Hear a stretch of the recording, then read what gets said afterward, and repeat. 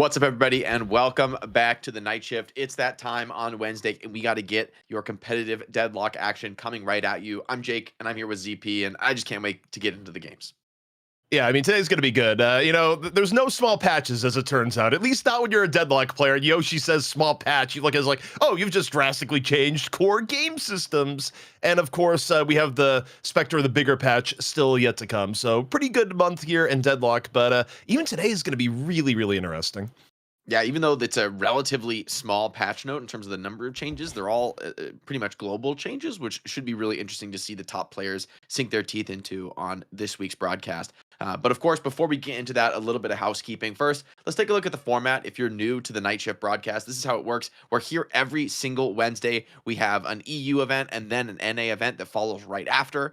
First match is a best of one in each region. That's the challenger match. The winner of that goes on to the EU finals or the NA finals, given the region, and plays a best of three for that championship, for the cash prize, for the pride.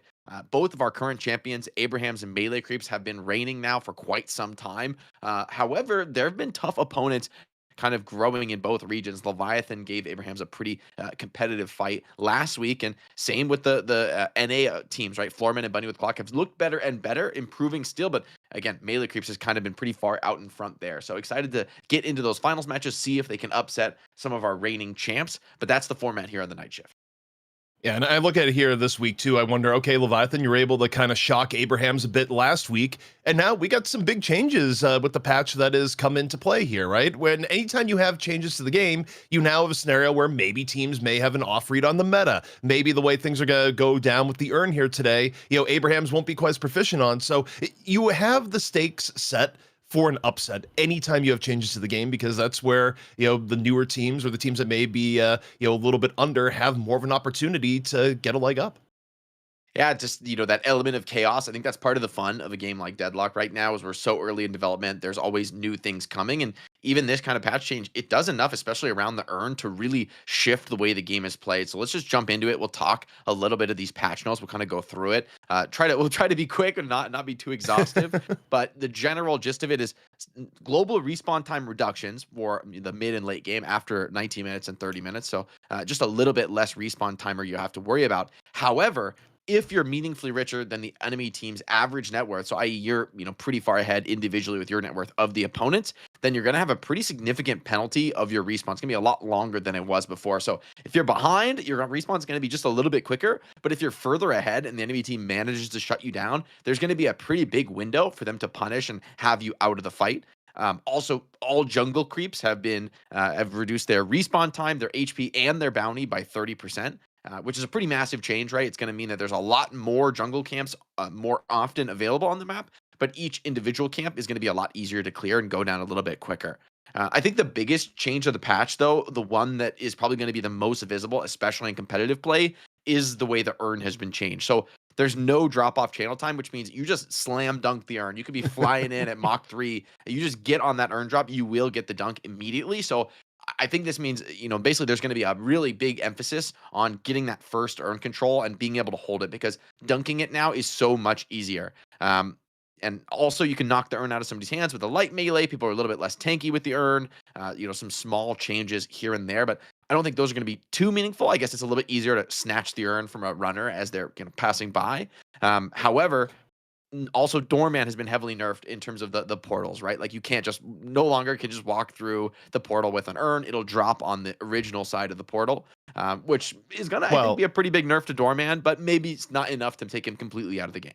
Actually, one of the funny things that just reminded me, the DM, the captains, I dropped an alert in captain's chat saying, by the way, we're not allowing exploits to bring the urn through the doorman portals because there are some exploits that allow you to do that right now. It's like, look. Developer intention here is really clear, and the exploits that do exist right now are going to get fixed. Do not do that here today. That is not a thing they're going to... Whoa, the music just kicked in. It's back. But yeah, so it is a big change.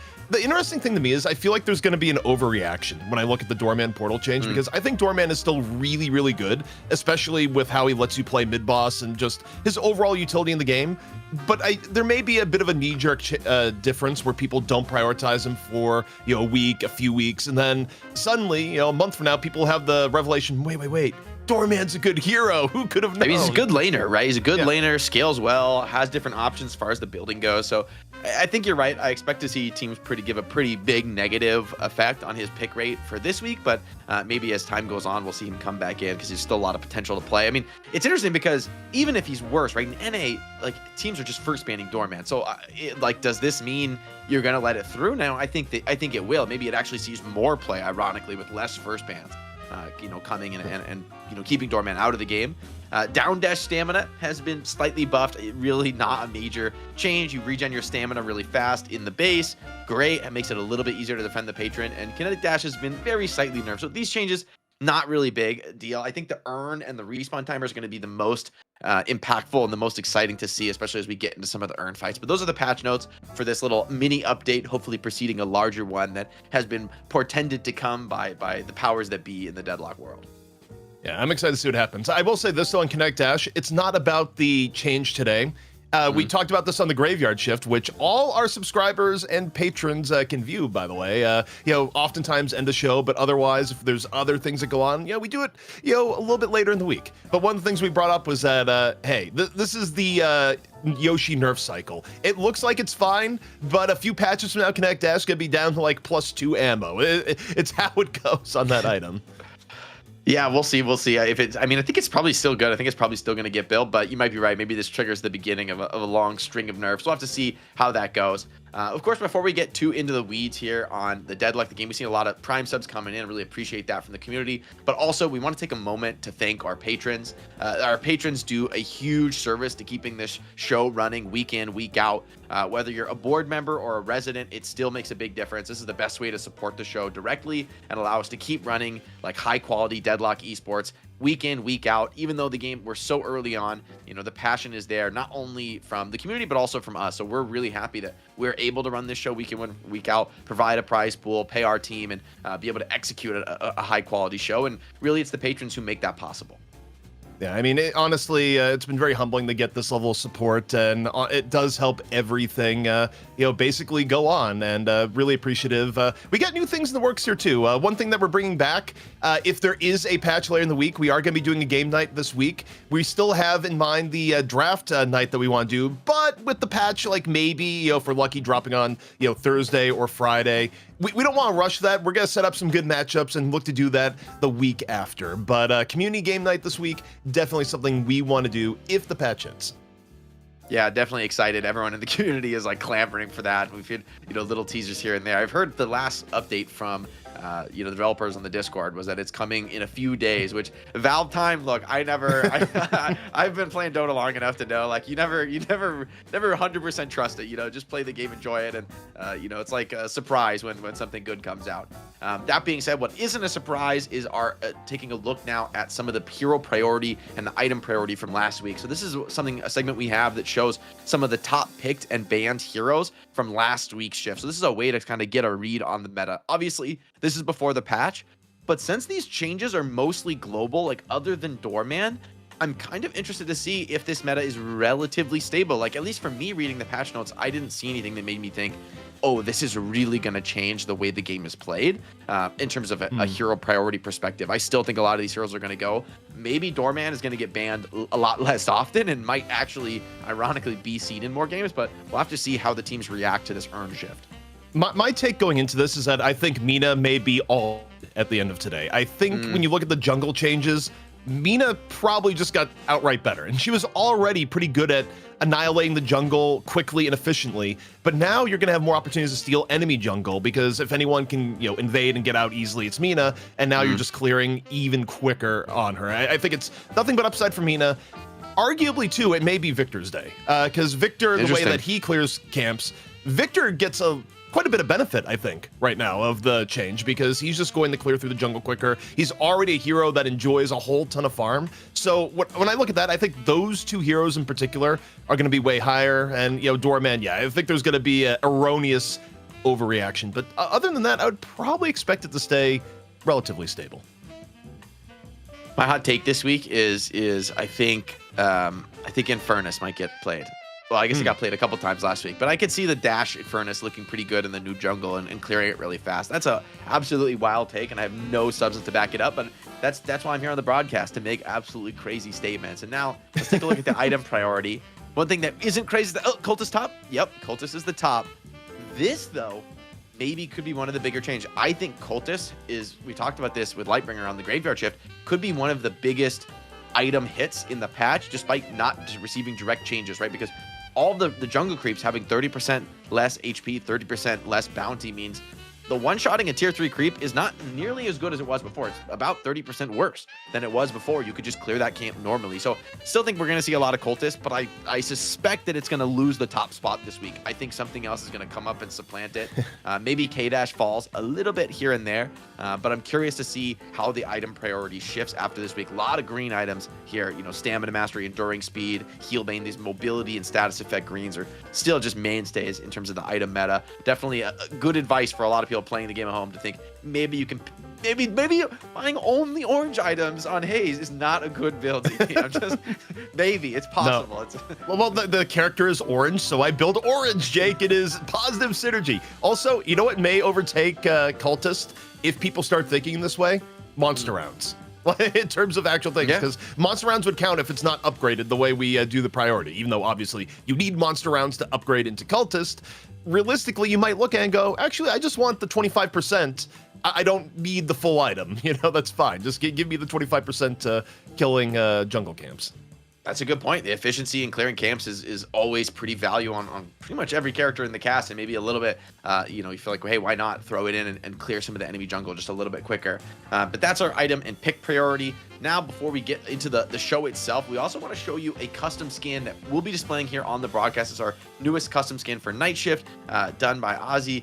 It got a little bit of Abrams style. We're bringing back the Abrams, and we're going to be able to release this mod to the entire community once we hit our sub goal of 1,200 subs. So we're getting back into the new year. We took a break, of course, for the holidays, but we're hoping that with your support, we can get to that sub goal, keep the shifts running, and be able to deliver this skin as a thank you to the community for helping us reach that milestone.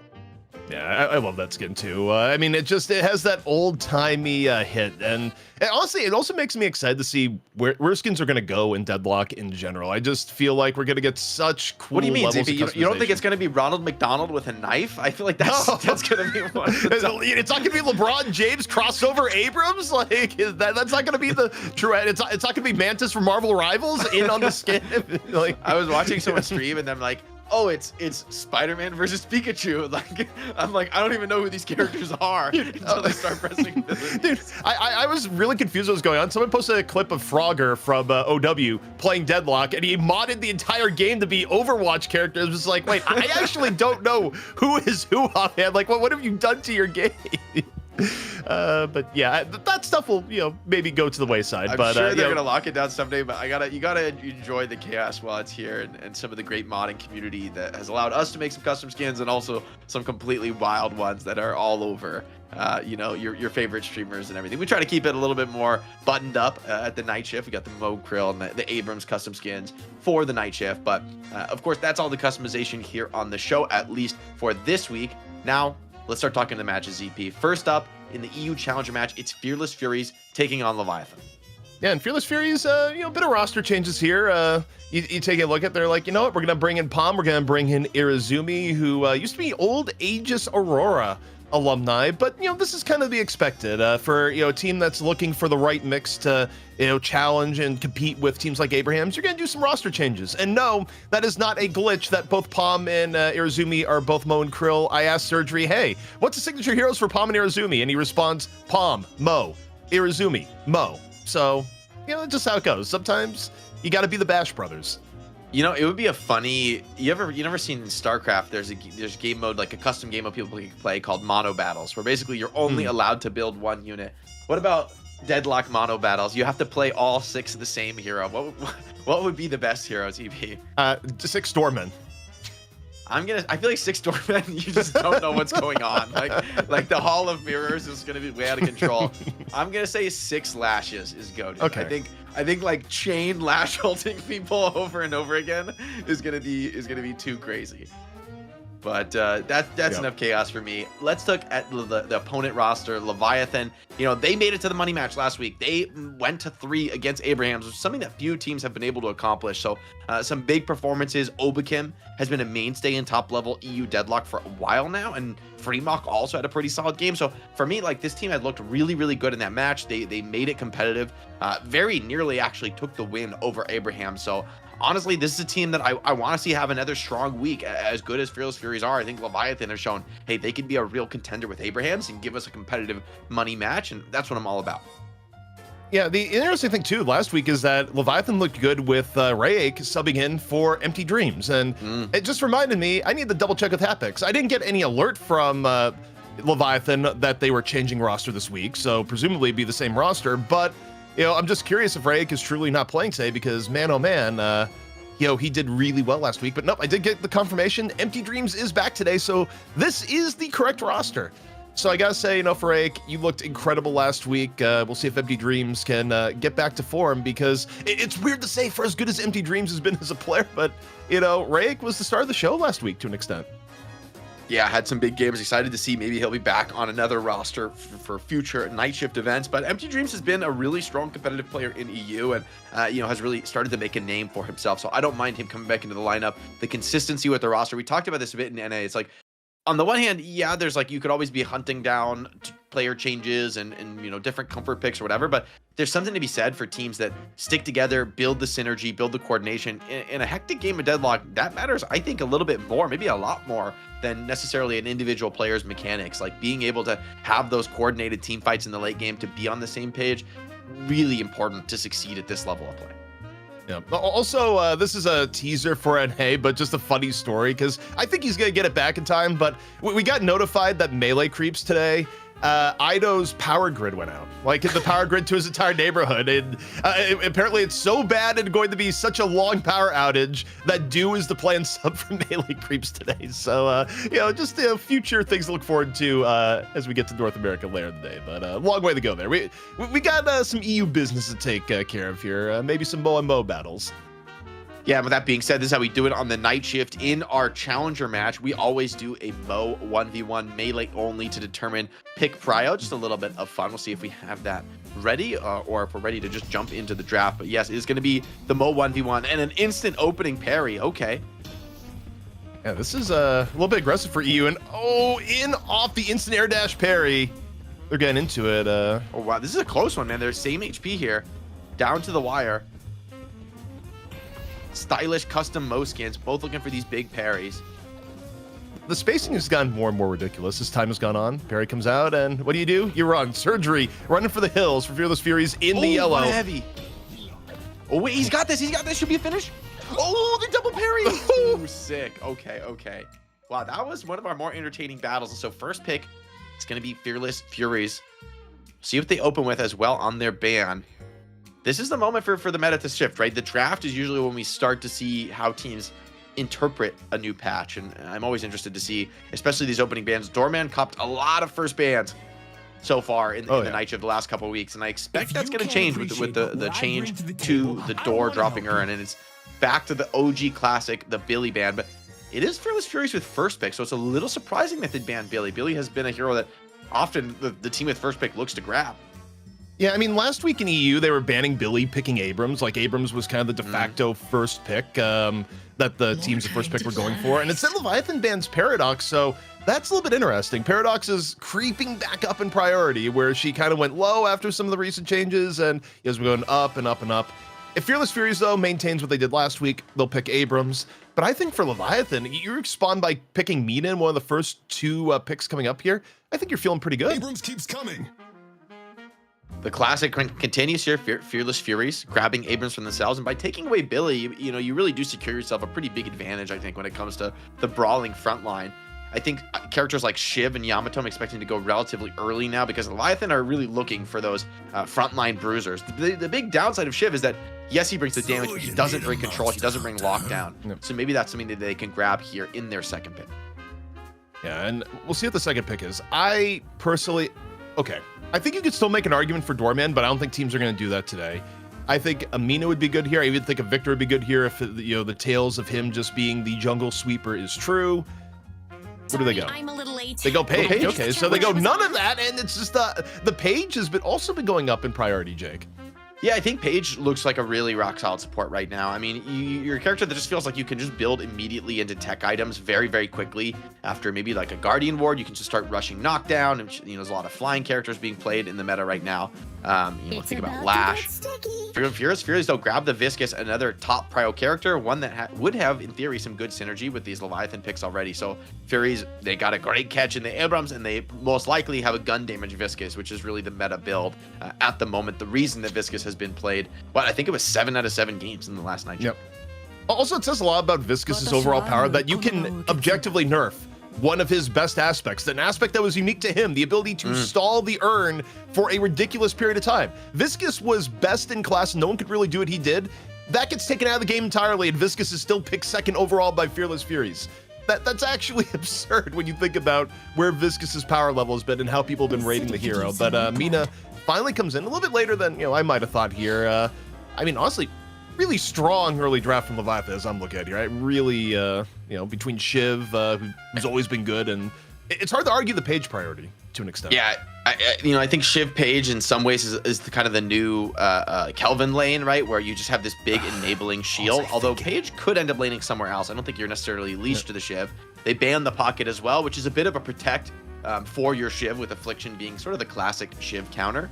And now that Mina's been secured, you kind of have, like, of those two, high spirit damage, very mobile characters for those mid-game, late-game scouting opportunities. Mina's the last man standing. I mean, there's still other options for that sort of role for the Furies. They can think about Hayes being picked a lot more. But, I think Mina, I think you're right, ZB, is best in class. I think Leviathan are happy to lock that one down. From Leviathan right now, I kind of want something on the playmaking spectrum here. Like, I actually wouldn't mind getting a Holiday where you're at. I think you want to be careful with the current jungle. You don't necessarily want to overstack on heroes that are going to be devouring the jungle. Oh, okay, they actually go for Holiday. Okay, that's good. I think it fits super well. I think, Lasso is great here. Somebody like Abrams or Yamato has to really respect it, because it can pull them way deeper than they intend to be. And for Yamato in particular, right, the threat of just being full bursted in Lasso is very real. So it's pretty scary to be, even at high HP, holding your ultimate in a fight. They grab a Mo and Krill, though, which I actually kind of like here, not only to deal with the Holiday coming in and out, but also the Mina. I mean, this is like a great tool to hard lock down some of these high mobility characters. It's like, you can be tricky all you want with your movement on Mina and Holiday, but honestly, a Mo with a Warp Stone is a really challenging thing to play around. If he's just got, 1 or 2 characters on the follow-up, he's going to be trouble. Viper as well. I actually I like in a similar vein, active early game hero, but the Bola in the late game is gonna be able to put a stone form on Mina or Holiday and really set them up to be locked down by whether it's Mo or Abrams from there on out. Yeah, also, I think Mo, you could argue, maybe has a little bit more value this patch because Mo just kind of likes running into the jungle, contesting things, and with the jungle respawns being adjusted, you have more opportunities to invade as Mo and just kind of body check people, go for a combo, and get a little bit of support on top of it. Geist also being picked. I was talking to a friend of mine who was also saying, it's like, hey, Geist may be better now too. Anything that uses Spirit to clear the jungle actually feels pretty good about where this is at. Like, you can just drop an AoE and go. And yeah. Flash coming in to round it out for Leviathan, and honestly, I kind of like this because when you look at the setup, they didn't feel the need to necessarily go for something like a Wraith or a Warden. I think they realized that they're going to be giving a lot of their jungle farm to Mina, and you don't want multiple competing mouths for it in the back. I mean, Mina, Geist, Shiv, that's a lot of carry potential. I don't think you're going to be hurting too much. It does signal a shift maybe away from like the pure gun carry look. Even though Geist probably will build mostly gun carry, she does still usually get at least like the Spirit power spike at 4,800. Fearless Furies, though, finished with a great talent pick, and I think it's been a while since we've seen a great talent ZP. I mean, like, really, this character has not been played much at all for quite a while. It's an interesting one this game in particular. I think that, having that owl to catch Holiday or Mina as they try to exit. If Geist is playing on low HP, great talent being able to just delete her from long range is actually like a really nice counter matchup. So I don't mind the GT here. I just think this could end up being a scary GT game if Holiday, Mina, and Lash are like able to get on top of you and run you down. Then yeah, this could get a little bit awkward, but they did need a lot of explosive damage follow-up. They have the gun damage from Abrams and Viscous, and now Great Talent brings the Spirit. So lots of follow-up for Mo and Viper catches. I like this as a final pick, although it's one that's a little bit of a meta shift from what we've seen in previous weeks. I have such opposing views on GT at times where I could see why he's not getting picked, but I think about the eye test when teams do decide to bring in GT, and GT has pretty ridiculous impact on the game, especially in the early mid game. I mean, what people get out of Owls, you continually see Owls causing mismatches on the side lanes, resulting in, picks that you don't really get with any other hero. I mean, yeah, the downsides are still there, but there's almost a part of me that's like the inside conspiracy theory that GT is chronically underpicked at all levels of the game purely because of the model. Like, GT as a model, like his aesthetic, is negative aura. Like, I had a conversation the other day where it's just going, if you did skins for Deadlock, which heroes would be top 3 and which heroes would be bottom 3? And the consensus was that Great Talon might be the least bought skin in the game, like as far as the heroes go right now, just because he's not that popular off his aesthetic in his current form. Yeah, I mean, it was one of the things about Deadlock, though, that's kind of, I think something to love about it is Valve has been unafraid to make characters that are just like aesthetically wild, they really haven't hewed to any sort of like pre-existing mold. Think about like something like Mo and Krill. I mean, it's just like absurd, like a giant mole man and then a tiny little guy riding on his back. I mean, so that's Valve, right? They're willing to like push things and let the artist cook. So you now take a look at some of the lanes here. Shiv battling up with Paige against Abrams Viscous. I mean, I expect this one to be pretty explosive, and already some good damage here coming in from the Shiv. Yeah, not too bad. I mean, as oppressive as Abrams can be in lane, if you get Abrams down to half HP, even Abrams has to give you a little bit of breathing room. So the pressure coming in from this lane so far, courtesy Leviathan, pretty fearsome. Yeah, Abrams taking a little bit of hits early. Already has the passive level, though, and it's going to be able to regen up a lot of this. These early level damages, I'm not too worried about this for either side. But for Leviathan, they definitely want to have a hot start. If there's any lane that they're looking to get kills on early, it's for this Shiv, right? Shiv is a character who really excels when he's fed in the very early game and can tempo and play aggressive towards the mid game and really play off that execute. So I think this is a place where Leviathan are really happy to see some opening pressure and a nice strong start to the lane. Shiv being on full HP, very comfortable here and hitting, I think pretty much every knife so far has gone right into the Abrams, so he's really suffering. Also, speaking of suffering, Overseas is struggling a bit off in mid lane. I mean, you talk about burst potential on mid. If you're getting power slash and power shot coming in from GT and Yamato, that is just a brutal lane, and it's not getting any better as Overseas is super low. I mean, middle is heating up, and there's not much to be done when you're already this deep in the hole HP-wise. And it's been so long since we've seen GT. You forget this hero was a monster in lane harassment, right? Like, especially with Yamato. I mean, you have these two incredibly powerful spirit nukes in early levels, and you're just throwing those in, right? GT, or rather, Geist in the late game is going to be able to sustain through a lot of that pressure, but in the early game, like, you just don't have the tools to regen up to this. I mean, you're just now relying pretty much exclusively on the tower's tankiness, which doesn't feel good in the mid lane. No, not at all. Also, the lane we haven't talked too much about here, and on the left, the Lash Mina lane being very aggressive early on. I mean, it's kind of interesting, though, because playing against Viper is scary in the early game. There's so many ways that you're up against Viper, and it can go against you in just a flash because of the mechanics of how things like lethal Venom work. But the scarier part about Viper is just the roaming that you can do around this point in the game. So we'll see how active this Viper gets. Well, Yamato's super low. A counter kill would be massive in stabilizing this lane. Yam trying to play out through lower. We also get a fight here on the side lane as Overseas finds that Yamato. So we talked about the advantage. And now GT is giving it as good as she's getting, though, turning it right back around. Holiday just has to try to schmoove her way out of that one, but it's done. The damage is done. So you do find this Yamato kill, but the fact that Sergio gets a counter kill and is farming the lane and pushing this Holiday back is actually not only great for the GT, but when the Owl ultimate comes online, this could be great for the side lanes as well. Yeah, that's what I'm really looking forward to here, to see how Surgery uses Owl when it's up. And Viscous running for his life, the save from Abrams, though, just in the nick of time. That would have been a very, very dead Arzo, but the charge gives him just enough clearance to prevent the final shot. Yeah, it's kind of a scary spot for Viscous, though. It's, you don't really have a way to get your HP back from that low HP. Shiv and Paige are now going to bring the pressure on this Abrams, and if the Abrams fall out, it's going to be the tower who takes the punishment. Viscous with no HP on the rooftop, just throwing splatters from a mile away. That is what you've been reduced to, but got a little bit of HP back. Still full orange, so safe to say this is going to be more gun Viscous. No real reason for people to have changed builds here just yet, with how the patch changed things up. Yeah, I mean, this is a pretty powerful gun carry right now in the meta. I mean, just the mobility and the survivability that Viscous offers are pretty unique. Guilt tries to do what he can on the Yamato, but just a barrel from the heavens. And now GT really pushed back Surgery on a sliver of HP. A headshot would be deadly here. Seems like he's played his way out of this one for now. Viscous now getting right back into the mix, even on low HP. Paige not able to find the parries on this puddle punch. The kill comes in for Arzo, and I think Shiv's just a little bit too low HP to punch back. So this lane, great recovery from the Furies. You got rotation potentially coming in here. Taking a look at where Overseas is at. It may just be for Rune, actually. Yeah, so Rune's up buffs are coming up, and seconds here. Lash meanwhile is trying to run, and all sorts of danger right now is Obikim. No skills but the movement. Clean tech, though. It might be enough to get out. Oh, just down to a sliver of HP, and the pocket sand to finish it off. Kills also coming in mid, meanwhile. Couple of nice kills for the Furies. Building some advantage into Leviathan. Still, the game is absolutely down to the wire. Lethal Venom just barely dodged by the Mina. Well played by Empty Dreams. And, I mean, everyone's on low HP in this lane. It's really risky, especially with Mo's ult here with combo. Mina is going to have a really hard time stepping up, and Mo looks to maybe get active towards mid. This is going to be big on mid. I think with mid tower being so low, if you get a successful rotation in from the Mo here, that'd be enough to just grab Guardian, but maybe they don't need a charge. Meanwhile, going in on the Fremok. Fremok looking real low on the hunt.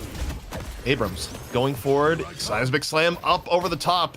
Fremok gonna have to do a little bit of movement to get out, and no, cannot avoid Arzo, who finishes it off. Yeah, well played by Sai there, like getting the Abrams ult sort of on the Shiv's retreat path and then letting Viscous get the cleanup while Shiv has no choice, right? If he goes back, he's just going to get dunked by the Abrams there. Paige trying to put some counter pressure on. The tower is still healthy here. And looking at the lanes overall, though, as action-packed as this early game has been, it's still pretty much down to the wire. No real advantages have developed. Bit of activity in the mid lane is a big HP swap, massive onto the Yamato, and Cold has been really hurting in the early game. I think this is, what, the third death for Yamato? So, talking about another maybe character. 4. Yeah, loves to snowball, and this is anything but a snowball game for Yamato. She's going to be in kind of a desperate recovery scenario. They have done a lot of damage to this mid lane, and Surgery has probably profited in a pretty big way from getting a lot of the solo souls here, already having that spirit spike. So, curious to see how Surgery looks to take this game and really develop it. He's backing up. It could be Owl time. Well, he took a few steps back even while Yumao's running forward. Yep, Owl is out and on the way. It's heading over to the left lane. Is it going to go onto Lash here? Where is it going to go? It's going up and around and takes down Empty Dreams.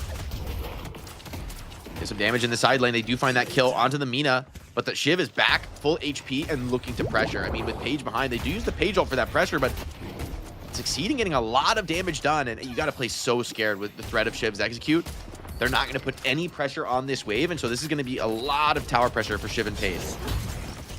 Oh, miss parry, though. That's actually a relatively big mistake here. Shiv takes a lot of unforced damage, and this is going to be able to clear the wave, so bit of an error from Fremont, and that gets Fearless Furies right back into this lane. Abrams looking for the counter pressure. Really deep movement, though. I don't know about this one. The punch out zone people away, but Abrams is just fearless, man, putting his body on the line, and Flammable, very low HP from that pressure. Yeah, I mean, that's actually ridiculous, especially given that Flammable had cooldowns up. I was not expecting Psy to deep dive that heavily, but, you know, to how this started, it just, the way the Guardians work, sometimes they delay their melees for no rhyme or reason, and it can cause some pain, because it's all started from a parry that wasn't to be, but still, the Guardian is down, and Fremont still working around. Thinks he can take a little bit here towards the Abrams. Doesn't get hit by the pull punch, but does get slammed by the charge, and not quite able to get him down to the killing blow range. Yeah, Fremont takes the risk, but Abrams is one of those tricky heroes to kill, right? When you look to pressure and finish him off, that passive regen starts to come in just when you think you're going to be able to get that killing blow. He also grabs a heal trooper. So nice plays from the Abrams to really turn this one down. Oh, an anti-combo, though. They use the Bola and the low combo at the same time, so Lash is actually going to survive that. Counter punch now. Empty Dreams looking to punish this one. Try to put this fight in, but Mo, the threat of that Scorn heal is very real, but it's not enough, man. The love bite really hurt at this phase of the game. And a couple, maybe 2 kills for Empty Dreams, so you can get this second one on the Viper, and that's a beautiful start for this creature. You know what time it is, Jake? It's owl time. Cooldown is back up, and the one thing about GT players, they usually don't wait too long to look for another owl opportunity. But while this is going on, Mina just getting the Guardian for free. But I'm curious where Surgery sends us. Right now, feels like all the action is going to be in the right lane. You got a rotation of 3 off to the right. Surgery, maybe send an owl over there soon. Viper rotating up and over. We'll see how things go down as a little bit of pressure here on the Overseas. Gets hit with Lethal Venom. Trying to shake what is multiple pursuers here at the moment. GT in the back, considering dropping the owl up over the top. Just got thread him through. It's kind of a tight angle. Hits Overseas in the end. And Overseas finally going to fall to Palm, who gets the last little bit of damage. And some fearless pushing right now from GT. Looks to follow up, has a lot of damage, but oh no, that's not the matchup you want. Shiv right on top of Surgery. Gets active and cuts GT down. Tower does go down in the side lane, though. In exchange for that, Shiv's going to be a ways of farming that up. Oh, Colt misses the power slash. That's devastating. That should have been a free kill. It should have been him getting back into the game. And instead, it's another death. Flammable just thanking his lucky stars. He miraculously survived this one. And oh my, a vitality buff for Mina right now. Empty Dreams living for this game. 10k souls on Empty Dreams, 9.3 on OC. So a great start for some of the key carries, and still a cultist investment here for Geist. Yeah, and one thing that's interesting, I mean, okay, so Cult has been having a pretty tough game overall. I think that's more than fair to say. But, you know, I'm just thinking back to the draft and, you know, what people are prioritizing here. This is also, you know, the reaction to Doorman as expected. Doorman just, you know, not here whatsoever, but we got the urn. This is something that we're talking about. The new urn changes underway. Urn control itself, super, super important right now, and it may just be Overseas that dunks it in without issue, and that's exactly how it's going to go down. They lose a Guardian for it, but that's about it. Now Arzo getting some nice activity there, getting involved, and has elected to pretty much, it looks like, skip Cultist, honestly. I wonder if he's even going to buy it, given the way this build has gone, and I kind of like that right now for Viscus, right? Like, to be able to get active a little bit sooner. This is a game where I think Viscus is not going to have too much time to farm. I think he needs to be active. He needs to be participating early, because Leviathan starting to develop a real lead here. One that could start to get scary when especially you get characters like Mina and Shiv who love to play from ahead, love to get aggressive, pair them up with enablers like Lash and Holiday and even Page behind for safety. And I think you have a very scary mid-game cooking. I think Fearless Furies need to get into some more powerful items, and they could play around things like combo to help get them there. But honestly, I think their comp is going to be a lot tougher here in the early game, as we can take a look at some highlights.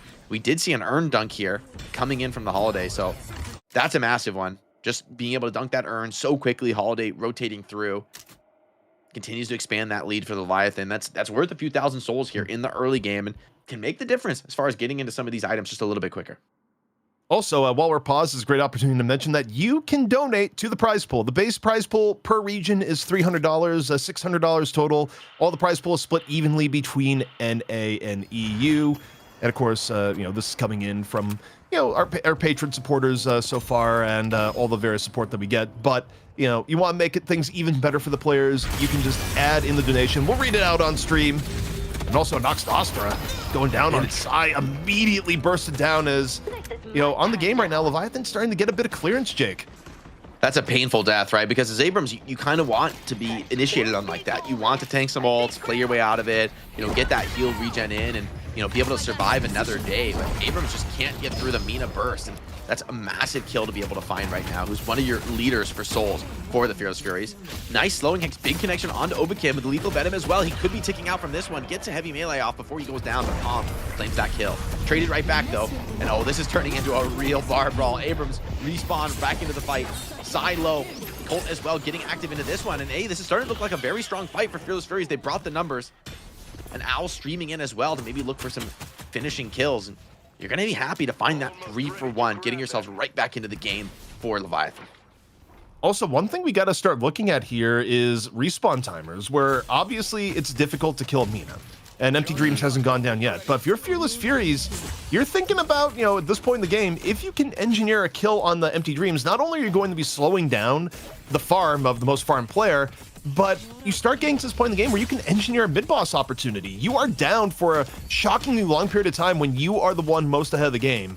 So that is one of the new sort of victory conditions that you have in this patch, is that if you kill the most farmed player, you can create a mid-boss opportunity a lot earlier than you could previously. So something to keep in mind as we see Empty Dreams rotate in and around the map. Meanwhile, though, had a potential lasso hit from overseas, decides not to go for it. Yeah, I mean, diving Abrams under the walker at 12 minutes is a pretty risky proposition. Even with the lasso there, could be scary. And what a catch there onto the guy. He's dropped to the floor. A combo as well. Arzo picks up a nice 800 bag. Counterpunch coming in, though, from overseas. Remember, he still has that lasso. But Arzo plays his way out of that one. Puddle Punch just gets away from this. And a big rotation here in from Leviathan for some counter kills. But so far, they haven't found anything.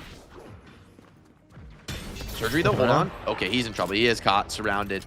Freemock on top of the GT, and as we talked about a little bit, GT, you have massive damage threat, but kiting away from this Leviathan team is really scary. I mean, the mobility, like maybe Viscous can play his way out of those scenarios, but GT is not going to be able to have the same fate. And a little ground level lash hold on the Abrams sends him pretty deep. Ana's here for the cleanup. Should be more kills fed towards Empty Dreams. Very happy about this if you're a Leviathan fan. Empty Dreams not done, man. He's still healthy. He's looking for more action here in this fight. A lasso on the Mo Krill. The burrow, yeah, this is where, ooh, I don't think it's going to be enough. It's not. Mina starting to enter in the raid boss territory here. At 16,000, they're the only person on Fearless Furies that Empty Dreams can't look at and basically remove, or only people, I should say, would be Sai and Arzo.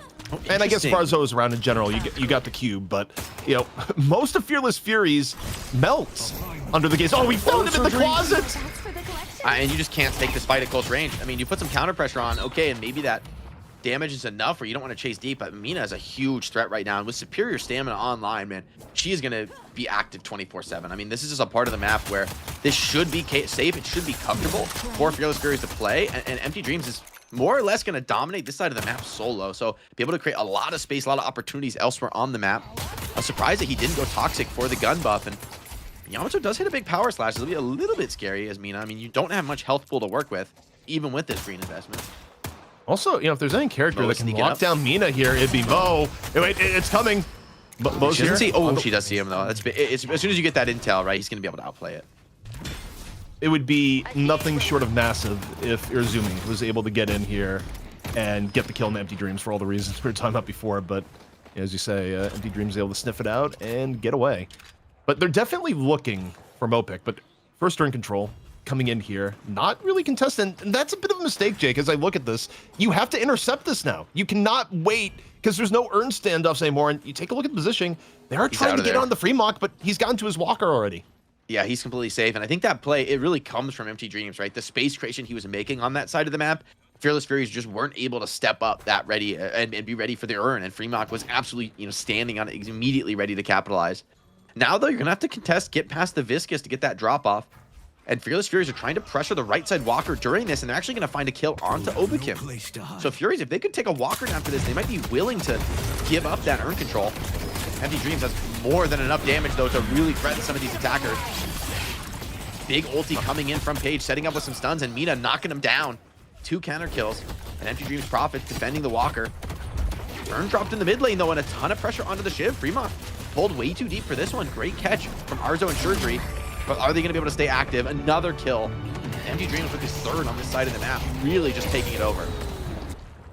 Urn right now freely heading back to spawn, but you take a look at the map, Leviathan should be able to get Urn control here once more. More Fearless Furies is down on the map. It's Obikim that is on Urn chase down duty. And while this is going on, just a lot of extra farm going to Empty Dreams. Free farming here on the right, but here comes the Mo into the Abrams. Empty Dreams has to escape here pretty quickly. Could turn in the combo, could turn into a big pick. As you see Sai in on the chase down, Mina running, using verticality, and that's the one way that she was able to avoid the impending Mo apocalypse.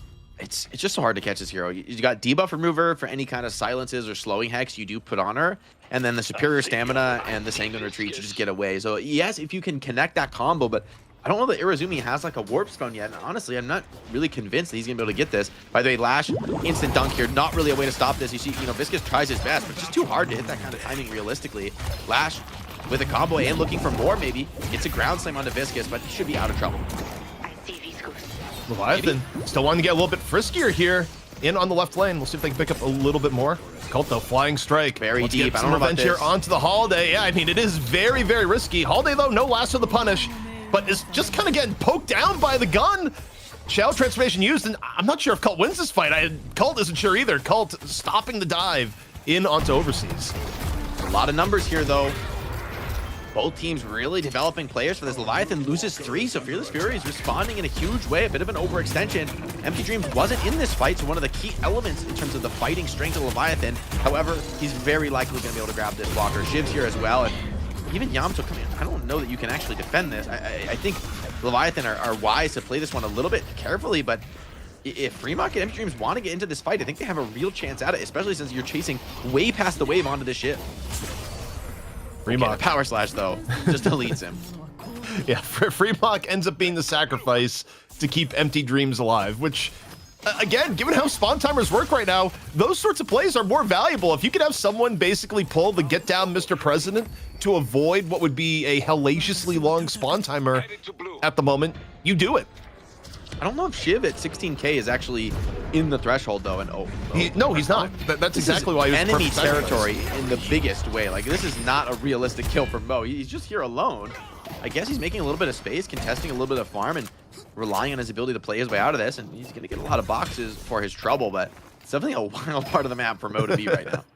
Mo just kind of walked in there, and I was like, "Wait, why are you here? All right, do we do violence, Mo? No. All right, you just walk away. It's fine." Mina's baiting here. She's got some allies behind her. Yamato respects it though. I mean, you just can't really kill this Mina. It's really the combo is the only real threat. And even then, right? Like, there's Page to save with the ulti. I mean, there's a lot of ways. Like, honestly, I feel like if Mina dies, it's just a mistake from Empty Dreams. He's taking over the game right now, and I think the only hope for Fearless Fury is to just get to the point where Arzo's gun damage is so immense that Mina can't really stay in the fight. So I think a lot of pressure on Viscus to really deliver that carry potential. I mean, he's at 23k net worth, so relatively close to this Mina, and enough to be a really serious threat to her. But it feels like the map pressure advantage here for Leviathan is pretty significant, and if they do get any kind of decisive team fight, it will be a mid-boss. Same can be said for Fearless Furies, though. Both teams have the damage for mid-boss, so no one wants to make the mistake here. The game sense coming in from Empty Dreams has been really, really good so far in this game. The amount of times that it was kind of a near miss of getting comboed by Mo and dying. Oh, you can't do that. That's illegal. That is illegal RNG for the Mina to set up for the buff and hit the 1-4 on the Spirit. Ay, Jake. Oh, Arzo, you have damage, but you don't have tankiness. A beautiful defense with the heavy stacked Berserker here. Geist delivering heavy punishment from this attack on the tower. And there's some counter pressure coming. I mean, this is a really risky move now for Fearless Furies. They're committing heavily. Arzo does have the damage to get this Walker down. But chasing this deep on Yamato, yes, you have ulti, but are you really going to be able to sustain a fight here? And you're losing a ton of HP on both the opposite side Walker and the mid. So I think an advantage in this trade for Leviathan, but maybe for Furies, they're just happy to get any kind of trade given the game state. It's a tough trade the stomach here because not only do you give up Walker, but you give up first earn control. And again, the way the game is at the moment, first earn control is absolutely deadly to give up. It means a lot more to have it here at the beginning. Overseas is going to be the carrier, and Leviathan working around. And, okay, you know, your motto, you're looking for someone to fight. Do you want to fight the Mina here? No, you don't want to fight the spirit buffed Mina. She's got Spirit Rend too, man. So it's like shredding your resist, the lifestyle. Yeah, Yamato has to ult to get out of this. I mean, that's a painful one, right? A very low tempo ultimate just TPs away. But I think this is a correct call. I mean, I think she would have died for that. Meanwhile, elsewhere on the map, Leviathan get a 2-for-1, which you're pretty happy to trade away overseas. And now 3-for-1. Fremont really profiting now with the maxed execute. Yamato, enemy territory here. I don't know about this one. No ultimate. You get hot pursuit is Fremont immediately behind this Yamato. And wait, okay. Abrams coming in for a little bit of disruption. Enough to kill Overkim. However, Fremont able to find the killing blow threshold. Gets one. Looking for more. Up into Arzo. Cuts him down. Gu or no. And this may be enough of an advantage now to consider going mid-boss. And, oh, you can't let the Mina get the earn dunk on top of it. Yeah, Mina's just enormous right now. She's like greed farming through all of this, able to, as you were talking about in front of the patch, like pick up a lot of these jungle camps while on the move and stay super active. Boundless Spirit could be coming up next, and yeah, I mean, you got to try the mid boss now. Fearless Furies, I feel like they will contest this though. I mean, in theory, you're only down one player here, which is not the end of the world. There's a couple scary ults, such as the Page ult here, but comes Owl. You have some powerful stuns from Fearless Furies as well, so this is going to be a contested rejuve. You'd think an Owl's coming in. Owl has not been casted here. It doesn't come in instead. Parry, get the Page ult over and in. They're over and all three. That's worst case scenario. That could be game right there, TP. Leviathan pick up 3 rejuves, and they're wiping the floor with Fearless Furies. They got the stuns, but it just wasn't enough. Flammable with that rallying charge. Protects the crystal. Parries has come in as well, and I mean, that's a painful one now for the Furies.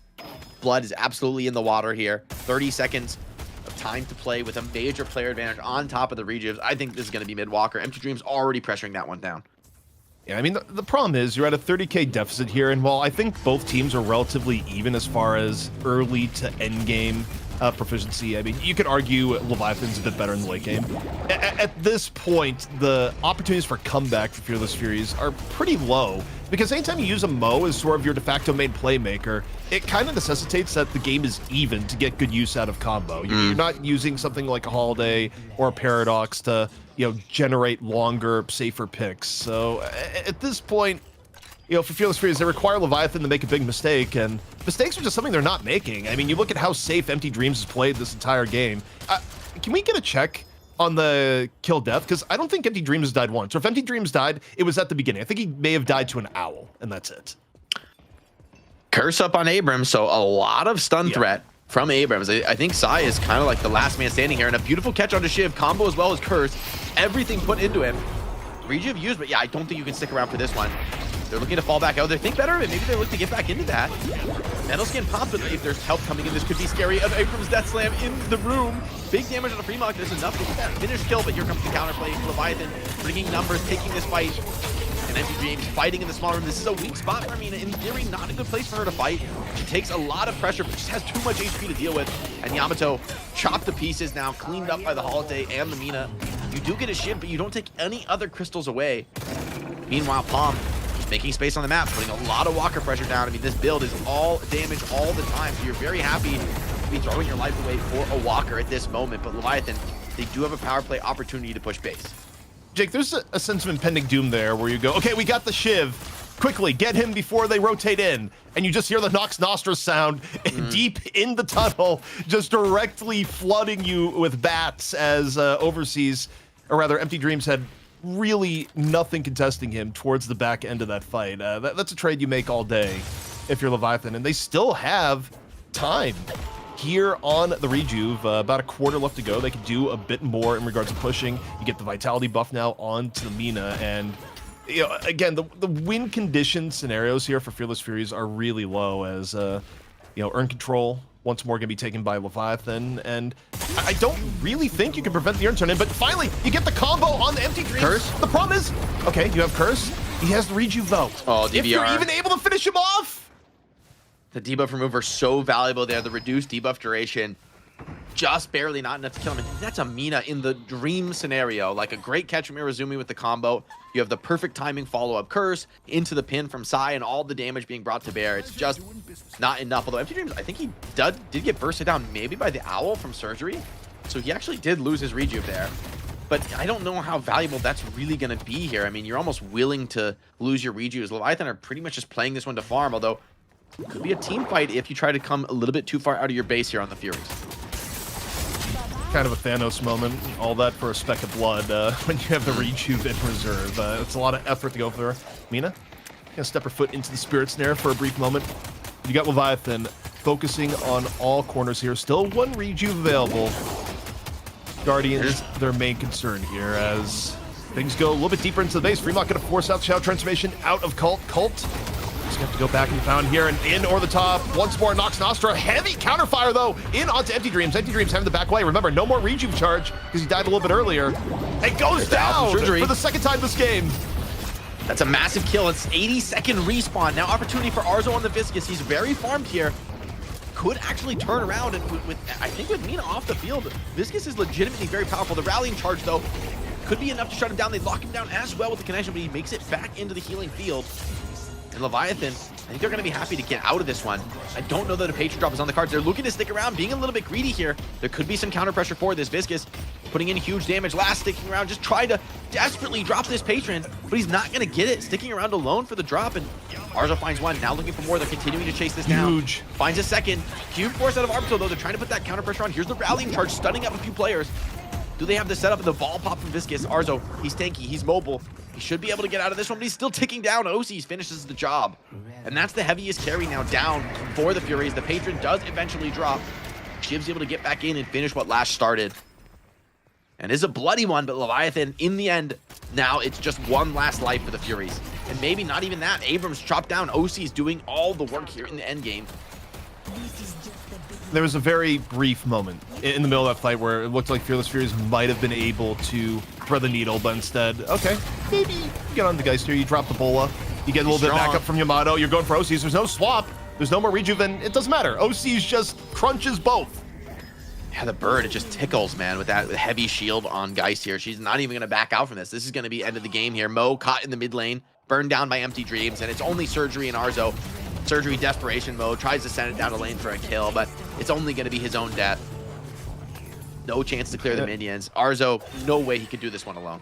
Jake, Grandma didn't have much life to drain there. That seems unreasonable. It's like, I drained your life force. Well, you're GT, you don't have much left. Patron, though, going down. Leviathan, once more, will be taking the fight to Abrahams in our EU money match. Here's Furies, though, making it interesting at points, but man, oh man, it makes me wonder, Jake, on the draft priority, where we came in going, hey, Mina may be better than ever, and Empty Dreams certainly fit the bill. Yeah, I mean, like, Mina's that character who wants to get the early snowball rolling and play off the mobility to really dominate the map and put the pressure down, and Empty Dreams did fantastic. And we were talking about, oh, he subbed out last week, you know, it was looking so good for Leviathan, but I think Empty Dreams has made a really strong case for himself in this opening match. Of course, we go to the highlights here, and it was the laning phase where Fearless Furies kept things a little bit more interesting. It was a tougher start for Cult, but in the mid lane, you know, Surgery made the GT look pretty viable for a period of time. In fact, one of the only kills they got on Empty Dreams in the early game came from a cross-map owl. But in the end, Leviathan was just able to be a little bit scrappier over the course of the game. They controlled more of the jungle actively. The Empty Dreams was able to protect themselves and never really go on that long spawn timer. No matter how many times Fearless Furies tried to set up these gank attempts with Irizumi, just, you know, he kind of had eyes in the back of his head to avoid those attempts. Fremont also had a couple really huge impactful fights on the Shiv, you know, being able to just storm into the enemy backline and really be a problem. You can see some of the highlights, and oh no, that is truly tragic, man. And I mean, that's part of the thing with like a character like GT being pretty much unplayed in the meta. Even though you bring it out and it looks good, it's like the comfort to perfectly pilot the owl is something that doesn't come quickly and easily, right? That's something you get from, you know, playing a ton of the heroes. That's the challenge of picking a less played hero with some pretty niche mechanics as GT has. Yeah, we didn't even see, I was wondering where the owl went in that fight, but the soldiers go, I was like, whatever. and observers. It's one of those things where as a player, like, oh man, I hope they didn't catch that. Oh, on the no one saw that. broadcast. And observers are like, come on, bro. They just did him dirty here in the highlights. Yep. But either way, I think that leads us to our MVP, which may be ready right now. I'm not sure. I'm kind of, Jake, you're hosting today. You get to lead in the MVP.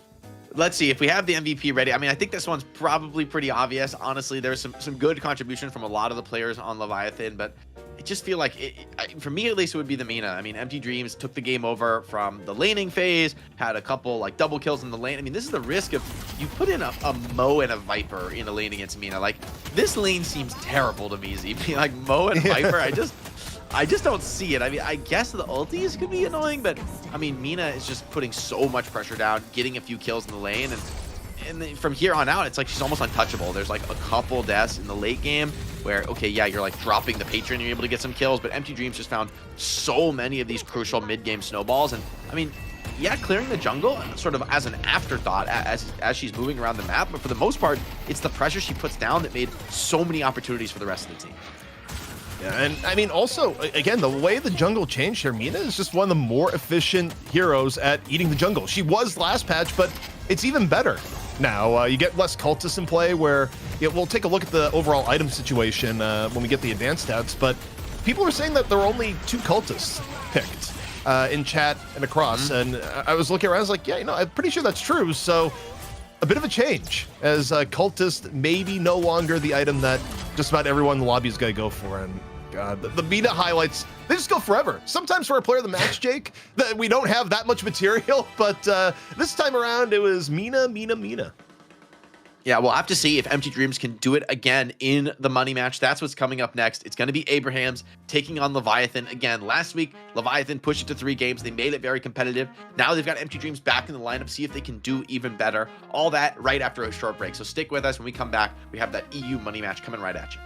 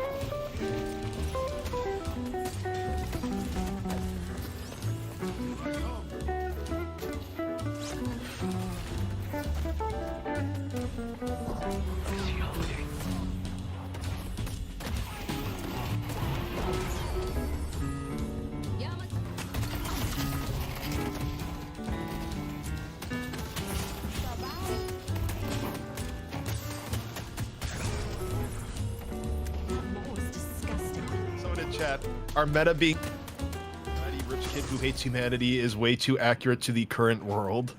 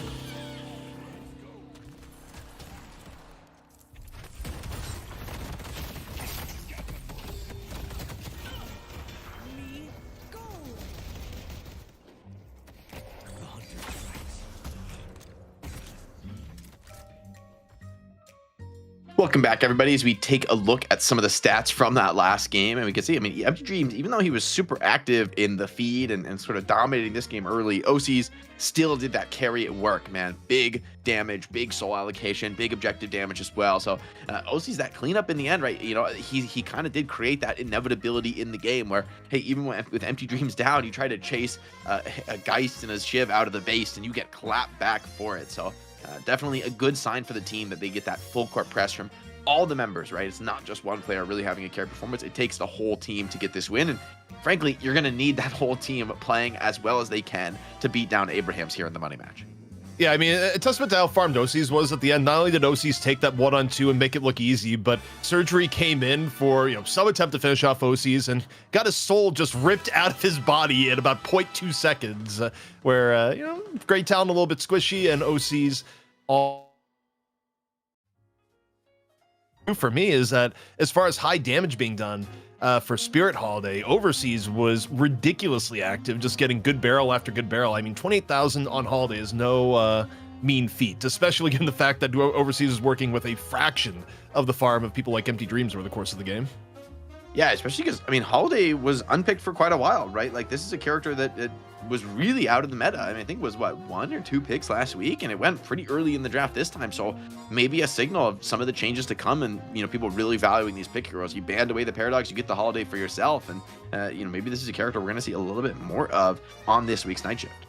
Also, this is the eye test. I haven't looked specifically at the...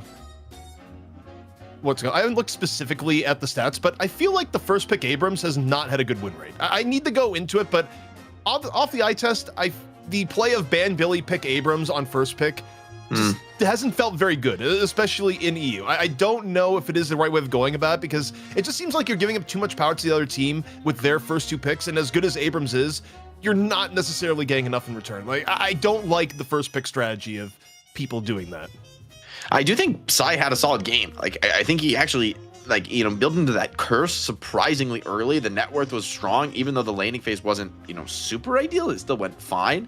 So I see why people are prioing the Abrams, but I think you're right. Maybe it does put you in too weird of a spot in the draft.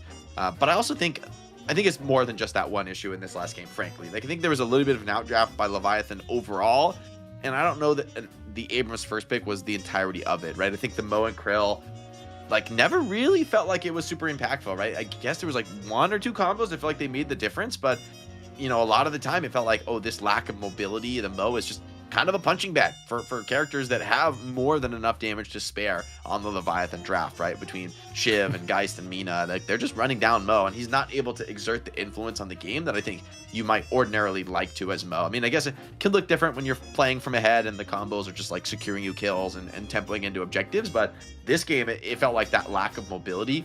Mo is a character that sort of feels weak in the way that you have so much roaming in the early game, even pre-ultimates. Mo feels like you just can't do that on Mo. It's like, what are you going to do? You just walk into the lane and scorn them and run away? Like, you really are a dedicated laner, and it just doesn't fit as well in the meta right now compared to the activity of somebody like a Holiday with just a few levels. So we got a unique sub that I can report here. I just approved it from a comp ops end. So we have a rule here at Night Shift, is that if you lose a challenging match, you cannot sub in for the team on the money match. It's just, it goes against tournament function. But technically, EU and NA are separate tournaments, and Sanya Sniper's internet is down. He caught Ido disease. He is currently driving to a PC cafe around 30 minutes away, and we're not going to delay the show by 30 minutes. So instead, the Abrahams team, they've decided we're going to get a different sub. We're going to go across the pond, and it's going to be Pashi Pop subbing in for Sanya Sniper for map 1. I'm real curious to see this one, Jake. This is goated. This is actually such a goated sub. I'm really curious to see how Pashi Pop does. I actually do think of all the roles to be played on high ping, like farming carry might be the best, right? Because honestly, a lot of your game is about surviving, having good farm patterns, showing up to the fight, and if you're really doing well as a carry, your sort of like minor mechanical things shouldn't matter that much, right? You shouldn't have crucial spellcasting moments. You should just be like ahead, showing up to the team fight, cleaning everybody up. Now, when things get a little more contested and you get dove, yeah, that's where I think the ping's gonna hurt a little bit. But I'm really curious. I mean, Poshpop has looked phenomenal when he's been playing that farm carry role in NA recently, and so I think this is actually a pretty good sub for Abraham. Just curious to see how the ping plays out and how he matches up against somebody like Empty Dreams or OCs, who frankly just had huge games in that opener for Leviathan. I think we're going to get some of the advanced stats while we're waiting for the draft to get underway. We had to settle the sub situation, so it's a little bit delayed. But the advanced stats here's the interesting part, Jake. Count the amount of cultist sacrifices picked up. Yeah, you got one on OCs, and you got one on Psy. Literally 2 in the game. I mean, that's interesting, honestly. Like, you got to wonder for somebody like Abrams, like, I feel like Abrams probably doesn't need it. I don't mind it on Geist, I guess, because hey, like you are just like hard farming and it probably still is efficient. But man, I mean, this item, talk about falling off a cliff, right? From what was the average last Night Shift? Like 5+ per game.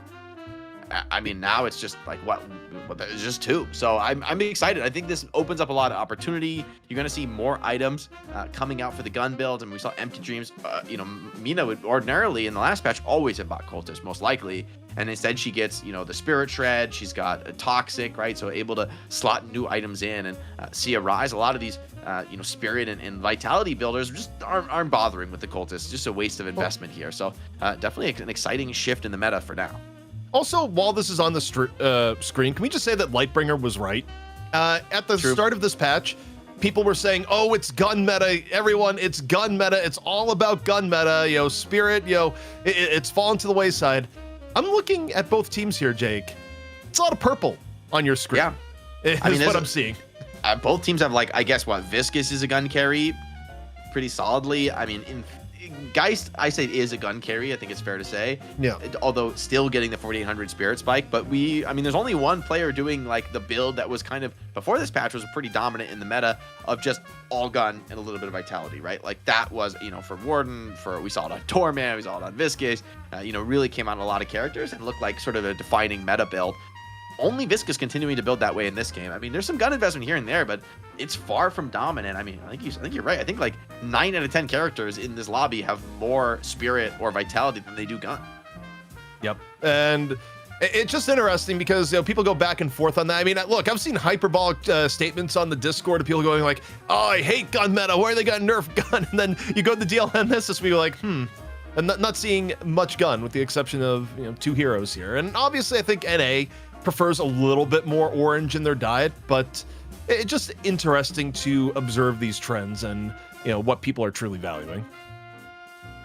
Yeah, it's always a treat really to get the professional players, get their input on like what looks good, what looks strong. Still seeing, even a metal skin still bought on Shiv. Interesting. I bet that's an item that'll also fall off as people realize, hey, not that much gun being built. Maybe Shiv still wants it.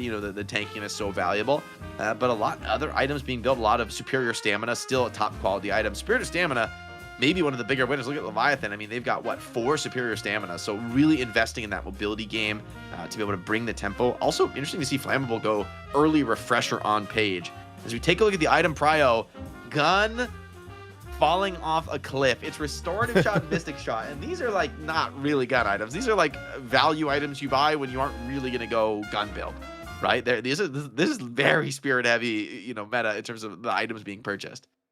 Yeah, it's super interesting. And, for those wondering, hey, why are you seeing Stamina Mastery so heavily picked up, is that people have embraced the joy of instant air dashing, where, it's been known for a while that it's just generally better to do a close to the ground air dash than a normal dash in most situations, but people have kind of really attached to that in recent times, have, made more efficient ways of doing a quick off the ground air dash. And as it turns out, you have Stamina Mastery, you make that 30% quicker. So Stamina Mastery very much benefiting from, the embracing of this level of movement tech. But yeah, other than that, it's purple for a lot, and of course debuff remover, which has just been great for quite a while now. Yeah, and Stamina Mastery, I think, it's just such a simple item, but it's also one that just scales with your movement skill, right? The better you get at utilizing the fundamental dash and jumping mechanics of the game, the better this item becomes. So I expect to see this item continue to rise in popularity. I mean, top 4 is already a very impressive spot for it to be. I do believe, though, we're getting closer to being ready for the match. It's, of course, Abraham's taking on Leviathan here in the money match. It's a rematch from last week where Leviathan made things competitive. Now Leviathan have the full roster to put together. Abraham's forced into a sub here unexpectedly in game 1 due to Sonya losing that internet. So the stage is kind of set for Leviathan to make something happen, although with Pashipop coming in, I think this is going to be an exciting one for EU and NA fans alike, something for everybody to cheer for. I'm not sure if we have the draft ready yet, but if not, we can take a look at the Abraham's roster. I know for folks who've been watching week in, week out, you'll be old hands. The Abrahams, they've been in this money match over and over and over again, but for good reason. I mean, these are some of the best players in EU Deadlock, and so I think it's fair to give them a shout out here as we take a look at the Abraham's roster.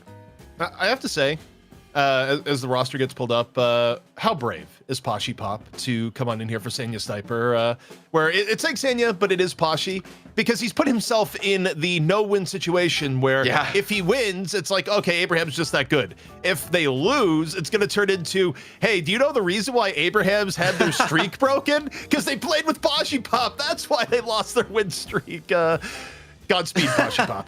Pashipop is in the lineup, guys. You heard it here first. And honestly, I believe, and I respect Pashi for being willing to put himself out there, as you said, in that no-win scenario. But, I mean, just storied playmakers on this team. I feel like Hoot and D-Mob are some of my favorite players to watch in the game right now. I mean, they both have huge hero pools. They both do, just wild stuff when it comes to playing these, like, action-packed, aggressive characters. You also got Taz, who's, like, I think probably since the beginning of Deadlock, you look at like the history, probably the best of the ganker initiator players consistently through every patch, right? Paradox, Holiday, Bebop. I mean, he's not limited to those characters, but those 3, it's just like a work of art when Taz plays. And then you've got Saint, who's insane on the support role, and together, probably the best pound for pound frontliner player, especially when you think about things like the Shiv and the Yamato, where he just consistently takes over games. So there's a reason this team has won time and time again. And, even with a sub with high ping coming in for them, like, I still think Abraham's have to be the odds-on favorite in this one.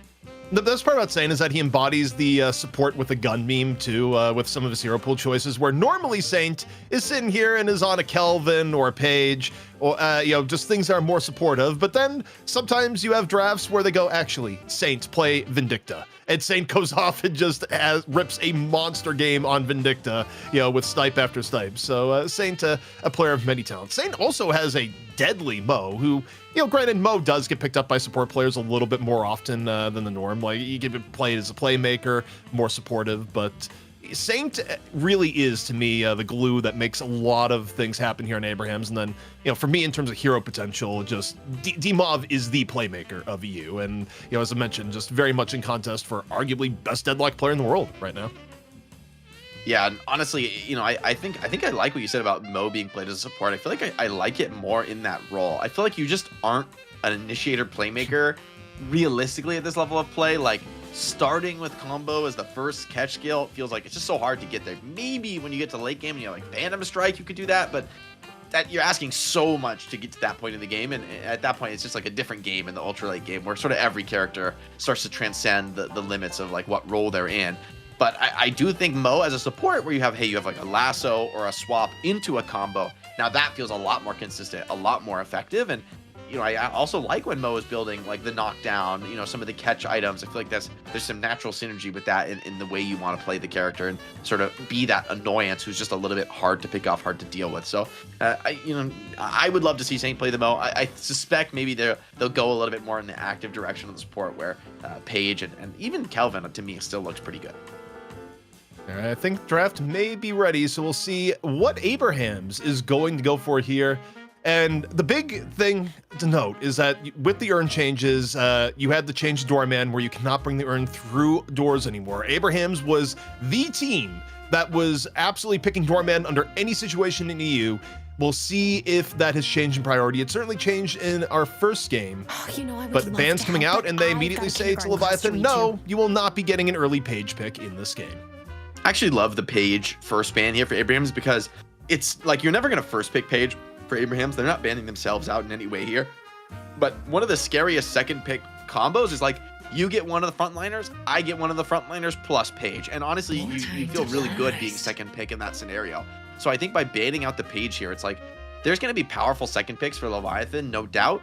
But one of the best is that Paige +1, and taking away that option, I think, does mitigate some of the advantage for the second pick, which it seems pretty clear to me that teams want second pick right now. If you have the choice, you'd rather be able to get that, two powerful picks. There's not that one dominating hero. So Abrams still priod over the Billy for Abrahams, but there is a Billy open. You could go with like a Billy Shiv if you want it for Leviathan.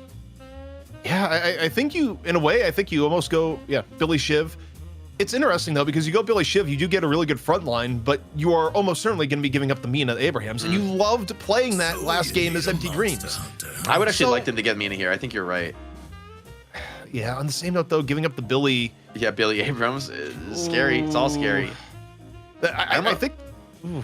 By but not then you can't give Billy, Shiv this to is Abrahams. Good. You can't give together Shiv. That's like one of the iron rules of DLNS against Abrahams is you cannot let together play Shiv. Oh, they did it. Go with the Mina. I like this. I mean, I think Empty Dreams, you just had a banger game. You just crushed the match.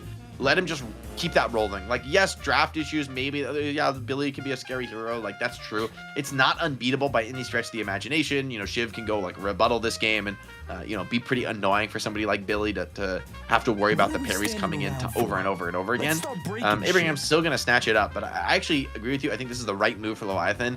Keep the top meta heroes stable for your players. Let them just play the same characters over and over again. That just plays towards their consistency and stability for what could be a punishing best of 3. I think Abrahams steal Holiday. I actually like the Holiday overpick if they go for it here. And okay, Viscous also still really, really good. Hoot is crazy on the Viscous, honestly. Or maybe it'll be Pashi Pop? I actually don't know. I think this sort of is the Pashi Pop hero in Do you want to play Viscous on ping, though? I feel like you don't want to play Viscous on ping. That's true. That is true, actually. You make a fair point there. Although, I don't know that there's room for like 2 side lane farming carries. So Pashi Pop might just end up on something completely different.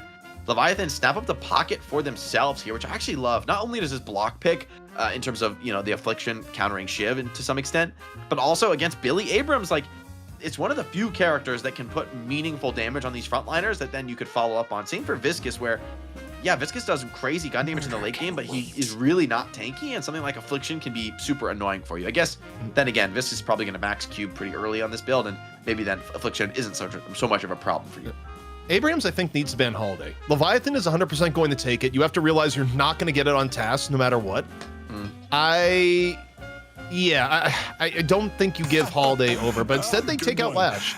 Wait, you're serious? That's interesting because I think they could have picked Lash themselves and actually would have went really well with the Abrahams comp. I think they're more scared of the Lash because you have Billy Abrams. These are characters that like need to have range control, right? So I feel like if you have Lash in this comp for Leviathan, it's like, who the hell are you catching for Abrahams? Like, you go on the Shiv, and then there's like 10 characters in the sky just dumping down on you. And Leviathan are going to follow that same theme with the Vindicta pick.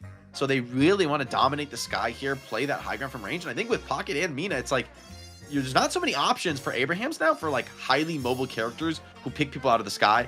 I would love to see a Taz Bebop game here. That's a wild call, but I feel like this is the game for it. And big. Okay, that is the GOAT call right there. That is actually. I was thinking, okay, maybe you just pick up the holiday at this point. You're good. But you're right. Taz I think they saw the Vindicta. They saw the Vindicta and says, no, let's rip her out of the sky with Extreme Prejudice. So yeah, we got our Taz hero locked on in. Also, can you grab the holiday too? I got your back. They decide no. They go for the Mo. I love the Mo as well. Yeah. This is so we talk about this, right? Saint on a support Mo. I think this feels way better in terms of the impact Mo can have when Mo is now the secondary, the follow-up to a Bebop hook, or even to like Viscous catching with punch, to Billy pulling in with chain, to Abrams finding something. Like Mo is there to lock those kills down and guarantee them, get the follow-up in. But also, you're not having to start things out first as the Mo to get that initial catch. Leviathan have insane mobility, I will say, on the comp overall. So there's a ton of pressure right now, especially on Taz on Bebop to be hitting tons and tons of hooks. I'm also really curious to see what build Taz goes. I feel like given the shift towards Spirit we saw in game 1, I'd expect to see a Spirit build on Bebop this game. Yeah, I mean, it wouldn't surprise me. Also, I think the other good thing about Mo, it didn't pan out last game, but the theory is still sound. If you're looking for ways to take down a Vindicta, the reality is that combo is one of the best tools in the game to do it. You just have to find your way to get in on the Mina and pick the right opportunity. Yes, Empty Dreams is able to shake the pressure coming in from Fearless Furies. I don't know if that's necessarily going to be the case against Saint. And dude, what's more? GT? GT's back. Well, I gotta say, guys, we got some tragic news from production for the NA fans. Apparently, Sanya has made it to the PC Cafe in time, so he will be coming back in. Would have been a ton of fun to see Pashi come in for Abrahams, but of course, Abrahams, they're gonna try to play with the full lineup. And as you said, GT coming in, hey, maybe, I mean, this is a great GT game, actually, right? Like, another character who is phenomenal against an overabundance of highly mobile flyers. It's like your mobility is not going to be dodging those GT charged arrows. It's not going to be enough to get you away from the guided owl. And stunning people like Pocket, Vindicta, Mina when they're up in the skybox. Follow-up can come in from Bebop. Like, Abrahams is such a sick team because they don't follow the meta, they follow the draft. They're willing to just play different heroes, and it feels like they always end up with an outdraft, and I think this is another example of it. It's a highly unconventional draft, a ton of picks we haven't seen look good in a while, but I actually think this is a perfectly designed draft.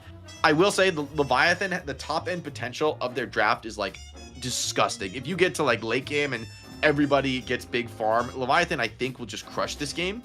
However, at this level of play, that scenario to me isn't the most realistic. In the end, like if you're winning fights in the mid game on Abrahams, you're taking mid bosses, we're not getting to a 40-minute match, and I think that's sort of the territory where Leviathan's comp becomes unstoppable, and they basically have 6 carries. I don't know that we ever get there, given how good of a team Abrahams are, and the draft they have is going to be pretty punishing in the early game to play against. Jake, because maintaining the agenda is our top priority, we're going to shift things up here and say that for Abrahams, if they lose, we're going to go with the storyline that they would have won with Pashi. They should have kept Pashi in. That's how we're going to spin this. Should Leviathan disrupt them here in this game? But yeah, I mean, overall, the Abrahams comp, look, I think you should be terrified if you get Abrams and Billy in on the same team. I think the interesting thing, though, when I look at this is that Abrahams, I actually don't know if they love going super late game. With the comp that they have here. It's like, yes, your front line is scary, but I think eventually you do just kind of hate being against late game Shiv, late game Geist, and honestly, yeah, you could get DBs for Pocket, but you're still paying the Pocket tax there. Meanwhile, Mo and Krill kind of tails off towards late game. Bebop kind of tails off towards late game. GT is at his best in the early and mid game because towards the late game, everyone's gonna be buying Spirit Breaker on top of it, and or Spellbreaker rather, and it's overall. Abrahams, I mean, their comp is really scary, but I do think they want to win this on the earlier side between the two teams. Still, of all the teams in the night shift, I feel like the Abrahams have been the team that's maybe the most willing to commit to early game tempo drafts. And I think that's actually a feature of their skill, of their confidence as a team, right? Because you might be a team that gets a little scared, like, oh, what if things go wrong? We might need some more late game heroes. Abraham's like, no, we're gonna win the early game. We're gonna tempo. We're gonna dominate, and then we're just gonna close things out. We don't necessarily need to build towards the late game. We're gonna end things early, and I think that is correct. And I think it is only really viable if you're a team that is that consistent and that stable at developing advantages. And so, one thing is, I guess a question that comes to my mind now, as if you look at these drafts, is as we look at the laning phase. That's where I'm really curious to see how this one goes, because some of the laning combos here I think aren't as conventional as we would see. Like, I guess Grey Talon feels like should be in the mid lane, maybe. I mean, it Yeah. feels like that's where he's been good, where the Owl can easily go to both side lanes, been effective. But something like a Bebop, Viscous, I mean, I think these heroes are also pretty strong in the mid lane. So curious to see how the draft goes down. I will say, pretty confident we'll see Mo in a side lane and likely Abrams and Billy in side lanes as well. I think it's kind of like competing for that mid lane spot. But on the flip side, Leviathan, it's a little bit more awkward. I guess you could do like an Ivy and a Geist in the mid, but you have a lot of damage in the side lanes and not so much of like a frontline tanker. I'm looking at the Abraham's lanes. I'm thinking it's probably like you stack your side lanes. I think Abrams and Billy are both going to be side lane. And personally, as I look at here, I do like the idea of running like Bebop Abrams just because it makes the penalty of getting hooked so much more of a pain. I mean, not that Billy can't also punish, but we've seen Billy Viscous a little bit more. So I would kind of run those as side lanes. And yeah, okay, you got Mo in middle. Like one thing is going to be a little bit off here. Like GT isn't going to get the same level of I don't know. I guess the problem is, do you run a weaker side lane for what Billy and Abrams like, or do you run a weaker mid lane? I don't really love the idea of running weaker mid lane, because if you run Mo GT middle, this is a lane that's going to be more of a survive and just don't lose the lane and, you know, maybe punish off GT. Whereas if you run the GT with something like a Viscous, you can actually apply a ton of pressure in mid, and then, you know, maybe you just drop the Mo with something like Billy on the outside and just be like an annoying lane that you don't really want to go like into regardless. Because I feel like you need to put your strongest foot forward for Abrahams here in the mid lane, because Geist Ivy to me jumps out as the mid lane for Leviathan. I think this is one of the best lanes in the game, not because the kill threat, the damage is so overwhelming, but you just like your wave just dies in 1 second every single wave. Like this is like not a playable lane to go against, because it literally doesn't matter what you do. You are never going to kill the creeps faster than Geist and Ivy. These are like two of the best AoE creep clearing skills in the entire game, and they're on a short enough cooldown where you're pretty much going to get them off every single wave. So I'd almost want to see like a Bebop in mid, because then at least a hook is like you could do something with that kind of, you know, the other slamming waves on your tower over and over and over again. But it's pretty scary to walk up and siege the tower into a Bebop. Of all characters in Deadlock, probably like number one in terms of the like very early laning phase. You're like, I don't know that I want to shoot the tower too much at like 2 minutes in the game and, you know, get hooked to the walker by a Bebop. Well, what I'll say though is that I don't necessarily love GT and Bebop together in lane, just like how the dynamics that work there. I think the hard part about the Abraham's lane is that you got to send the Mo and Krill somewhere, and like no one necessarily loves being the Mo and Krill over the other options you have in the game. But let's say Mo and Krill goes with either Abrams or Billy. I think if you're playing middle in the way of like nuking, like, because that's what the lane GT likes. Like last game we saw GT, he was with Yamato. You get these high burst damage lanes. The most burst you can throw with GT is actually still Viscous. If you run like GT Viscous in lane, and then Viscous can still get pretty active across the map at 3 minutes. So like Viscous has pretty good roam power, GT sends owls, and then, you know, Mo is just chilling with either Billy or Abrams. I'm not reading the chat right now, but if anyone is spamming caster start the game, I'll just let you know a little behind the scenes. We're waiting for one last player to get in lobby, so we're just chatting it up in the rosters as we wait to. We will start the game as soon as possible, as soon as we get that 12th player set and ready to roll. I'm also thinking about something like, I mean, the Vindicta versus GT matchup. Like, there's honestly a lot to be said about if GT like has a good enough lane and gets that 4800 spirit spike early. Like, this is a shooting gallery of a game for great talent. I mean, Vindicta, Pocket, and Mina are all, I think, amazing heroes to be hitting with power shots. Heroes that kind of want their HP to be full, so they have that little wiggle room if they do get jumped on. And they're also heroes that are very vulnerable. They usually play in the air and rely on just dodging skills, but it's just not that realistic against GT, right? Like, to dodge those incoming power shots, it doesn't seem to be that consistent to me. A good GT player just has a lot of window to punish. I'm also imagining some crazy team fight potential with like Billy chaining, pulling people in. Again, all these mobility characters, like you get hooked by the Billy chain, you are in big trouble on pretty much any of these mobility characters. You pull deep, followed up by either a combo or like, you know, multiple stunts from all the different players that could bring it on Abrahams, from Abrams himself to Viscous to GT or to Mo. This one is like so much pressure on the individual playmaking for Leviathan. But finally, we can stop yapping, ZP. It's what the people have been waiting for. We are ready to get into this game. It's Abrahams taking on Leviathan here in the DLNS EU money match. You know what I imagined here? Sanya in his rush just enters the PC cafe, sits down, and the staff just kind of goes up to us like, sir, you have to pay. We need money in order for you to use this PC. What are you doing? And there is, a financial transaction going down, and finally, we get into the game. And we pause immediately as Sanya goes to probably edit settings because Sanya is at a PC cafe. But before we go any further, just want to say our prize pool right now is a base prize pool of $300 per region. But you can donate. You can change that. You can do with !donate. You can donate directly to the prize pool, and we'll read that out on stream. And that goes directly to our players, the winner from both NA and EU.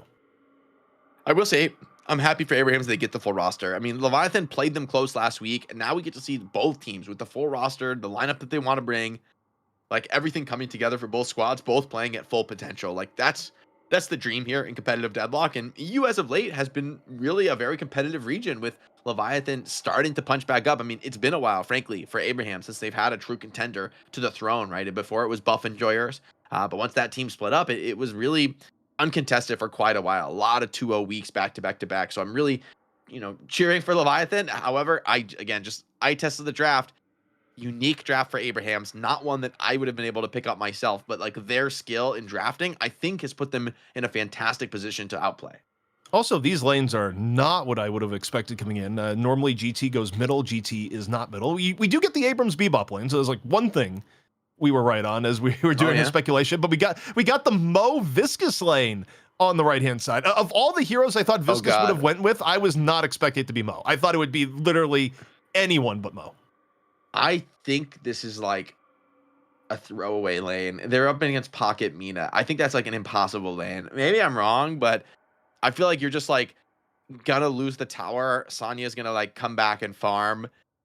I mean, I'm trying to think how you ever play this lane. Like, I just feel like how does Mo ever hit Scorn on Pocket and Mina? I mean, you have so much mobility in these characters, and they're gonna hit you with so many spirit nukes for stepping up. Even Viscous, I think this is a scary one for Viscous. Like, maybe as Viscous here, you just don't mind and you're gonna play to recover. But yeah, I think maybe they don't know exactly what they're running up against. Maybe if they were up against Shiv, they would feel a lot better. I am worried though, Bebop Abrams, I think is as good of a lane as you could run in mid, but I think Geist Ivy is gonna be devastating. They are gonna be chain nuking these waves, and it's gonna be so awkward for Abrahams to play with no creeps. Also, this is a reminder to all those in chat. Of course, all our viewers are in happy relationships. They're just the most attractive, most desirable people in the world. Valentine's Day is coming up, and that's why we got the Mina Pocket lane coming up on the right-hand side. The lore-approved lane, Jake. Is this the lore? I'm unfamiliar. It is the lore, I guess yes. it tracks because the characters have like similar role. Oh, power shot missed there. Became sends a crow towards D-Mob, but look at this lane, man. Wave 1 is full crashing on tower that they were not able to damage the wave. That's a bad sign. Like, that's crazy that you don't even clear a creep on wave 1 before it gets to your tower. Yeah, you're giving the lane a little bit of respect to the power couple that could have been. So the deep lore on the Mina Pocket was that they were supposed to be married and Pocket disappeared. So Mina didn't get to marry into riches and fame and all that. So Pocket would slip out on the day of the wedding. That is lore accurate for sure. But either way, what I'm curious on, I mean, the middle lane, wherever that lane was going to go is going to be scary. I mean, Bebop Abrams, that's just a lane where you make one mistake, either Abrams can positionally put you out of the way with a charge, and then you get hooked to Oblivion, or you get hooked and get charged to Oblivion. Deadly lane. Yeah, I definitely wanted to see a lot of activity in. But I think, it's at least you have some counterplay, right, with the hook charge. That's going to really take some of the threat away from Geist and Ivy just perma-clearing waves, but the hook is very real, right? I think, going to be pretty happy to just get a ton of farm in the side lane. Pocket, pretty much same story, is now box is spawned. We already see a little bit of box routing going on for Mina. She's still focusing on keeping that wave pushed out, though. So far, things a little bit on the quiet side. No kills here just yet. People's HP, in fact, across all lanes, pretty healthy. So this has been a slower start to the game, but now that 2 minutes are in, the boxes are being crunched where they're now boxes. They're no longer presents. Your time to get your ornaments has passed. Valve took down the metaphorical Christmas tree much earlier than probably most of the people in chat. I like the boxes. I'm a box enjoyer. They fit better with the theme of the game. I'm a Grinch, maybe, but it's true. Wait, Pocket was okay. There was lore updates I didn't see, and people are saying Pocket got shot before the wedding. Okay, well, that's a good Pocket excuse. just disappeared. I mean, frankly, that is a very good excuse. Like, you know, that is one of the few ones. And Hoot finds OCs. Must have been off the back of a hook here. Taz is healthy, man. He is looking for hooks. He's hunting for more. I mean, Stoneform on Ivy does make the Bebop bomb a lot less attractive.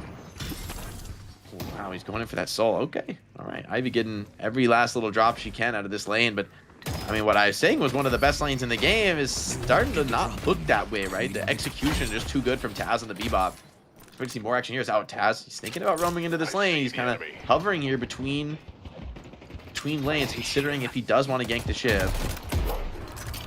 Also, you know, as you go for the boxes, you get a little bit of back and forth here. Ivy, you know, keeping tabs on Hoot. Oh, Mina now under a bit of pressure. Mo getting on in there, lands a scorn, and just going to be Empty Dreams back and out, but you know, not the healthiest. Arake though would fix that right up. Maybe I overstated the dominance of this lane because honestly, Mo and Viscus are making this one competitive. It's looking better than it did on paper, where on paper it just felt like objective survive lane. That's where we're at originally is once more. Mo going in, not quite getting as big of a hit on the scorn this time around. And it's just kind of ridiculous because we generally between Rake and just general HP. You know, Empty Dreams was at death's door a little bit ago now. Back up to a comfortable 450.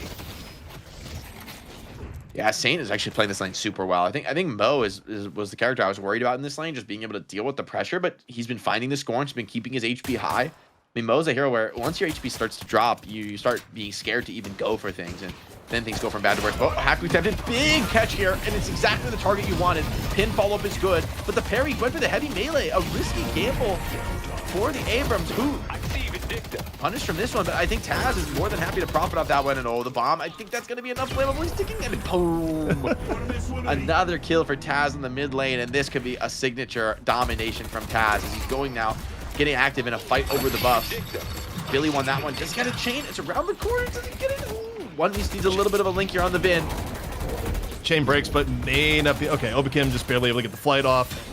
And evac, but the pressure from Abrahams over the last minute has been unrelenting. Owl? Every lane. And wait, the Owl's chasing down Vindicta. Obakim low, but he's gonna have to go back to base. And okay, you got Fremont coming back in, but now Fremont, you know, how much of an HP tax is Fremont gonna have to pay here? Stuck solo in lane against what has been a absolutely brutal GT Billy lane so far. And Sanya is not enjoying the remote experience. Is what we're getting here. Yeah, the PC Cafe. You know? DC from the Viscus for now. To see, hopefully we'll be able to rejoin back into this one. I mean, the lane's been pretty fine for them. Empty Dreams has still been getting that farm, but you feel the overwhelming pressure from Abrahams. I mean, I think the dominance of the mid lane is going to start to punish other side lanes. I think Taz and Hoot are probably going to wait for that because the one down, the one up, I mean, this is the kind of the strength of the Leviathan mid lane is if you ever leave this lane, it is so hard to solo lane into this because your creeps just die instantly against Ivy Geist. So I expect to see Abrams and Bebop maybe be a little bit more hesitant to roam and get active. But as I say that, Hoot is coming down the side lane to try to challenge Pocket and Mina. And I guess Abrams rather, is probably one of the better characters in the early game to get on top of those heroes, to force things like bats and to cloak away from the Pocket. And hey, maybe even turn that into a tower siege with Sonya's gun damage. Yeah, next few minutes going to be super interesting. Of course, for those wondering, it's like, why is Sanya having difficulties? You know, kind of restate the story is Sanya's internet went out. So Sanya had to go to a nondescript internet cafe. And, you know, sometimes you get a little bit of problems with your PC, as it turns out. That's why we're going to have the Poshy Pop sub. But, you know, Sanya got here in time. But still a little bit of difficulties. Overall, though, as you look at this, I still go back to the win conditions here, where based on the team comps, I would expect Abrahams to have a better early to mid game here, based off the composition. I think Leviathan is playing a little bit more on the survive end. I think, you know, win cons for Leviathan, you want both Empty Dreams and Fremont to get big. You want OCs to kind of turn into the Geist that he did at the end of last game, where Geist, of course, gets pretty fearsome when you have a good amount of farm. But you're trying to get a lot of your farm in on the OCs, Empty Dreams, and Fremont, and then, you know, for Obakim, you're hoping, you know, some of that gets made up with Assassinates. It's interesting because it means when you look at this for Leviathan, normally when Ivy gets played, in modern Deadlock, Ivy is played as hard gun carry. I don't think Flammable is going gun carry in this game. But we'll see what the itemization ends up being, but I highly doubt that Flammable is going to be going the more traditional Ivy gun carry that we've seen from Ivy for the last few months. It's going to be more of a support Ivy, which you have to go really far back in the past, Jake, to see a time when Ivy has been more on the support end. But when I look at who needs to absorb farm on Leviathan, there's no other explanation for the role that Flammable is going to be taking in this game. All right, we are going to see a ready up now. Abraham's back into this one. Sonya able to reconnect. So continue into the action here on the night shift. Together also had a very solid early game here, up to the 4K sold mark. Billy's another one of those characters who probably would have always bought Cultist before, but now probably will do something else, right? Like probably going to go a different direction, and it's going to be one of those characters that has a little bit more openness. Nox Nostra hitting almost completely onto the Viscous. He is disrespecting this completely and has to just ball to try and get out, but it's a little bit of an awkward one. If one more proc would be enough, he's going to be able to get it. The reload is not there. Sonya is very lucky to get out of that one alive. That was on a knife's edge. Just one more shot, 38 HP. It was actually less than that before. It's probably closer to 20 HP that Sanya gets out from that one. But a little bit of breather in lane until Sanya gets back, as things get a little bit hot and heavy here on the left-hand side. Yeah, no kill off the first combo. Definitely hurts. It's something you would have loved to be able to find in this lane, especially against elusive characters like Mina and Pocket. They don't really have that much tankiness. Massive pressure now from GT in the sky. Snipes coming in onto Billy. Can Obi find the next connection? Doesn't seem that he can. I don't think you're going to be able to push forward, and oh man, GT is just putting in damage. Should have rapid recharge on the next return to the shop, and I feel like this is a big power spike for Great Town in the early game. If you're in the lead, you get rapid recharge, get the 4.8k spirit investment. So much of your damage already comes from the power shot. It's just an ideal situation. Dimov has his pick of the game now on who he wants to kill. GT ult's going to be back up in just a moment, and he can just slam it on the Obikim and maybe get a kill with his Billy. Or he can send in the middle and help middle lane because, frankly, he's dominating in on the left. This is a very difficult matchup for Obikim. As you look at the HP, Obikim's HP just took a massive dive, undoubtedly from a power shot. Yeah, Billy's getting active here together on the side lane, in super deep onto the Shiv now in terms of brawl. Both teams playing at the low ground, playing close. Shiv, oh, beautiful parry here on the corner. The bird comes in though, and that's going to be enough support, I think, to send Shiv packing Shiv. The bloodletting is going to be enough to get this kill. And the assist from Dimov secures that one for together. So off to a very nice start. Obikim on the high ground though is going to be a pretty scary one to chase, and together thinks better of that for now. Also, this Viscous Mo lane that we were dying a little bit, actually looking pretty good. Overseas ends up getting caught as the tower pressure is big, but Nox Nostra in over the top. This is something that you can really dive on as me. Once more, you're looking for this. Surely, no, Sanya gets away with it again, Jake. No that is way. Criminal. Deja vu. On literally no HP. He's like 1 bullet of HP 2 times in a row. Empty Green would love to be able to find those kills, but Shiv has come back to this lane, and together on low HP just did not respect the threat of a full HP respawning Shiv. See that rebuttal? I don't know what Empty Dreams just said there, Jake, but it feels like Russian for bullshit with how Sanya was able to get away twice. Yeah, you gotta call that one out 2 times in a row, man. That's painful. We'll see if Empty Dreams can mentally recover from this. Game's still playable, very competitive, but 6k lead for Abrahams. I mean, this is about as good of a start as you could find here in the early game without finding major objectives. Takes Mina. A counter kill here would be very huge, but once again, it seems like Hoot is going to be this time the one escaping on super low HP. Ultimates are low for the chase. Mina using every trick in the movement book here to try and get away, but the damage is starting to pour in. Yeah, and Viscous hunts her down. Punish. And, I mean, Viscous in full orange build is one of the things that can actually make Mina blink early on. It's a lot of damage. It doesn't really care where Mina is positioned on the map. And, wait. Ball punch could have led to an opportunity as this right-hand lane, again, the lane that we thought was going to be a little bit more difficult, handled relatively well by the Viscous Mo combo. Sanya, doesn't matter if he's off on Internet Cafe, last second escapes and big plays here so far. Yeah, I like this Viscous build too. Has that gun spike, now looking to get towards the vitality spike to stay active and to really participate in these fights. Oh, and a beautiful stun that cancels the Ivy ult. She's trying to cast that fly to get out of there. Hook just barely goes wide. Taz thinking about lasering this. He's gonna send the creep around the corner. There's Owl coming as well. Every manner of projectile coming after Flammable. And a beautiful stun catch from Hoot leads to the kill. Abraham's starting to get a pretty nice lead here. Hosie's falling towards the end.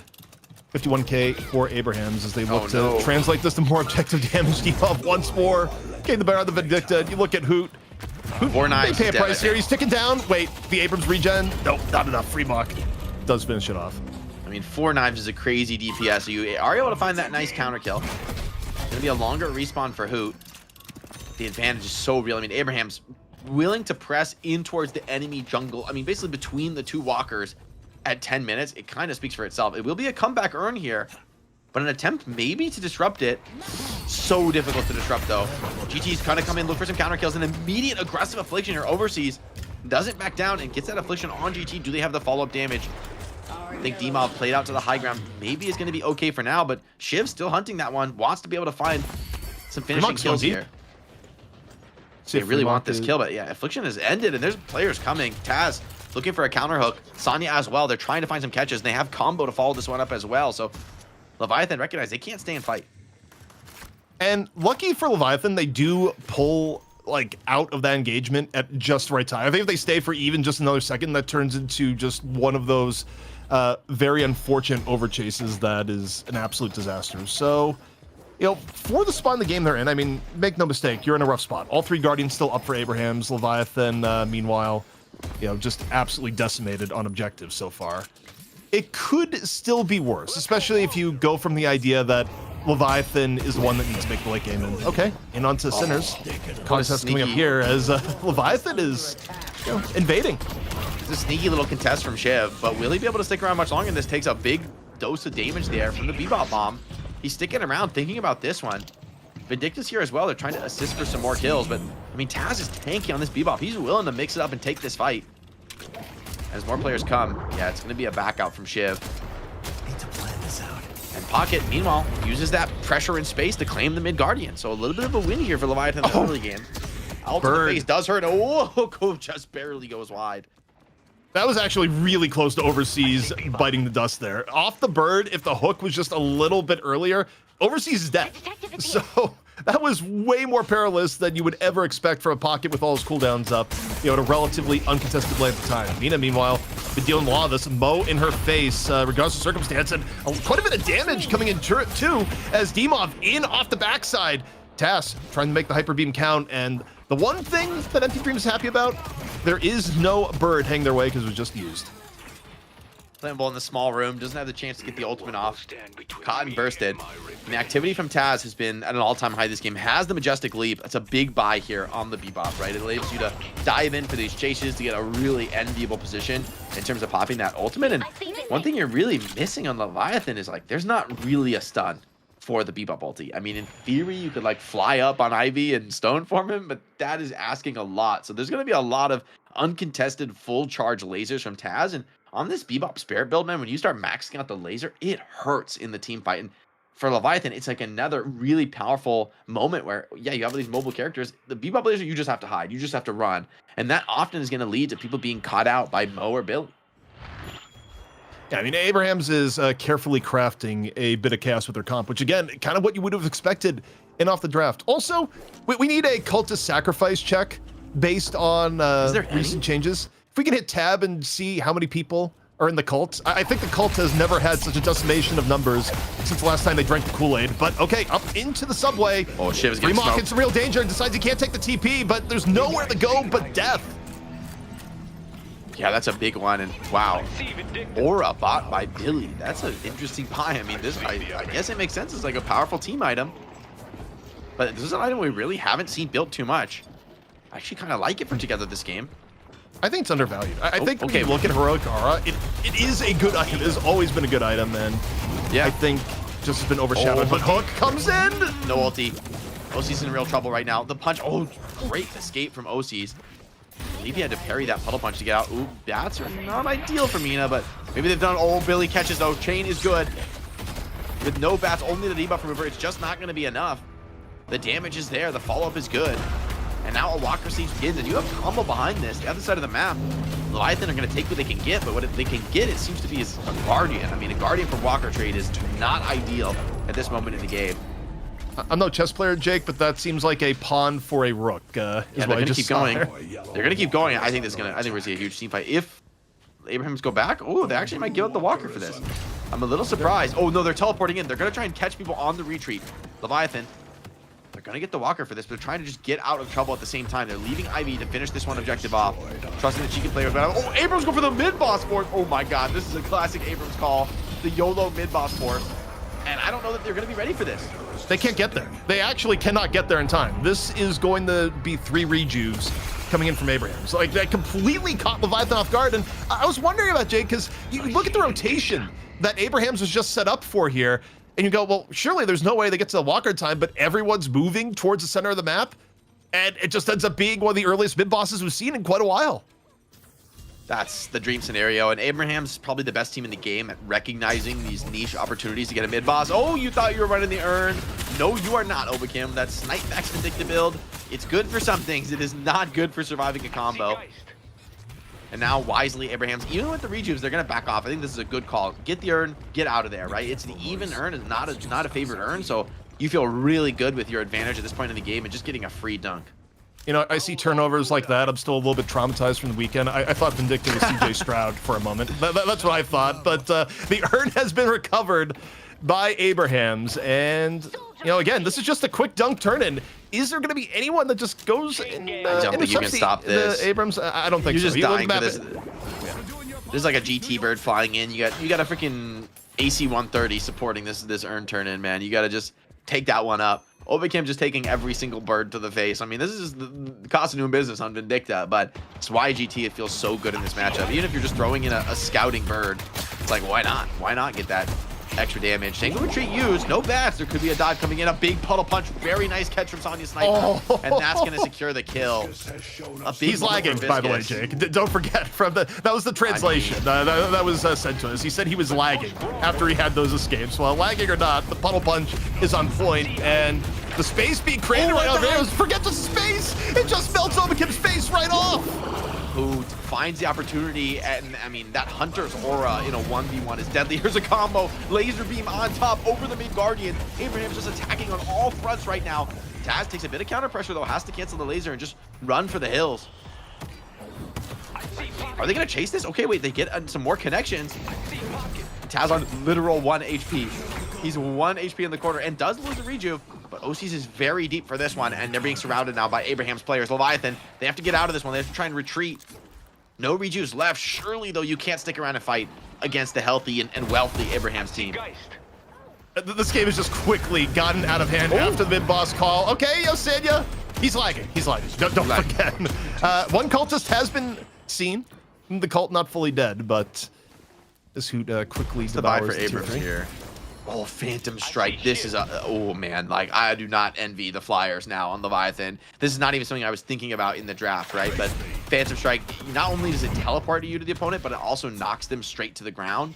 And what an annoying thing to have happen against Vindicta. And let me tell you, there's no unstoppable coming out from Vindicta this game, man. Like, Abrams is way too far ahead of the game. 22k for Hoot right now. I mean, he's equal with Sonya, who's hard farming on Viscous. Like, Hoot is rushing here right now, and Abrams really defending that first pick prio. Owl? What is going on here? All right. Scouting owl, effectively. No, I mean the walls. The walls are Yeah. invisible. So the wall hacking bird. Well, as I look at this here, the other thing too with the Phantom Strike, it's not just Vindicta, it's also Empty Dreams. I mean, honestly, running afoul of many a puddle punch, but now you have to worry about Hoot just simply teleporting on top of you and sending you to your doom. So a lot of really tricky situations that Leviathan now have to work around while being 20,000 souls down. I would say for me, Jake, the last chance to make something happen for Leviathan is going to be the urn turn in 1 minute. I don't know though what they really have to contest the urn pickup. That's the problem. It's like, yeah, it's gonna go their territory, but I feel like if you have to go in the enemy territory for the urn, it's easier to turn in now. Definitely, right? You just have to get there for 1 second to dunk it. Here comes Mo with the combo. Catches Geist in the corner. Do they have enough damage? Whoa, she's in the wall. Okay, she's actually gonna be able to get the swap off now. If she wants it. But I think swapping that Mo is actually a good choice to hold off on that, because I think Mo would have just gotten out, and the tanks the bird to the face as well. I think just barely over the execute threshold. And Geist has a really good hold of the ultimate, right? That's going to enable OCs to stay active and actually be more effective coming into the next team fight. Poot, meanwhile, very low on the Abrams. This is developing into something potentially promising for Leviathan, but they've taken a bit of damage themselves. Can't say enough good things about the self-control for OCs to not just go, I'm in danger, soul swap. Most of your players in this game, they're hitting swap there. OCs... That's a very high-level play, actually, to hold that. Because Geist, without swap, you just get int on her, right? Like, you're not that scared of her. But the threat of swap means you need to be a lot more careful in terms of how you approach that fight. Earn control, though, still likely to go towards Abraham. Taz waiting for the pickup, just instantly grabbing it, and no meaningful contest here for Leviathan. They're going to be happy enough to grab...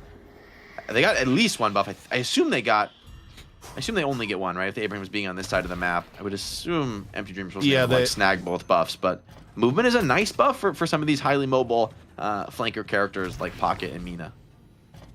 This is tricky for Leviathan. I don't really think they're in a position to go for a trade, so they do have to fight for the urn. But someone's going to have to go to engage this Bebop sooner rather than later. He's just close to the dunk spot here and now. Still scary, though. It's the roof control is going to be everything right now. And I think that's where you're happy to find a beautiful connection. The combo is good, but Mina just has enough tankiness combined with the debuff remover to play her way out of this one, and the Sanguine pulls her back. Combo force, here comes Taz, mixing it up here in the close range, but fighting a Shiv is a pretty tough task. Urn got dropped. Leviathan picked up mid. Obakim's able to get the turn in.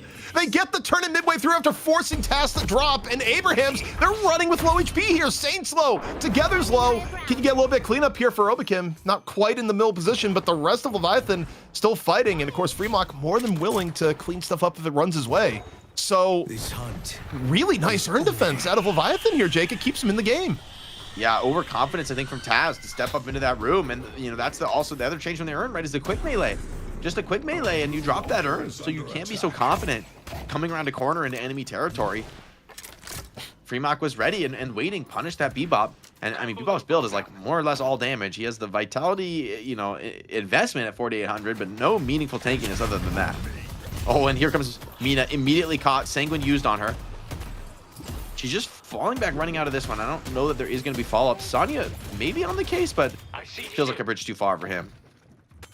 Even with the Phantom Strike, Empty Dreams proving remarkably elusive here so far. I mean, you stop and think about it. Empty Dreams being able to get out of that combo near Urn was what was the key point that let things turn around. But can Freemock get out of the combo? Gets here the combo, Curse thereafter. Sanya in from the back. The puddle damage is massive. And now looking for the chase down here on the Flammable. Flammable low HP, but gets hit with the spicy goo. All orange all the time from Sanya. Yeah, I mean, Viscous at this farm level is so sick. Sanya comes in over the top from the roof. The back flank is beautiful, and mid-boss is up. I mean, you got a few low players. A catch on a Bebop would be a nice profit there, and Overseas gonna pick this one up. Does have the Cultist. Playing that farm game, and that mobility buff in the last seconds of its life pays some dividends here. Also, in terms of item prioritization, I may be wrong, but I don't think Abrahams has gotten any DBs here yet. I mean, Pocket's been a lower priority on the farm, so maybe they don't feel they need to get it, but Pocket's relevance pretty strong up until Abrahams decides to pay the Divine Barrier attacks. So, you know, for Leviathan, where they were in a rough spot, Jake, they were down 20,000 macro objective-wise. You know, they didn't even have a single walker down, and they've kind of fought their way back to a part of near equivalence here. This is about as good as you could expect for being down the early mid-boss and down walkers as they were. Very real threat, but finally the sync up comes in. I mean, Empty Dreams has been dancing with death this game, as he sort of has to. The threat of a Phantom Strike Abrams forcing your Sanguine, but this time the follow-up is there, the coordination with Demov. And that Mina kill is a nice one. I mean, the mid-boss is open. I don't know that you want to go for it with just one kill, considering all the ultimates Leviathan have to threaten to contest, but the damage is very real right now from Sonya. And look at him just beaming down this mid-boss. Looks like they're going to really commit for it. The roar comes out, but they're staying in and looking to finish off this mid-boss. You got to look to Overseas. This is where you need your Pocket to come in big, land a huge affliction if you can, to make this painful for Abrahams, even if they get more rejuves than you. But the rejuve is settling on down. Spirit Snare protecting it. Flammable over in on the airdrop. The combo out immediately. The rejuve up for grabs. Senya takes down Overseas early. Rejuve charges all the way towards Abrahams. A clean sweep as Taz starts beaming him down. Oh, and even the cube, it's going to keep Taz alive. Shiv would love to be able to get some executes. A couple kills here would make the world of difference defending your base. That's less rejuve crystals to worry about, but I just don't think he's going to be able to find it. Jake. A beautiful save from Sonya protects all 3 crystals. Abraham's cruising to a potential game 1 victory here. Empty Dreams off the respawn, trying to do what he can with the waves.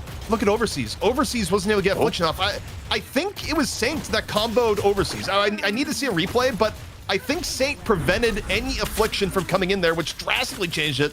Nox Nostra, making Sanya kind of fear the sky. Viscous damage is really big here. You got to be careful about this. He does force the rejuve, but they're taking the base Shrines, in the by the way. meantime. Shrines, by the way, Jake. I mean, that's a nice kill on the Viscous. I actually think it's good for Viscous to keep this wave push out to defend the Walker. Unfortunately, he does lose his life. That's an unlagging moment. And they're not going to be able to go for the patron drop with the respawns coming in for Leviathan. So some respect from Abrahams.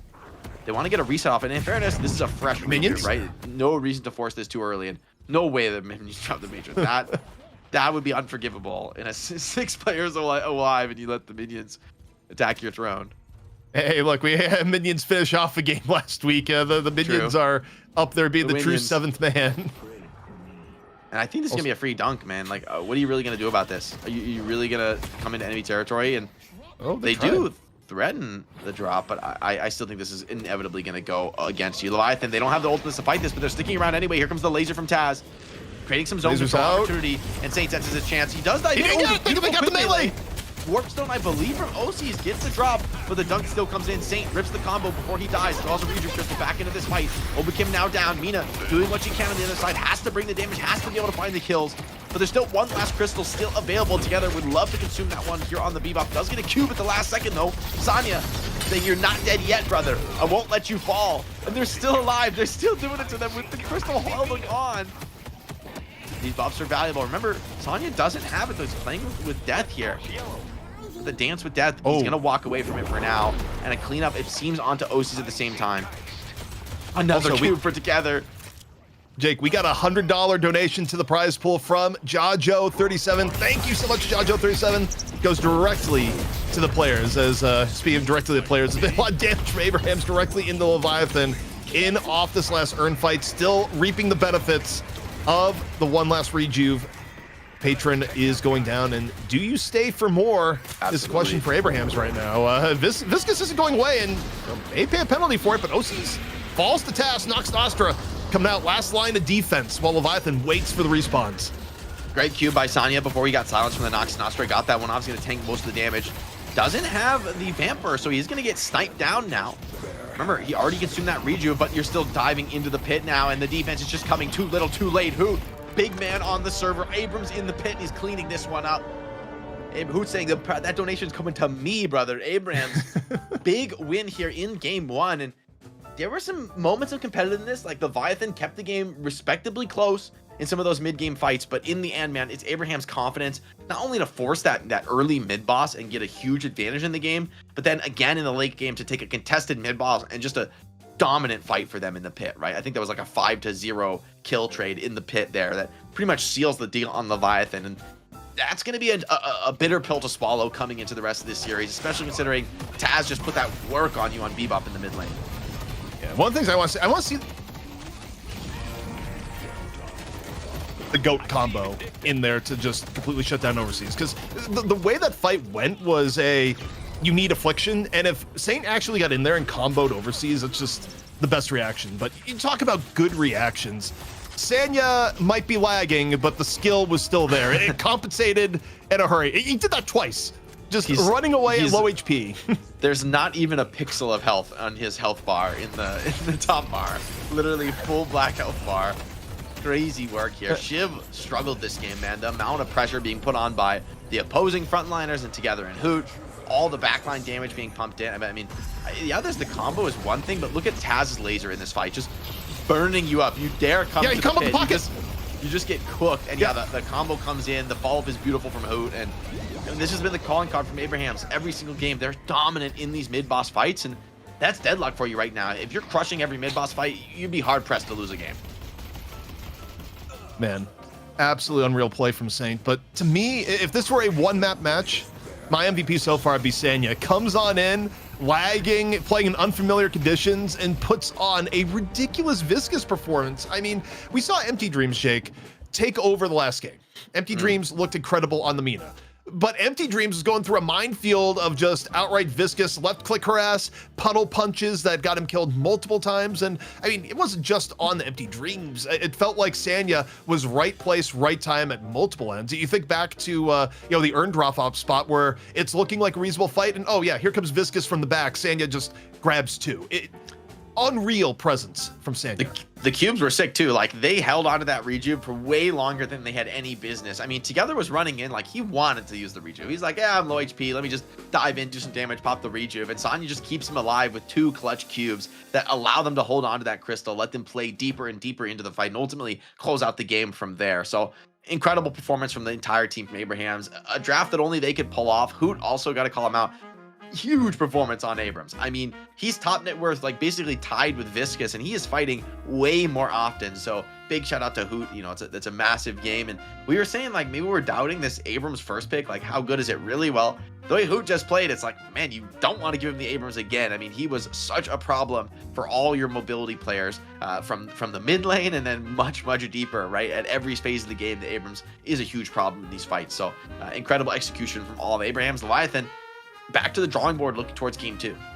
Also, Jake, before we go to break, we got one last tip coming in from Caramella 00, dropping the £5 or 671 USD. That goes directly to the prize pool. Thank you, Caramella 00. Yeah, I appreciate that. If you guys want to donate to support the prize pool, you can do !donate in the chat. You got the info there. But when we come back, potentially the conclusion here of the best of 3 Abrahams, they'd love to finish this one 2-0, minimize Sanya's overhead budget here at the BC Club. Hopefully he'll be able to get this win done in 2. But Leviathan, I think they still have some fight in them. They showed in that last game, even when the odds are stacked against them, they can still bring out some clutch fights. They can still find those opportunities to get back in the game, even against a foe as strong as Abraham. So all that and more when we come back from a short break.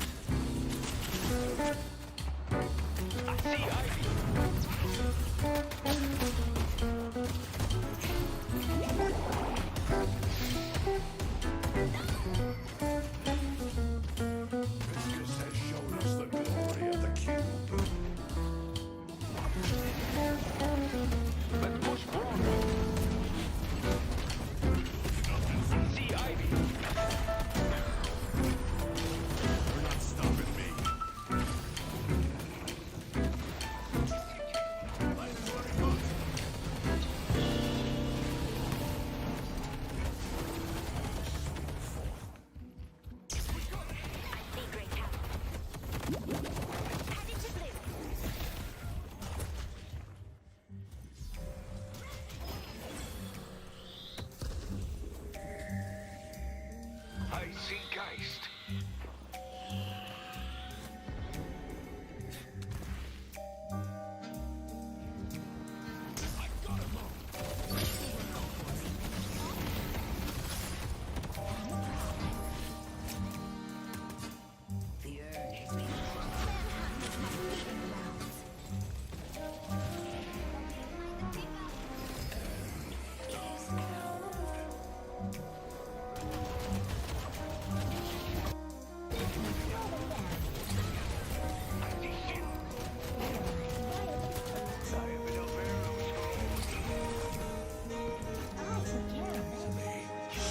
The spirits. I didn't come this far just to. The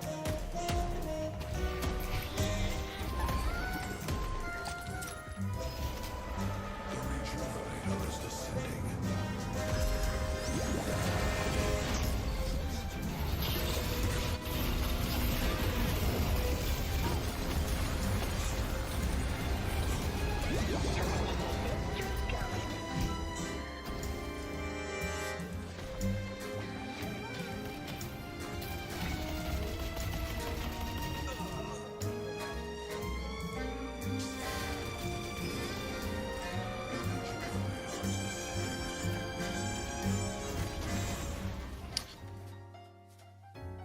Welcome back, Night Shifters. It's time to clock back in. If you're just joining us, this is Abrahams up 1-0 over Leviathan here in the money match for EU. And I mean, the kill score kind of speaks for itself here, ZP. 38-7, a beatdown from Abrahams. Doesn't tell the full story. I mean, Leviathan found a couple of impressively competitive moments and really did hold Abrahams at bay for a while. But in the end, the weight of this net worth advantage was just too big. And a couple massive mid-boss fights back-to-back sealed the deal for Abrahams. Yeah, it was, I mean, Abrahams, once they got their advantage, they ran away with it, and that first mid-boss was a masterclass in just getting advantage. Even though Leviathan was able to fight it back, like, they brought it back to a winnable game, and, you know, a few fights later, things just start going awry. But, you know, this is our item check-in here, Jake, more than anything else from me, and once more, a little bit better for Cultist this time around, but I'm only seeing 3 right now. Correct me if I'm wrong. Maybe I'm missing something, but it looks like... Is Together it who overseas and OCs. Okay, but I mean, regardless, it's a far cry from what we've seen for quite some time. Even pocket this game, I'm like, I wonder about the Cultists. Like, I think that I wonder if that really is a good buy, you know, in this particular game. Yeah, I guess it does provide some valuable stats that pocket does appreciate, but definitely seeing some interesting perspective. Oh wait, no, you're right. 3. I thought it was the heroic aura was a cultist. It is only 3 together. I'm getting gaslit. I got baited by the heroic aura. I gaslit you. I was like, wait, that's why does that cultist look so weird? Yeah, so okay, 3 cultists. That makes more sense. Also, you know, talked about earlier when you just kind of back into the figuring this out based on who's getting farmed, but it was a full support Ivy game when you look at what Flammable was playing, or at least okay, support, more of a spirit Ivy game more than anything. It was Kudzu based, you know, saying support maybe a little bit much, but it wasn't gun Ivy. I think this is a support build. Like, it's just, you know, I think it shows that in Deadlock, what a support is not a purely passive, like, secondary role. You can still fight, you can still challenge and take engagements. You can play out things like Backstabber, Alkfire, you know, the Heal Bane, the Suppressor, right? Providing a lot of annoying debuffs on the opponent team. But then, of course, you have that Heal Nova with the Link that really buffs people up, allows them to survive through some damage. But in the end, not that much damage, right? You look at people like Sonya, Sniper, and Hoot, you are not taking through these guys the level of farm that they're at. You've got to be more competitive in terms of the farm level to be in this game. Saint, also Deathless, Saint and Demov as well. Deathless in this game. Huge performances. From Mo in particular, being Deathless is kind of a wild spot to be, right? Considering you do throw your body into the fray, you know, quite often. I think the only time he died was with a Rejuve Crystal.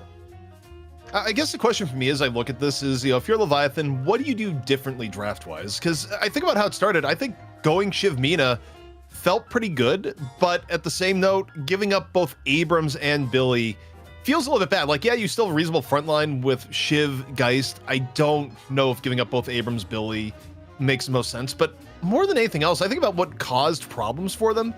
I almost feel like if you could take away one part of Abraham's, based on how the game went gone, you'd probably want to take away the Viscous. I mean, Sanya really limited the impact of Empty Dreams in this game and was an omnipresent threat on Viscous, where I just feel like Orange Viscous has kind of unlocked the character to an extent here, Jake, where you're still getting most of his wild utility. Maybe it's, you know, you're getting a little bit less nuking power, but the less nuking power is more than compensated the fact that your gun just shreds. I mean, Viscous is unreal at the moment. Yeah, it turns out you don't really need splatter if your left click does as much as a splatter. So it tends to work out in this build, especially once you get towards that lucky shot glass cannon. I also think the Bebop from Taz, incredibly well picked this game. I mean, Bebop is not really in the meta right now, is not picked very popularly, but who better to pilot it than Taz? It really defanged what should have been the strongest lane for Leviathan in Geist Ivy. That to me sounds like a crazy lane. I don't know how you're supposed to win that, and yet Abrahams finds a way. It's the Abrams and the Bebop, and yeah, they can't win the creep trade, they can't clear the waves as fast, but they just hook you and kill you, and yeah, you're not going to be able to cast your skills from the grave. So an incredibly well-played mid lane. I think that honestly, like, very few lanes in the game can actually play against that matchup because of the way they clear the creeps, but Abrahams made it look easy. I assure you it's not. So you know, that's a tough test for Leviathan. You kind of had something that you thought was textbook, really strong, and Abrahams just diffused it through experience and skill in terms of reacting to those more uncomfortable matchups. Also, I've got an important update from chat that's entirely truthful. The term is not being gaslit, it's being gas-lamped. Thank you so much. I will believe this, absolutely. Surely there's no nefarious intent or anything going on there. I would never gaslamp you, ZP. I would never do that to you. That's, as everyone says, I would never gaslamp you. Yes. But we're just waiting for the next draft to get underway, and the wait is over here, Jake. Abrahams once more going to be first pick, and if you're Abrahams with how well things went, you don't change a thing. It's on Leviathan to change the composition here and get something that works a little bit better in their favor. I agree. I think Abrahams are going to probably open that first ban page again. I don't see why you would do anything different, given that you were able to lock up that game 1 victory. Let's see, though, there's opportunity to make a change, but no, I mean, I really like this page opener. It's just, with how good frontliners are, and yet there's kind of a lot of them, right? There's Shiv, there's Abrams, there's Billy, Yamato I think is also pretty good, right? You have a lot of options on that. What you're really worried about as a first pick team is giving up that page +1 frontliner. And by banning it out, you don't have to worry about it. So I think this is a really intelligent approach to the first ban. Leviathan, this time they say, all right, who's the big dog on the server on the Abrams? You're not getting that. You're not getting that again. You got to show us something different. And I actually think this is a great way to sort of change up your draft. I mean, last time they banned Paradox, but it's not clear to me that Paradox would have been easier to deal with than Taz's Bebop in this particular game. Here's a question. Do they go with Billy? Okay, they do go with Billy. So they're getting, for Leviathan, here's the question. I think they should go Mina again. I liked it. I liked it. I think the challenging thing about a game like that where you get kind of blown out of the water is it feels like you have to change everything, but in reality, you need to just make small changes, right? If you change everything, you're just going to lose out of sheer like discomfort and uncertainty how to execute your comp. You need your strategy to still feel good. And you've done enough, I think, by banning Abrams to sort of set this draft on a different course already. But you could go Viscous also. Because I think the Viscous did look really effective against Mina and clearly is just quite good in general at the moment. So that is the question. Do you go Mina again or do you go Viscous? And they go Viscous! So, okay. That's a good call. Because I think Viscous also has a nice matchup into Billy where you can like puddle punch yourself away and create space against Billy pretty comfortably, which I think is nice. It also plays toward the late game, and maybe Empty Dreams is like, you know what? After that guy living on 2 HP 4 times and then coming out of the jungle at 20 minutes and just beaming us all down, maybe we want this. However, there's gonna be costs incurred, and this time it's gonna be the Taz Paradox, which is a fearsome foe. I mean, this guy, I think the best Paradox in the game right now. So insane with the swaps he's able to hit on this character, the opportunities he's able to create. So Viscous gonna have to do overtime in terms of cubing and saving. They still make it Mina. Fraught situations. I think Abraham is going to grab it here. Yeah, okay, they snap it. I think it would be a mistake to give up both Mina and Viscous because they're two characters that can actually very powerfully like hold the side lane alone without too much fear or risk, right? Viscous can punch himself away and then, use the roll if he really needs to. Mina, of course, naturally with Sanguine is going to be great at escaping, and she has some good wave clearing tools. So I think Abraham's happy to grab the Mina this time. Getting the pocket is a great block pick as well. It fits in really well with your draft, and since you've already taken the Viscous, you take away one of the better sort of counter characters in terms of the cube masks. Here's what I think. I think the reason why Abraham's, I was wondering if they'd pick Mina or not, is that if you go Mina, you expose the Yamato. And yeah, the Yamato ban comes in. So that's the interesting part here because they're a little bit lesser on frontline here too, if you think about it. Because before they were really tanky, you have both the Abrams, Billy, and you have Yamato. Normally, Abrahams likes keeping, a stronger front line. But the Abrams, of course, isn't available because he gets banned early, and Leviathan goes, okay, you're going to take the Mina, but the cost you pay for that is you give up the Amato. Abrahams takes away the Vindicta, so probably means to me Leviathan goes Holiday here. This is where they picked Holiday before when Vindicta was banned. I don't see a reason to deviate from that. They still need a playmaker, and the Holiday play worked incredibly well for them back in map 1.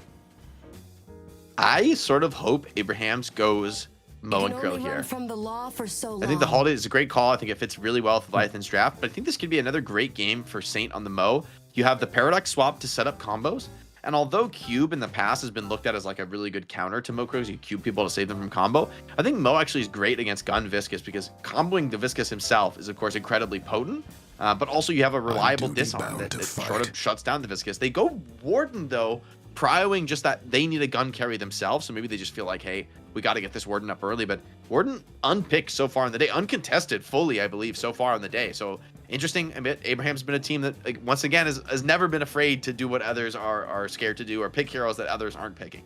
You were looking to I think this is a really nice win for here I Leviathan because, okay, that is a Sanya hero. Abrahams is going to be putting Sanya on the Warden, but the only reason why the Warden is coming in now and didn't come in last game is that they had the Viscous off the earlier pick. And I think between the two heroes right now, like, yes, Warden can be fearsome when he gets farmed. You would much rather deal with a Warden than deal with a kitted out Gun Viscous. I think Gun Viscous is a far larger threat. But Leviathan, they're still going to go here, Jake, with is likely to be, the more spirit support oriented Ivy. It's likely going to be what Flammable is picking. Wouldn't mind the in this Geist. game. Wouldn't mind the Geist closeout here. I mean, I still think that I know Ivy Geist lost to the Bebop Abrams last game. I still think this lane is really strong in the mid, and I hope they go back to it, especially against Warden. I think it fits really well. Yeah, the Hell swap for Geist could be perfect against a Warden. I think Abraham still has a lot of good tools, but I think you're right. I think Leviathan have found good adjustments and given themselves a much stronger overall draft this game. There's a lot of diverse win conditions, and Abraham's their draft's also pretty potent, but I think there's a much better fighting chance here for Leviathan, and maybe that's all they need. Ready to do some field testing. Whoa, what?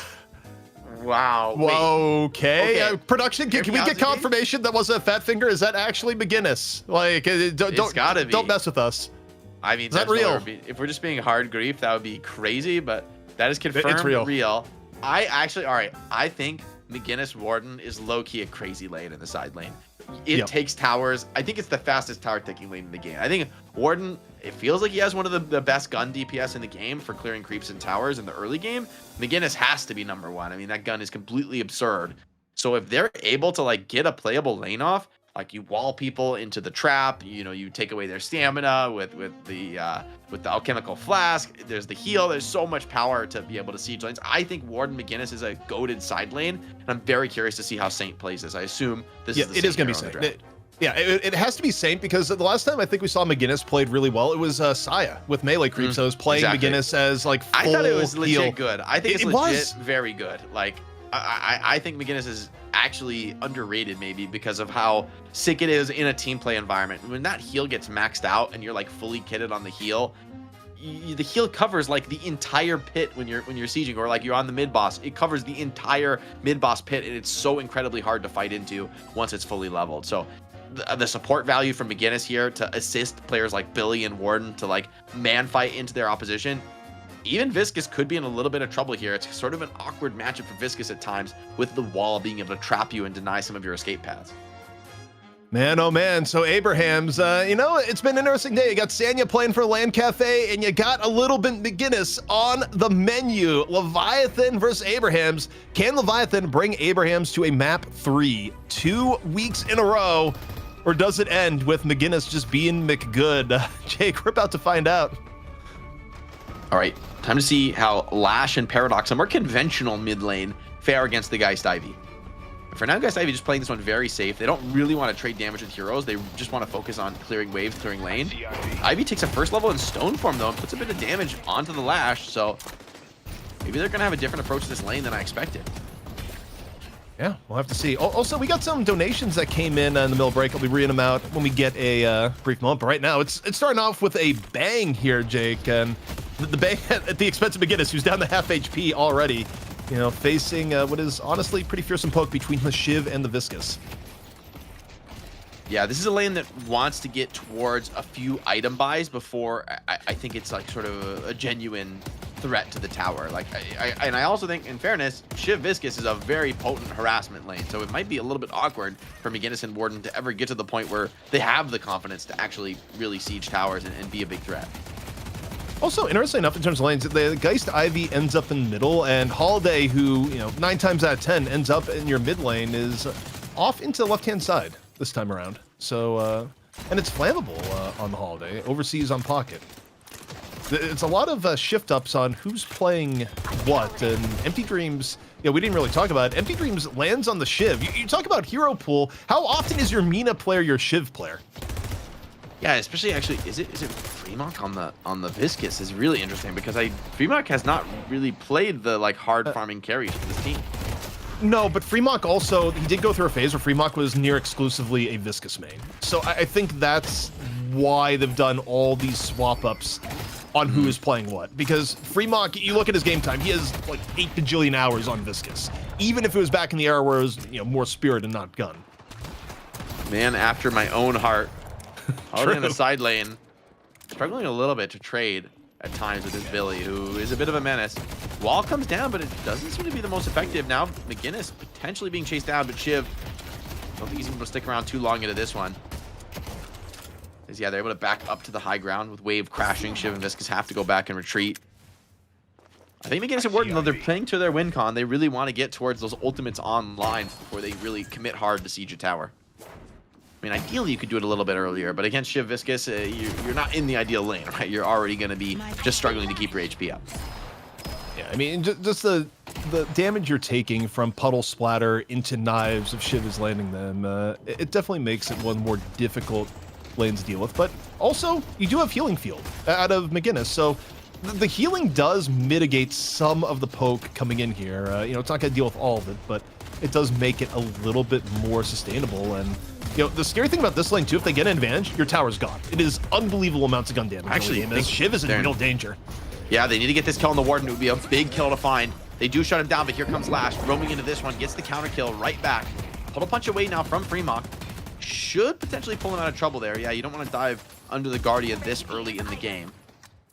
But the Warden kill is a nice shutdown to find, right? Sonya's your farming carry. I don't think it really changes too much, but he is going to come back towards mid.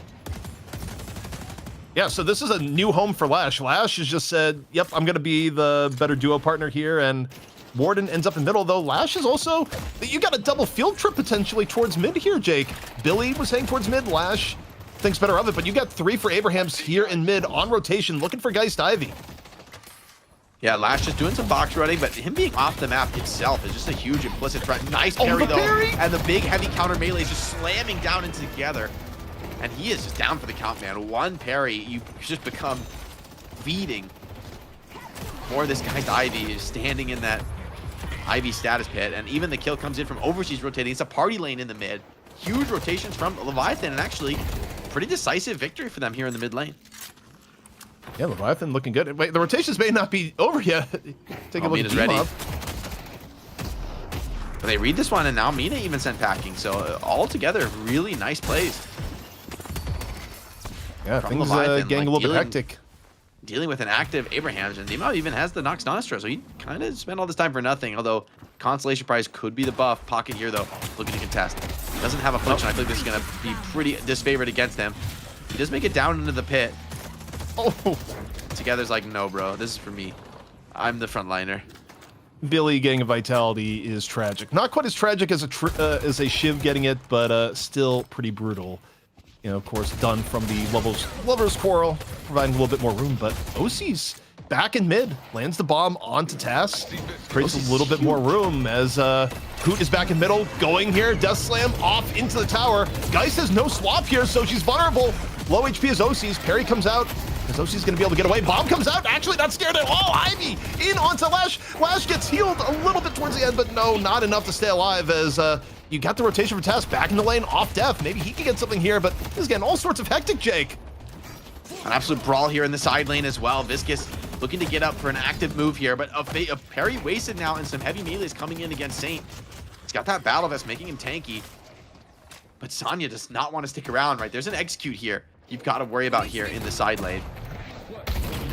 And I mean, activity has risen to an all-time high. Leviathan are just fighting tooth and nail for this early game, and they've come away with a reasonable soul advantage, especially with a ton of farm being funneled to OCs, who is going to get that Radiant regeneration online with his next bot.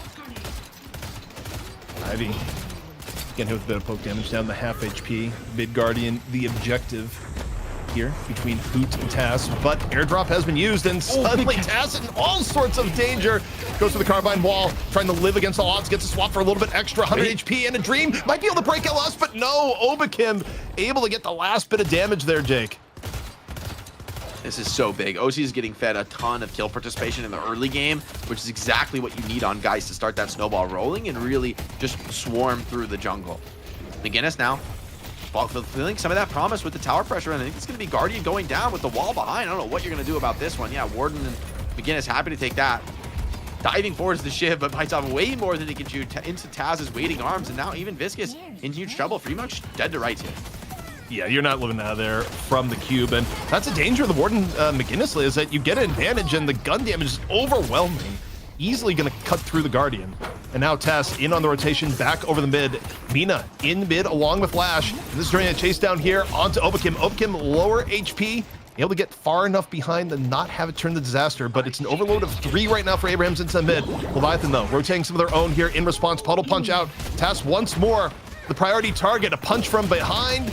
And now looking for just a little bit extra. Here comes the ball, but gets a little bit gummed up. Still gets McGinnis towards the end. Knocks Astra in over the top. Tass finally going to fall. And was some relentless pressure in from Leviathan as they try and maintain control of mid. Lasso though off on the side here sends Hoot to doom. Absolute dogfight in the early game, but in all the chaos, tower's still up here for Abraham. So, you know, in the end of the day, you're feeling pretty good about this McGinnis as she moves forward and claim her second victim of the game. Yes, the mid Guardian now on the card, just completely ignoring the Viscous, and I mean, that's 2k damage on the Guardian. Now trying to run Shiv, Viscous on the chase down. This should be a kill on this McGinnis. She's able to get over the high ground, maybe, but execute is good here for Empty Dreams. How to deploy that ultimate, which isn't super ideal. Viscous also cubed in a compromising position. Middle has just been, you know, you talk about people saying, hey, could they ever add an ARAM mode to the game? We got Abram right here on Night Shift. It has just been non-stop here in middle. Both teams throwing haymakers. Abraham's getting the better from that rotation. They're real close now, Jake, to getting this middle Guardian. Yeah, it feels like it's going to go down with the next major push. McGinnis probably willing, in a way, to throw her life away for some heavy damage on the Guardian, some good pressure on the opponent mid laners. That's the value of this hero, right? You're willing to take those risks in the early game. Taz on the side lane finds himself in trouble with low stamina. And, I mean, the pressure split elsewhere. This time, Flammable gets the better of the trade, although behind the tower is not in the place you want to be against Billy and Ward. Jake, this was a good trophy collector game. That's what I'm realizing right now. Like, it's just been non-stop. There's been no breather. I've been waiting to read out a donation for the last 5 minutes, and there's no time here, Jake, with what's been going on. Back in the middle, it's still heating up. Shiv, low HP. Demov looking to finish it off. Is it gonna be enough? Yes, it is. The rank from behind. Demov gets it and picks up Freemock to boot. 2 to the Mina. Finally, the tower to be claimed. Paradox steps up. A Pocket's right back in this. He wants to keep this trade cycle going. But I think that Abrahams are healthy enough. They win this trade eventually in the mid. McGinnis tanky here. I don't know if you want to take this fight, OCs. You might have a net worth advantage, but it's not that meaningful. And fighting inside the McGinnis heal with support coming in. It's a tall order for even the strongest of heroes. Abrahams, as some of the smoke is cleared, getting a small edge. One difference though, okay, off the stun on the jump pad. Tass once more is just finding himself continually pressured. Able to perhaps get away from that at 500 HP. Airdrop from coming in. Ominous brings him low. Lasso gets stuck for a moment, but the barrel finally connects towards the end, as well as the $50 donation from Cry Santa 14. Is that reading that right, or am I butchering it? I don't know, That Jake. sounds right. That's the best I could do, ZP. Thanks for the $50 going into that prize pool. This is shaping up to be a massive night shift, as this is shaping up to be an absolutely massive brawl of a game. McGinnis just trying to get the urn, trying to do some honest objectives. Kills starting to come in, though, and I can't help but feel that the cracks beginning to show for Leviathan in this very active early game. Saint has claimed a couple key Guardians. Still, Guardians very healthy and alive, although Ivy can test the urn now. These things are going to get a little bit wild and wacky, but with Warden having that side wave pushed up, this definitely favors Abrahams. It is actually Obakim versus the world. It's a 3-on-1. And the most you can do here is slightly interrupt. Stone form there. Freemock is coming in off the zip, but it's going to be Freemock in the same situation. It's just a quick dunk. Sorry, Viscous, you don't get to delay the urn quite the same way anymore. And you see Freemock going, yeah, I'm at half HP. I'm not going there. There's no point for me to go there. Another Guardian, the way of Abraham's, firmly solidifying their advantage now, Jake.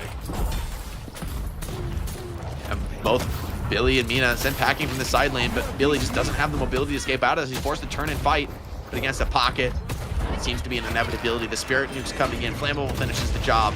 Lash ulti, though, big damage. Gets a full connection, and that's enough to just pull first overseas from max HP. Flammable trying to get out of this, playing on this holiday movement. Some tricky movement, but yeah, it's just not enough. Demov gets that love bite to clean up the kill. Demov is sneakily starting to get ahead of this game, by the way. It's been Demov killing blow after killing blow. Yeah. Now at 13K, more fed than even Sanya, who usually is the one absorbing all the farm. But, you know, this is the closest I think we're going to get to having a moment to talk about some of the other donations that came in. We got Sigkun dropping $10. Big benefit to Sigkun there. And then we got Neas dropping a $30 donation saying Gun Goop less than Gun Ivy. Is what we got from Neas. And Eris Folk with the $6. All to the prize pool. Thank you guys so much. And as I swap back in, see Taz going for a ride here off the lasso, Jake.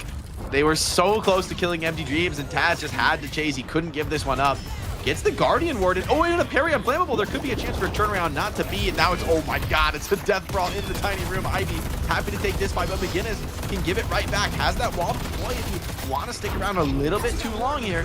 McGinnis pumping that damage in, but so too is Pocket here, who comes in from the behind rather. The barrier knock here sends McGinnis packing. She's really low HP. Does have the Guardian ward to try and play this one out. And Obikim running out of steam. This is the support's now brawling, the true 1v1, but here comes Demov, Big Daddy on the Mina. Wants to get some of these cleanup kills. Who loves an active game more than Mina? And Demov happy to be able to find some cleanup. Saint does drop. And a miss Nox Nostra means this is probably the end of that fight. Oh, also, like things getting a little bit messy as Shiv, especially as the game goes deeper. And you're talking about income allocation. The other person that's been getting nice and rich, and you talked about it a little bit earlier, is that the middle lane was rather generous to OCs. OCs at 15K, and, you know, Geist stays good all game long. It's one of the heroes you want to be rich. 76K, 67K, and, you know, even with Abraham's getting the earned advantage, you know, some of that has fallen a little bit away here, Jake, off of... Tragedy. You know, it happens. That is the ultimate tragedy as a carry player, is missing the center tag last hit. He even waited one more cycle to guarantee it. Missed it up. Right. It happens to the best of us. It happens to the best of us. He's getting all three value spikes online. Has a warp stone now to be able to close some of those gaps and get some cheeky life swaps. But I mean, Abraham's is not backing down at this pace. They have a lot of players around the mid lane. I do think this is a moment where it's sort of interesting for Saint. Like, this is a challenging spot to make decisions as McGinnis, because it's not super obvious to me what you do once the 3 Guardians are down. You know, play those first 3, Flowchart Gaming, no problem.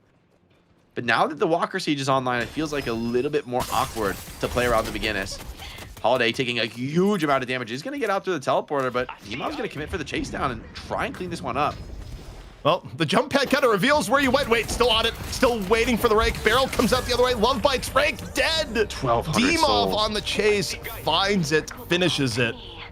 And Demov, you know, again, you look at the trajectory. Looking good. Meanwhile, Death Slam after the swap. OC's no swap committed and immediately gets thrown back.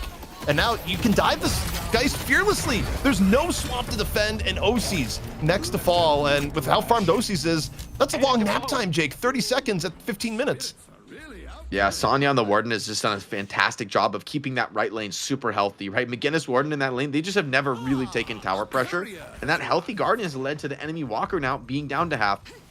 An attempted earn drop from Saint here. This surely is too much, though. I mean, in enemy territory, maybe they just feel like, hey, with this earn change, you can go for it no matter what.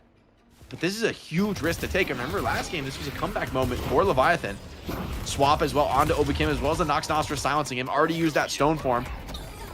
Trying to just slip away, but Demov way too mobile to let that one get by him. Yo, she's going for it. Fast break from McGinnis. Flammable's down.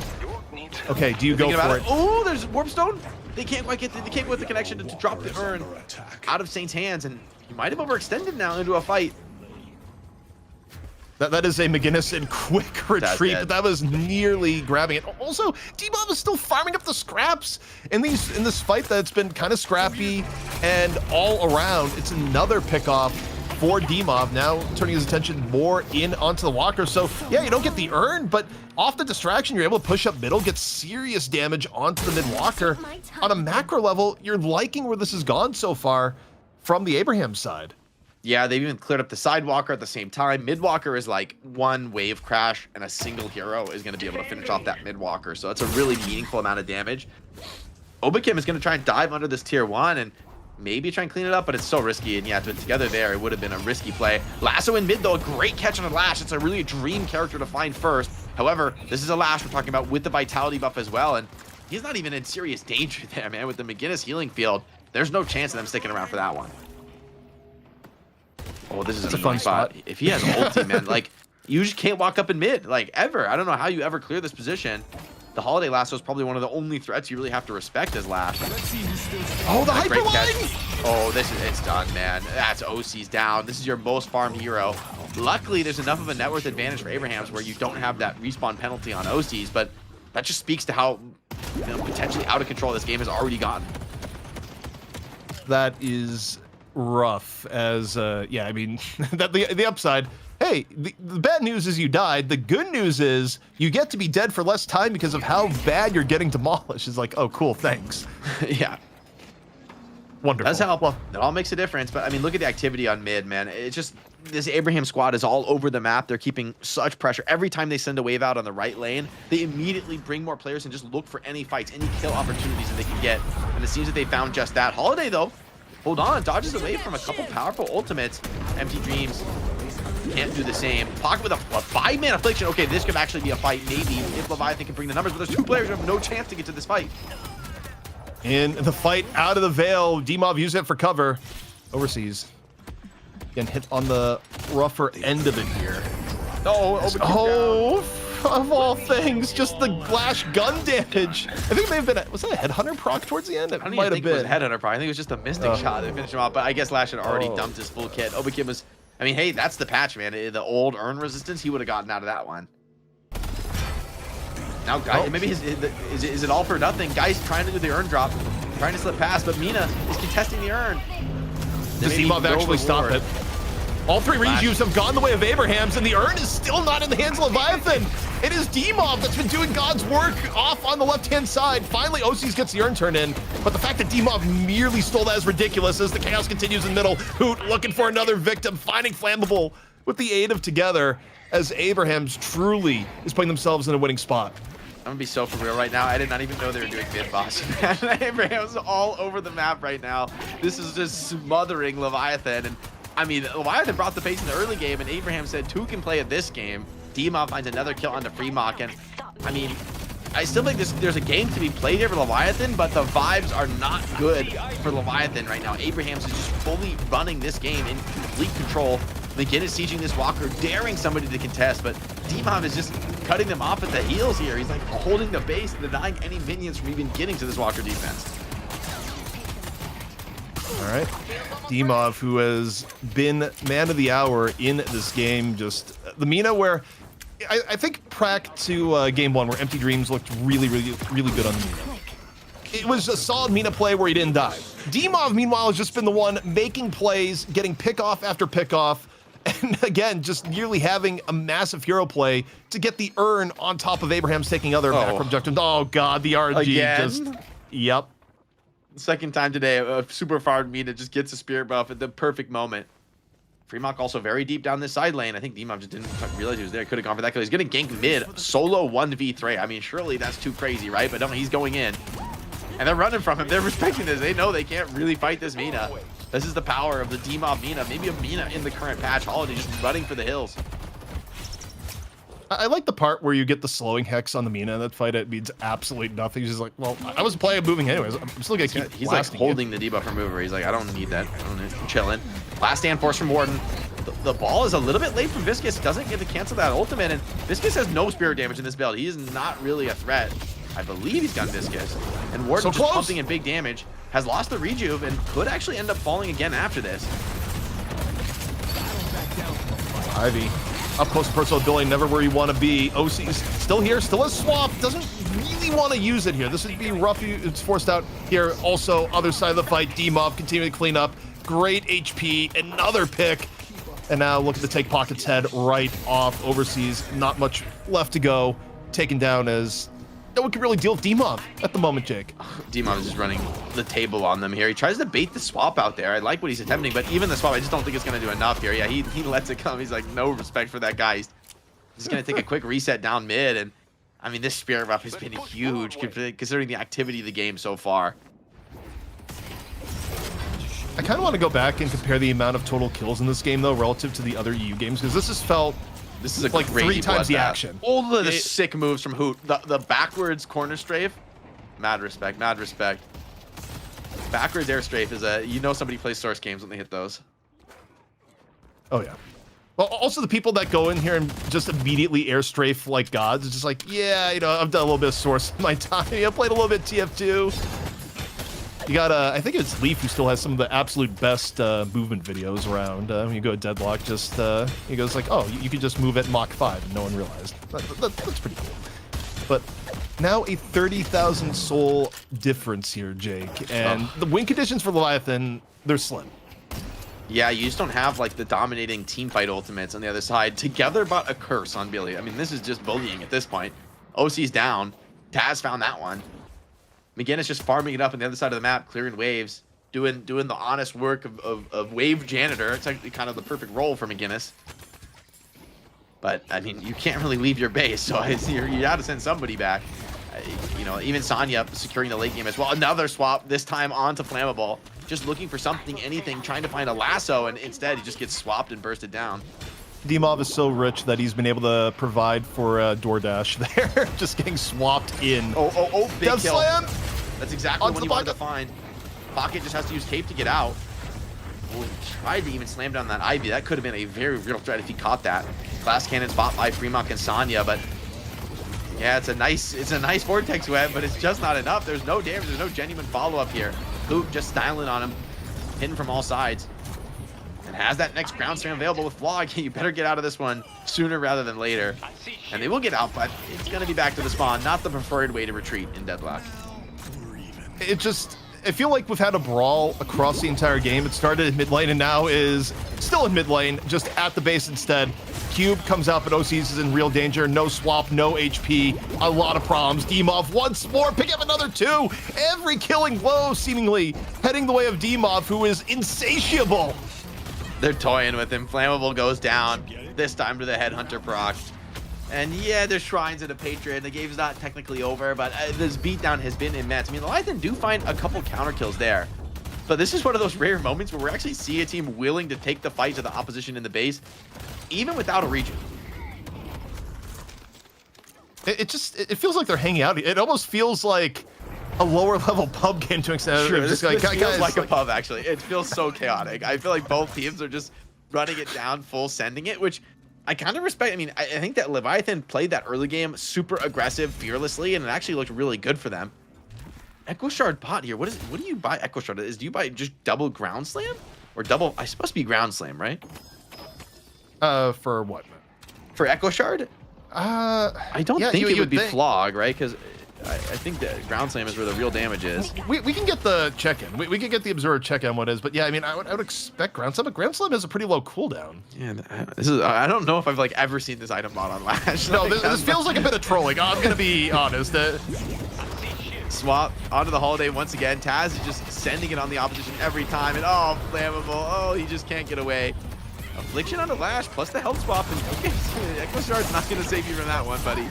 Cube already used now, and now D-Mob starting to profit in this fight. Although Fremont, hold on, the gun damage is real. You got to put some respect on this. OCs.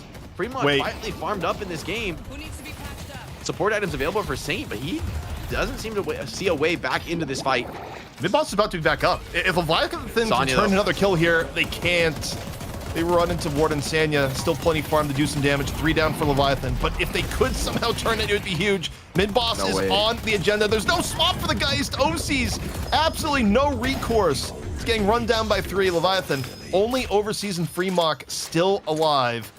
And the rest of Abrahams are still alive. They're going to drop some turrets and feel real comfy as they try and secure mid boss. And okay, you're getting Urn for overseas. What does Urn do for you in this situation? Yeah, it may just be the best you can do in this situation. Fremont is here, though. He's looking to get some counter kills. Taz is actually getting caught potentially. If you're able to kill Taz before the crystal drops, it would be huge. And more players coming in. I mean, just continuing to play this game as it's been played so far, and the wall secure as well from Saint. Taz even gets out alive. Fremont, though, wisely backs out of that kill. Losing your Viscus here would have been probably game-ending, and surely Pocket should get this dunk in. Yeah, he will be able to get the finish. That was closer than it should have been for turning that in. I'm gonna. I looked at that as like, wait, surely you don't get interrupted on top of that. Zipline mind games, the ground slam, or, as it were, and you know it's not required to take down flammable, as it turns out. And if you're not hearing boss music, you probably should. We're watching D-Mob's point of view, 37K Mina, who has been running the game, Jake, the last 15 minutes or so. Yeah, you know when you buy the spiritual overflow on Mina, you're like running out of things to buy. You're gonna get the tank buster as well. I mean, just to maximize the power spike for this base siege. We're looking at a 35k soul lead, triple reach for Abrams. The only thing they don't have is all their team fight ults, but with a player down, it feels like this is too good of an opportunity to waste, and they will pounce on Empty Dream, standing outside of the base on unwise position here. Leviathan doing what they can to try and hold this one down. It's pretty much just Fremont to try and make this defense. So the Viscous damage is pretty respectable right now. Even Demon has to be a little bit careful with the position. Knocks Nostra over the top, putting his silence down onto Obakim, but no real threat for the kill there. The damage roll isn't that realistic. And whoa, that damage pop. Oh my god. OC's, that was a half health carry. And he just got popped by a rake. 3 players on the deck. Shrines going down. And Abraham looking to close this one out in style. First stage patron is down as Demov continues to be unhinged. And yeah, I mean, OC's got popped with before he could even swap there. It was just way more damage than expected. Together might have gone down in full, but 2 rejuves still up for Abrahams. They're not showing any signs of retreat. They're looking to be your champion once more. A win streak that continues strong, and this time around, they don't drop a map. It is Abrahams once more, the Kings of EU. What you deserve. McGinnis does it again. I gotta say, McGinnis looks pretty good right now, ZP. I feel like people haven't been playing it, but it looks legit, man. It looks hard to fight in the mid game. When you play around the heal, it gives you that objective tempo. It ups the threat from your carries. Really well played by Saint and Abrahams. I mean, just a stylish victory, a well-deserved, flexing not only their heroes, their style, being willing to play stuff that nobody else does, and they're staying the Kings of EU, looking to continue to hold that position for quite some time. This is Sonya on an internet cafe, but you wouldn't have known it given the way he played. I mean, a great performance on Viscus in game 1, the Warden, rock solid carry in game 2. Star of the show, though, for me, was probably Hoot. I mean, the Lash in this game was the perfect hero for like an ultra active, constantly fighting match. I also think Taz, honorable mention. I mean, ridiculous performance game 1, crushed the lane on Bebop, snowballed from there. And then game 2, the Paradox, I mean, Flammable just couldn't play the game, honestly, towards that late game. Once Paradox was able to just like hunt him down every time he looks for a pick, he's just swapped in and killed. It was the most aggressive game we've seen by both sides in a really long time. I mean, there was not really moments of calm. Then you know, the person that did generate a little bit of calm for Abrahams via the pure power of just death was Demov towards the end, as Demov put on a ridiculously dominant performance on Mina. I mean, realistically, there are 2 winners here out of this game here, Jake. Winner number 1 was Abrahams, and winner number 2 are all the haters that want Mina nerfed. They got a lot of primo footage in this game to just bring over to Discord, bring the Reddit, and go, Yoshi, end her.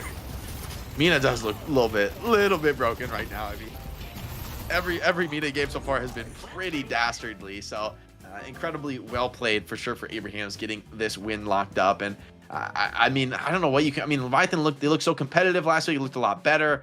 But this week, I feel like you poked the bear, and Abrahams came back a lot stronger. And, you know, we're able to even double down in game 2 that Leviathan kind of started that ARAM train. And Abrahams are like, you want an ARAM? Well, let's ARAM. Hoot, 41k player damage. I mean, even a little bit more than Demov. So 2 of the prime heroes, I think, in the meta for that like ultra active early game are your spirit nukers, right? In Lash and Mina.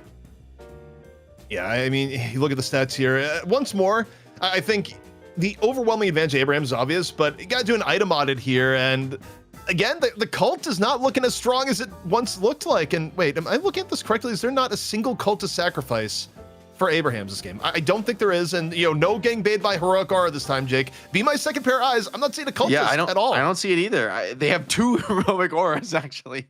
Heroic Aura is beginning its ascent. and only Fremont has the cultist this game, which you honestly wonder, like, was it even effective? So it's just incredibly interesting to see the meta shift this quickly in real time.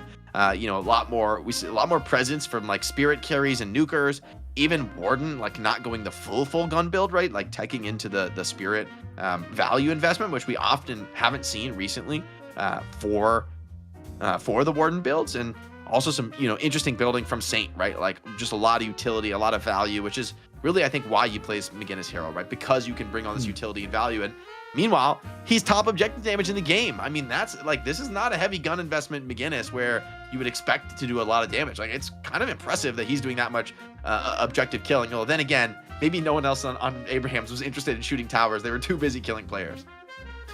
Yeah, 53 to 27 ZP. Holy shit. It's an 80 kill game. That Okay. has to be way higher than normal. Okay, wait, we can do this. I'm gonna look at we post draft screens in our own Discord, and you know, maybe we could go up and take a look here. Wait, they don't have the advanced draft screen. Can we get the advanced draft screen for the previous map? Because that was an 80 kill game across both sides. What was the last 2 games? Do we have the technology? I don't put production on the spot here, but if we do have the technology, I mean, just last game was like looking at it. 35-7 or something like that, which was a blowout. But the kill number is more. There's like almost double the kills of last game, which like that was the craziest game to cast I think I've ever watched in Deadlock, because that was just nonstop fighting from like minute 6 towards the end of the game. Like literally they even did mid boss without me realizing, because they're like actively team fighting in the opponent's base while taking mid boss. That was the most burger boxing I think we've seen since going back to old school NA. This was game 1, 38-7. A similar game time, by the way, but also way less kills. Yeah, it's absolutely wild. I'm definitely excited to see the meta open up in terms of the item buying, away from the cultists. I think this actually makes the game a lot more interesting from a build perspective, gives a lot more freedom to players, which I know something that I think a lot of people who play Deadlock enjoy, the freedom to be a little bit more creative in terms of your build prio, and having an early item investment that you were almost always going for in the cultists be kind of open. That's 3,200 souls that are going to go a different direction now.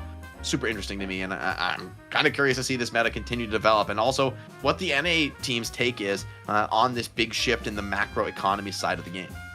Also, we had a comment from Myrick, a longtime friend of the stream, came in on us in some of our Marvel Rivals co-streams, that I had done back in the past. I think still maybe doing some coaching in the game, but he was watching. It says, "Hey, Surge of Power Warden, real good in the jungle right now." And that actually makes sense. If you're Warden clearing through camps, getting the extra damage from Surge, actually pretty solid on top of the fire rate. So if you're getting that now, it makes more sense. Like Warden actually probably is jungling better. More than the norm, obviously, because everyone juggles better with 30% less. But for Warden, who has AoE damage in his kit, probably gets an even better bump. Yeah, definitely, and adds some mobility too. Is one thing we talked about in terms of the jungle speed. But that's enough dissection of the patch for now. We've got to introduce our MVP for the series. We can take a look and check out who got the honors for this Abraham's win. It's got to be Demov. I mean, this game too was about as good as it gets. 21, 2, and 15. This is insane kill participation. He is there. I mean, I would say he's there for every kill, but there were 53 kills. So that is a little bit much to ask for. Also had a huge performance on GT in game 1. Found a lot of these finishing blows with the owl and managed to dance away. And I mean, this is a pick that, right, like a lot of players, it's like an off-meta pick. Not really anyone else is playing it. You bring out the GT and you just kind of crush what looked like a pretty cool draft from Leviathan.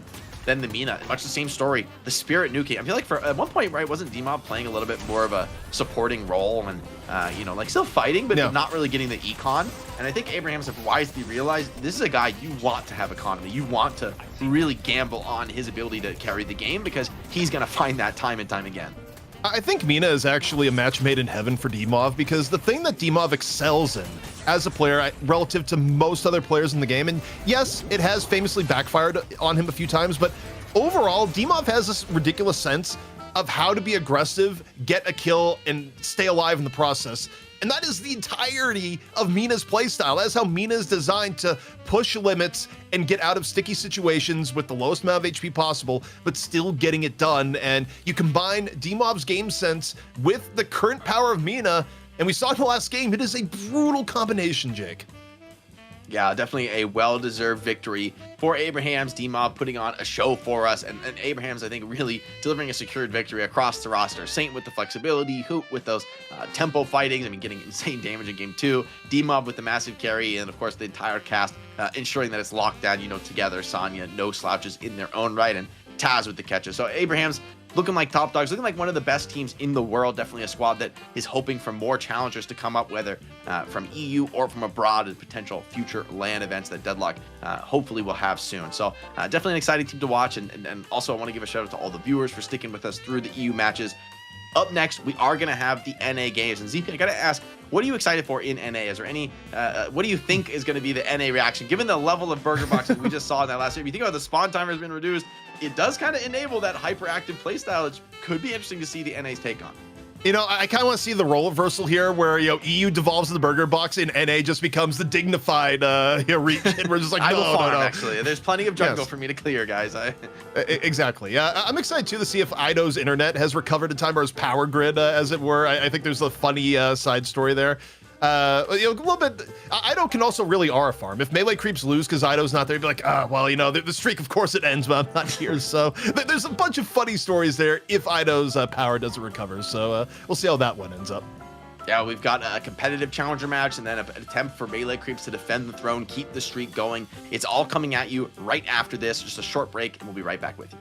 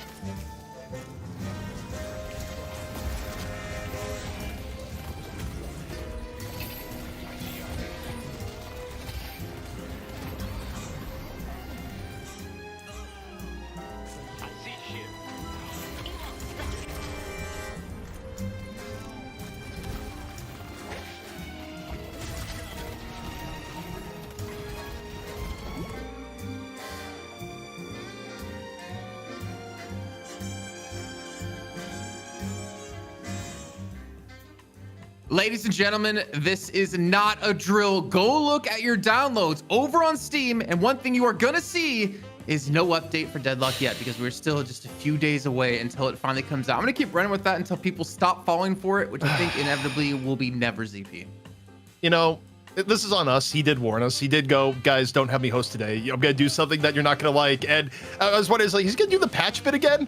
He did the patch bit again. But Jason, we are getting into North America. Maybe some familiar faces, but it's a different permutation. It's a different patch where even in EU, we saw the meta shifted quite a bit in terms of what was truly being valued, what was taking games over, even the flow of games in the jungle. And we get to see NA's take on it, which hopefully will not be copious amounts of burger boxing. Well, I'm just hoping for some more Echo Shards, DP. Personally, you know, Echo Shard Flog, I believe we saw it at Hoot, was a thing of beauty. But before we get into our actual matches here for North America, let's quickly catch you guys up on what's all happened today. This is the Deadlock Night Shift, and it is an EU and NA broadcast. We're about to breach into our North American portion of the show, as we did finish off EU with Abraham's taking, well, ZP, yet again, another victory. This time 2-0 from last week, where Leviathan were able to take a map. But Abraham's, I mean, I don't think anything's going to stop them for what feels like a long while, ZP. Not at all. Also, I saw it mid-game, but I'm going back to the Twitch page, and there was a message from Crysana14 who dropped us $50. The message was, quote, "Future REM mains rise up."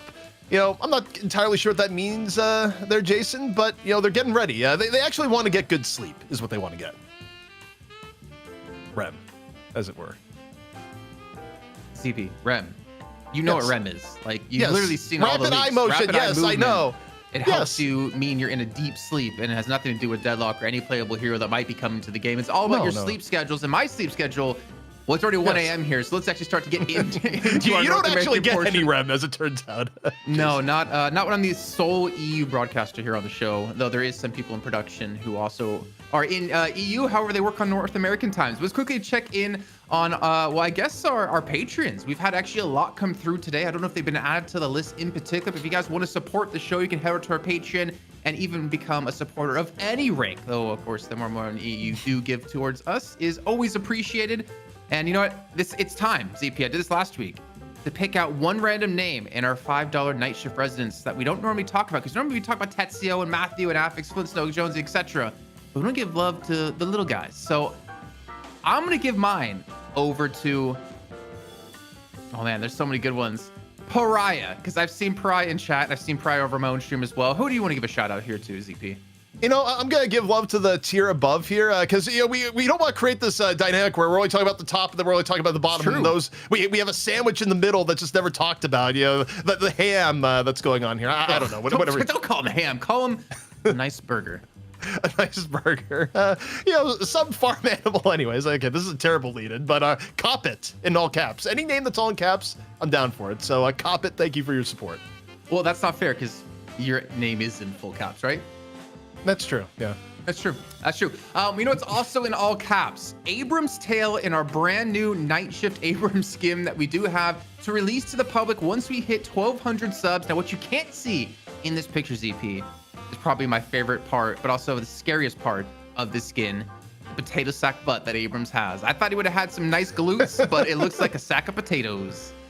Hey, well, he also looks like he's delivered some potatoes in the old-timey outfit, too, you know?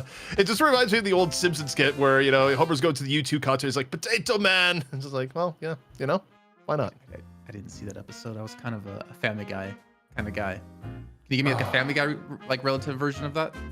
No, I don't have one offhand. I mean, they've probably parodied it at some point, because there's not a lot of originality that goes on in that show. Like, there's speaking still of from originality, everyone.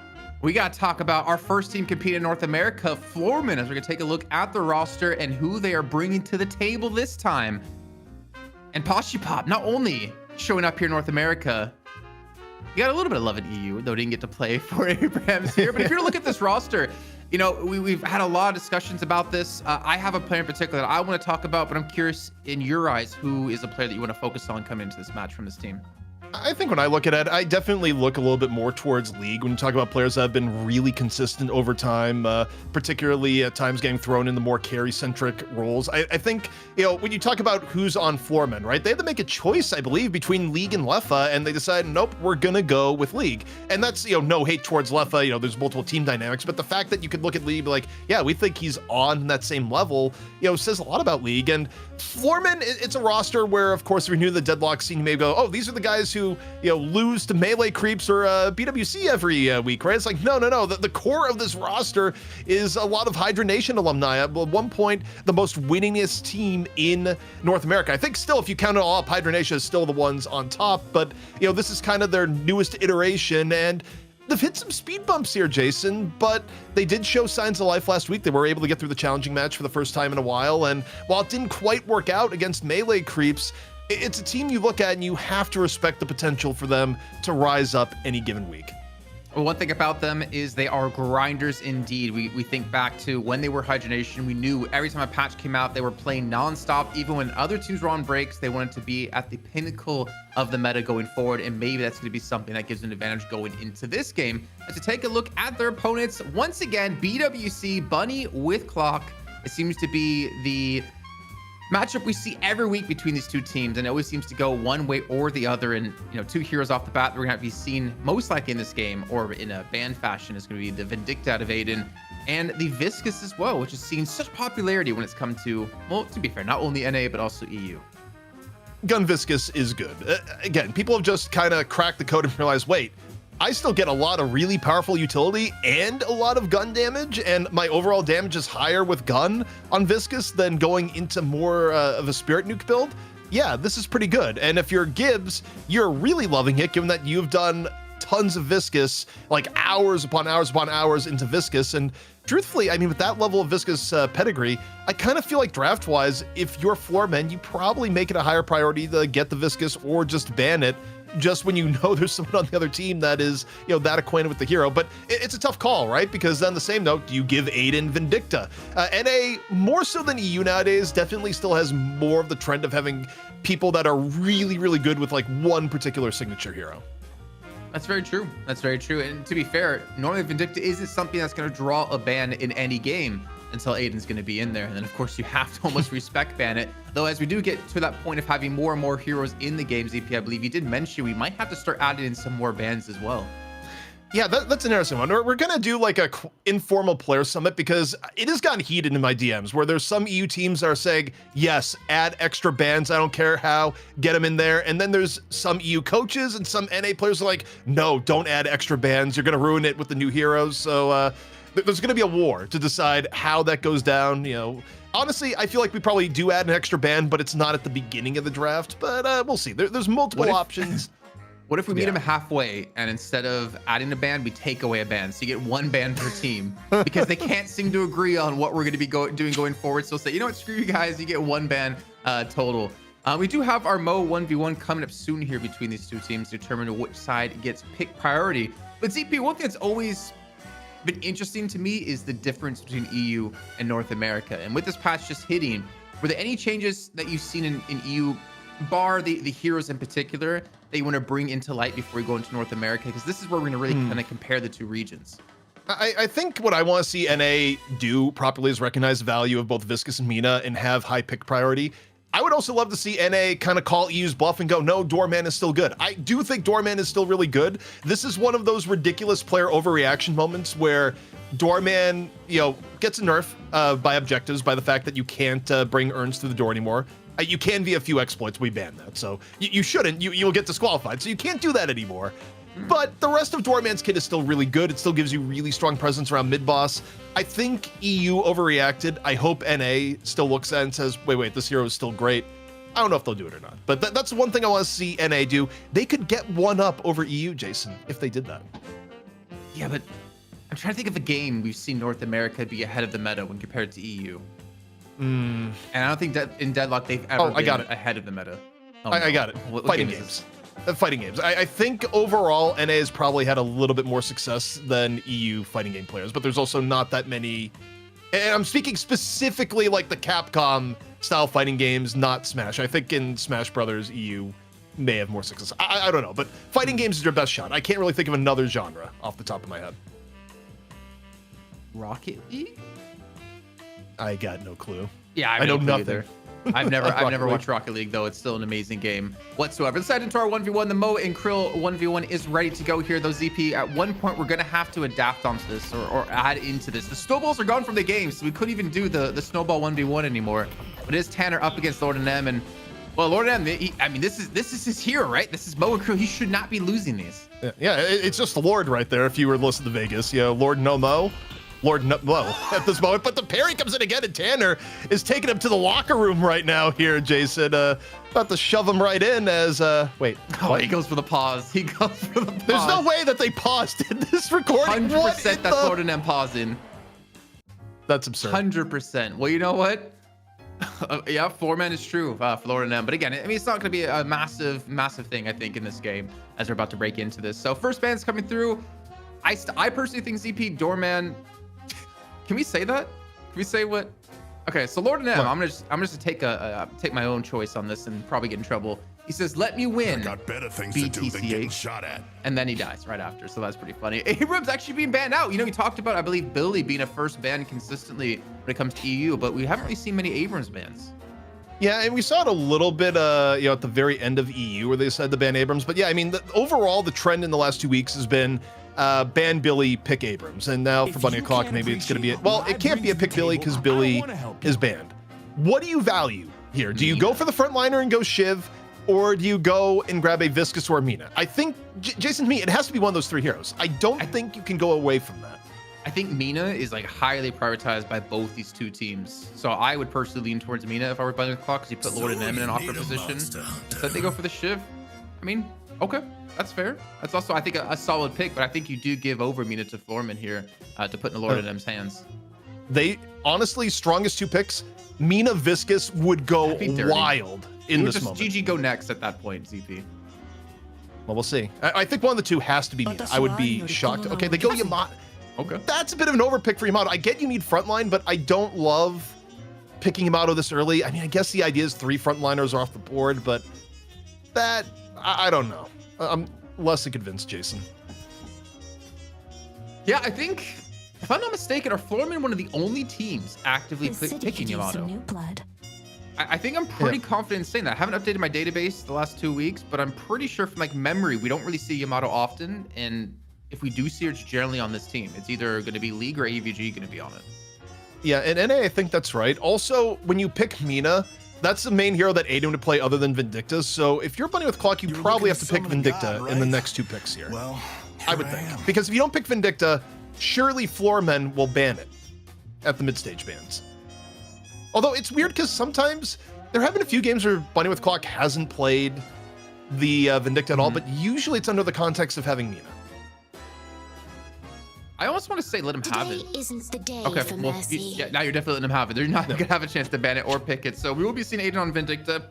And again, if you guys haven't seen him in particular on Vindicta, there's a reason we talk about it so highly. He's easily been the most successful and one of the best, I want to say carry Vindictas, but just overall Vindicta players. He doesn't play with support. He plays with max level Assassinate. I don't think there's anyone else out there in EU or North America that I can compare him to when it comes to Vindicta. I don't like this, Jason. I look at this and it makes me frown. You could have gotten Viscus with Mina Yamato for Floormen, and you prio the Haze. I don't think Haze is bad, but prioing Haze over. Okay, I guess wait. The only thing I can think of is that they still have first pick coming out of mid-stage bans. They can pick Viscus, but if you're Bunny with Clock, you should ban Viscus. Yeah, I was to say you're leaving it susceptible to be banned. I don't think a Haze was realistically to be picked up for Bunny with Clock here. And Haze can be very, very punished by Lash with your low HP pool, so if you don't build into the health boon, the 4.8k threshold for her. But yeah, I actually don't know, ZP. This kind of confused me. Why are we not seeing Viscus picked or prioritized more highly? Well, last week he was 7 out of 7 in all picks. Again, maybe Floormen just wanted to really lock in the Haze, and they know that, you know, Viscus at the worst gets banned, and then they pick it on the turn. But they go Paradox. Again, you know, Paradox is good. This feels, given what we saw in EU where Viscus was dominating all day long, given what we've seen in the last few weeks with Gun Viscus being so highly prioed, I'm at a little bit of a loss here because Bunny with Clock, they can pick Viscus as late as 5th, Jason. That seems a little bit unreal. They could go Geist too, but they go Warden. Okay. Yeah, so not going to be a Viscus coming through. You know, the thing is, look at this. I kind of don't hate the Haze, though I was maybe hoping for a Bebop instead. Because you can deal with Vindicta, you can deal with Lash, make it very difficult for Lash to get off an ultimate in these fights. I mean, the Sleep Dagger can provide that as well, but I think you also could have Haze as a natural like knockdown carrier instead of like the slowing Hex if you want to build towards that to deal with Vindicta. But this is like I don't know, like Bunny of Clock have a pretty solid team here. If you get into a Tether, a Cage, into a Lash Slam, like you're most likely not going to survive for that. And the Page to support it all as well. I think Bunny of Clock kind of have a more well-rounded out team at the moment than Floormen. Yeah, I mean, we didn't really touch on, but getting Page at pick 5 is really high value. Obviously, getting Viscus as late is also absurd value between the two. It is worth noting, I think you bring up a good point about Haze in the sense that Haze can cause some issues to Vindicta and Lash just with well-timed Sleep Daggers, so maybe you wanted that as a bit of a counterbalance. I still think risking Viscus going this late was a little bit of ridiculousness. And you get the Ivy. And based on Floormen's comp, unlike in EU where Ivy is getting played Spirit, well, I don't know. Is this going to be more of a Spirit Ivy? Because if you go Gun Viscus, you probably want to funnel all your farm here, Jason, towards Viscus meaning Yamato. You don't really want to do Gun Ivy. No, I honestly, I don't think we see Gun Ivy that much anymore. I think we see like maybe like into Backstab or similar like what a Paradox will do, but you'll definitely go towards more the Spirit build and the supporty items. I mean, Ivy and Haze are going to give you a lot of control, but as we started off this whole pick ban phase, you know, seeing Yamato picked first off of Floormen, you were talking about, you know, having those frontline bruisers with 3 of them already being taken off the field, but then they back it up with a relatively squishy lineup like Mina, Haze, Paradox, Ivy. Even though Ivy does have Stone Form, even though you do have Cube out of Viscus and you will be maxing it early on, it's still a relatively squishy lineup for them that honestly, if you're Lash, if you have a good game, you're going to just decimate pretty much like 2 or 3 of the players on the enemy team. I'm just thinking if I like the Ivy pick towards the end here, Jason, because if I could swap something out that'd feel better, especially for your in Floormen's hero pool, you got Pashi on the team, one of the most notorious Geist mains in NA. You could have gotten Geist to round out your front line a lot better, and like Geist also generally is one of the heroes that isn't too afraid of a Warden rushdown either. So the Floormen draft, it puzzles me a little bit, but the thing is, it is a new patch. And, you know, we don't try and make too many assumptions on how it's going to go down. Let's see the logic and how it plays out. But on paper, I probably like the Bunny with Clock setup a little bit more here, Jason. Yeah, I could agree as well. And hopefully you guys got your predictions in. It's actually pretty split, ZP, like 54K to 63K in our predictions at the moment. Floormen currently behind when it comes to that. So let you know, get your generational wealth going on here if you can get your prediction correctly, because it's going to be extremely close between the two. As we kick off the game here, ZP, you know, one thing we've been talking about for North America is, well, especially EU, we have like the same 3-4 teams. North America, like the same 3 teams. I did hear on a Goober stream that apparently Xeno and Goober are looking to team up to make a team. Oh. And I'm hearing about a couple other players that possibly could fill in that roster as well. And that could be very, very interesting because that's already 2 insanely strong players. That's a good base to build a team around. I mean, they're strong players that have competed at the highest levels, and look, we could use some more competition in NA from where we're at right now. EU at 4 teams, even though Abrahams has been the undisputed number 1. You know, getting some extra action in NA would be very welcome. But looking at the lanes here, Jason, you know, a lane combo I don't think we've seen a whole lot of. Take a look at Playing with Clock on the right. We got the Vindicta Calico lane. Yeah, I didn't think you would pair Vindicta Calico together. I thought you'd put like Vindicta Warden. Then you have some real kill potential. Yeah. I guess maybe the problem is when you're up against the Viscus in the right-hand lane, it's really hard to confirm those kills. And technically even on the left-hand side, it'd be a little bit difficult with how easy it is to escape as a Mina. But yeah, Calico Vin. I'm trying to think how this lane could actually play out, because it looks like they're just going to look to shove as quick as possible and continue to keep him on the back foot here. And then I guess maybe look towards the box maximum that you seem to have at the 2-minute mark.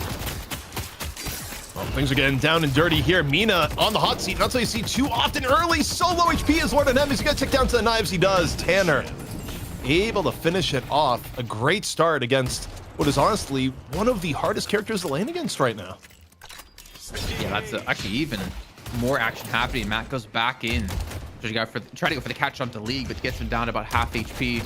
Death away. Yeah, I wasn't really necessarily expecting too many kills in that lane. Jersey was thinking about going behind enemy lines. You got 3 members of Bunny with Clock all circling around middle here. You know, right as boxes come up. Man, we saw EU get really aggro in that last game. Jay said, look at this guy's like, wait, are we going to surpass the aggro? Because the one thing about picking Calico, not only is Calico really good at intercepting Urn, because with the light melee change, she can actually use her ability to, you know, for free get the Urn down. But Calico's still great at some of this early pressure between boxes and going for early ganks. Yeah, very true. And you did see a lot of players break off to go for the early takes in towards these boxes. As the pressure comes back in towards this lane here. And Gabe's just gonna bob and weave in and out. With the left-hand side, if we can quickly go over there, or even towards mid lane, some interesting things happening as well. We didn't really talk too much about the Warden for Arctic, who has been kind of like the second carry player for the team, him and Aiden together. So Matt's been trying to fill it once in a while, and they do have Pocket available. And I mean, the Warden, it's been solid, but if you were to compare Warden and Viscous, you know, 1v1 in a gun battle, who would you choose if you first? Because I know you played a lot of both. I mean, it's Viscous. You played a lot of Warden. It's Viscous no matter what right now. Viscous is giving you similar gun damage with all the Viscous utility. I think Viscous is just objectively a better pick. As Zerbzy dancing with danger, nearly getting caught by the captivating read. Didn't enjoy the material though, and just kind of walks out. Took a quick look-see there, Jason. Says, nah, you can have the creeps, it's fine. The pressure, I mean, it's still going on this Bunny with Clock side here, keeping things shoved in this left and this right-hand lane. Now, I think I'm mostly curious about Aiden and where he's going to look for these snipe. Excuse me. I'm dying over here. I think Italy finally decided to poison me for putting pineapple on my pizza. But I'm curious, like, what Aiden's going to be able to do in these games, or in, like, the mid-game here, to look for those spikes when he gets his Assassinate max level, and he's going to look to turn those into, like, free economy for himself. Tanner, maybe in a bit of danger here. And off the Sleep Dagger, low HP bloodletting. Nope, don't have to worry about the bloodletting. The finish comes in from the back, but comes at a cost here. Lash looking to take Paradox down as a little bit of a consolation prize, but leaves us with the Lash v Haze battle, which very well Haze could still win. Meanwhile, take a look at Vindicta. No snipe here just yet, which Pashi Pop is eternally grateful for. Otherwise, Aiden would have given him a quick trip back to spawn. Well, Matt does go down eventually to League. As he's actually over, well, not even over, he was actually back towards his own walk, if I'm not mistaken, trying to defend the push coming through. And look at this, the right hand side has been given up completely to this Guardian left defend for its own. Rotation is going to come in out of hydration potentially. I mean, someone needs to get over in this direction to help them out as buffs do spawn in. It's going to be 3-on-2 on right. You got both Ivy, Paradox rotating, and okay. Does Zerbzy go for the full commit? Right now, Zerbzy, it's between boxes, helping right lane. Right lane is kind of low on the Guardian, but so is middle. So the call is made. Nope, gotta go help my Yamato back in middle. As AVG in a bit of a hot seat, and it's all convergent middle. Lash and Haze joining the fight, and here we go. Looks like we're still in EU here. Arctic with the last stand coming through, keeps him up fairly well here. Now we go for the chase over onto Zerbzy, but eventually Arctic will fall out. Bullet dance coming through as well as using the chime out of Matt, going for the ground slam as he called it earlier on today. He does get a little bit of HP taken away from Zerbzy as he does fall. So all in all, not a bad trade here for Bunny with Clock, as they potentially could push down this Guardian. Yeah, I mean, very close to being able to get it. You got AVG back in lane full HP, but you know, still 3 members of Bunny with Clock there. Looking off to the side, Calico. Just a little bit of pressure behind the tower as 2 Guardians for Floormen at the risk of going down here. Macro advantage a little bit more in favor of Bunny with Clock here so far. And now Arctic in a bit of danger. Page ult though going to come down and quell the danger. Stop it from turning into a lethal dive on the Arctic. Just a 3v3 in middle. Lorden gets the kill on a 10 on the left-hand lane, which actually helps Lorden out quite a bit here, catching his Mina up after falling before. At 5.7k souls with that 1v1 kill, actually gives him a huge lead now in his lane. Even though they have lost the mid lane Guardian. It's a very good sign for Floormen to get your Mina ahead. Kashi Pop's kind of been the one under pressure for the most part you saw in that right-hand lane. Losing his Guardian, probably the next push or two. Considering we now have the rotations coming out of Cool Cheese to maybe look for that 3-man dive. You know, I'm looking forward to as we see, you know, the ability to shoot the minions without them shooting back. At one point, I am convinced it will happen in this game that you're not going to be fighting eye monsters anymore. You'll be fighting things with legs that can chase after you. That will eventually go to an end, just like this Guardian on the right-hand side finally falls to the pressure from Bunny with Clock. 2 Guardians down in their favor here so far, as Floormen on a macro level starting to slip a little bit behind the game. However, League able to land the Sleep Dagger into the swamp. You're seeing real pressure here on to the Lash as Matt rather, know where to go. Yeah, I say Mott all the time. To be honest with his name. I don't know why he spells it like that. But, you know, credit to him. The chase continues to go through as Tanner looking to back off, and he should be fine, even though it's a bloodletting. Don't really lose too much HP here, though that Guardian might be under some pressure, but we see the reinforcements come in here in just a few seconds, not to mention Matt coming back in on the spawn. This could be 2 quick kills coming up the side with Bunny with Clock. The Sleep Dagger connects onto Matt perfectly. Never knew that Lash was taking a quick case of narcolepsy here, but still undeterred, looking for a bit of wake up. On the other end, though, Aiden falling. Nef getting caught. Full HP Mina and Lord NM. Looking for a little bit of extra here, as is Pandemonium across the way. Matt connecting here, looking for Mina. I don't even know if Mina has Sanguine up in a real tough spot. It'll get a little bit of damage out, but it's not enough. Lord NM following the Gibbs, the last little bombs connecting towards the end. All this has been happening, though. AVG has been getting a lot of free farm in towards middle and a Guardian. At the same time, so is Poshikop on the right-hand side, as he's been up against Arctic here. He will be behind by about 1,000 souls. So a lot of free farm being given over to specific players by Floormen to kind of catch them up and get in position to go for these mid-game skirmishes. As honestly, Gibbs has been doing a great job of just rotating around the map here, looking for objectives, getting down another Guardian here momentarily. Lord NM back in the fray. Page on the menu. Cool Cheese down at half. And this is a fight that Lord NM wants to take. Looking for 11 bites into the rake. And it's just enough to take down CC. The first hit of the Sanguine, though, not exactly in the right spot. Doesn't seem to be battering too much. A little bit of distance lost, perhaps, for the kill onto Matt. Matt, low HP. Desperately trying to break last time. Might have just done it, but no. Lord NM gets the angle. Takes him out as, okay. Are you just stuck in the bridge here? You go through the bridge. I don't think that's intentional, but it did seem like a bit of a carbine bug. Jersey, please, man. You're supposed to play on the map, not in the map. No, it's fine. Yeah, a little bit of a bug. I mean, your closed alpha. It's totally fine. It's totally okay. I was actually really interested to see how jungle creeps will be treated in this patch ZP, because I think that was massive change. Reducing their health, reducing their bounty, reducing their respawn time. They're up a lot more often. I know you touched on this a little bit on the very first draft of the day, talking about players or heroes in particular you want to eat up the farm in the jungle. But a lot of the tier 2 camps weren't even touched until pretty much just about now. I think one of the impacts that we saw, especially in the last EU game, I do think it encourages more frequent fighting. There's less of a dead zone in the game, and you take a look here at the left, another fight, I think caused by creeps being up. You'll see Return the Shadow up here off the Ivy Stone form. As 4-on-4 over here. Bunny Clock down 1 here so far. And Hayes in some real danger. As we see League running out 200 HP. Should have enough of a lead to get away here. Just a Page in pursuit. That's what I was saying before about one thing that's really risky about playing this Mina, Hayes. I would even put maybe Paradox in there, is how much damage Lash can do right now. If you're a Hayes and you get caught by a ground strike, you're dropping below half HP for sure. Just from that alone, pairing a fog, and you're in a really defensive position now to have to retreat and run away. So they have to kind of come up with something to deal with Matt. And I think one thing that could potentially help is taking high ground, keeping the information on where he's going to be. And then you obviously need to be very careful about these slams coming through. Look to Gibbs here. Counterspell for League. If anyone can interrupt the urn drop in here, it would be Calico. You use Calico as an urn interceptor here in theory. So off the high ground, is there an interception? No, Zerbzy gets the dunk, not contested, but is turning to a bigger team fight for the aftermath. Last stand coming on out. It's Paradox, it's stuck in the cage, reading a book on the other side. Lord NM able to find Arctic on the outskirts. Floormen trying to make the most of this. They got the urn turn in. They want to win the fight also on top of it. Zerbzy falling though towards the end. Bunny with Clock now catching Lord NM in a real dangerous spot. Don't know if he has any more escape, and the killing blow finishes off towards the end. So you might have gotten the urn, but you lose a lot of players in turn here, Jason. Losing 3, potentially 4th with AVG alone up against 4 players.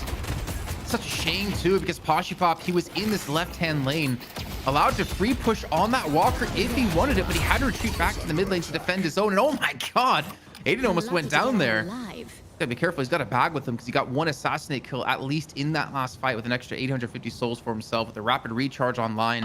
A big win, I would say, for Bunny with Clock, because they lost no objectives for that either. No, well, they lose the urn, but you don't lose anything on the map. And normally you would expect you lose like a guardian or something there, but yeah, they hold firm. You're absolutely right. Sorry, my mind is just BWC holding firm for sure. As maybe it's time to take a look at some items here too. I mean, Aiden, the rapid recharge, I want to see what he's going to build up with the extra almost 3,000 souls he had, or to get 12,000 souls. I mean, Poshy's at 13, so he's kind of keeping on point here. He's keeping his kind of team in the long run under control. Just about all these skirmishes, and more importantly, I think how Bunny with Clock play around the macro and how they more importantly play around not making mistakes so they can close out a game with a lead. Even as even gets here so far, Sleep Dagger attempt in on the Gibbs.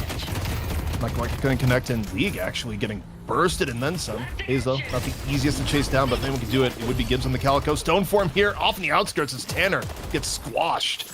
Bunny with Clock down 1, and this is turning into a push onto the Walker. Even if they don't get the Walker in full, they're getting it some serious damage. It's just Cool Cheese in the back looking for a bit of delay, but this is serious damage onto the Walker. Other side of the map though, League falls to Matt.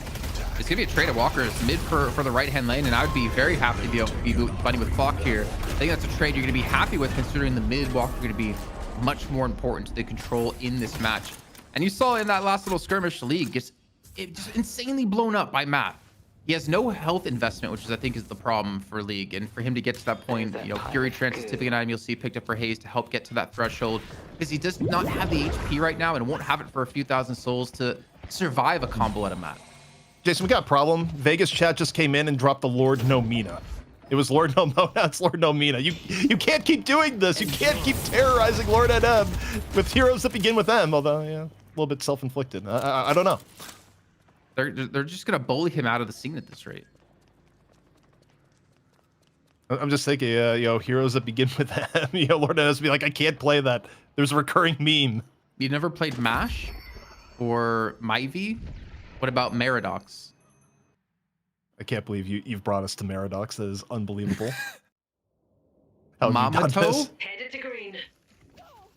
Looking for a sleep dart attempt here. You got people waiting in the wings, potentially. Lord NM off to the side. League just evaluating options in middle, and you know, looking at a Tanner on the front line here, looking for Yamato. Oh my gosh, UVG.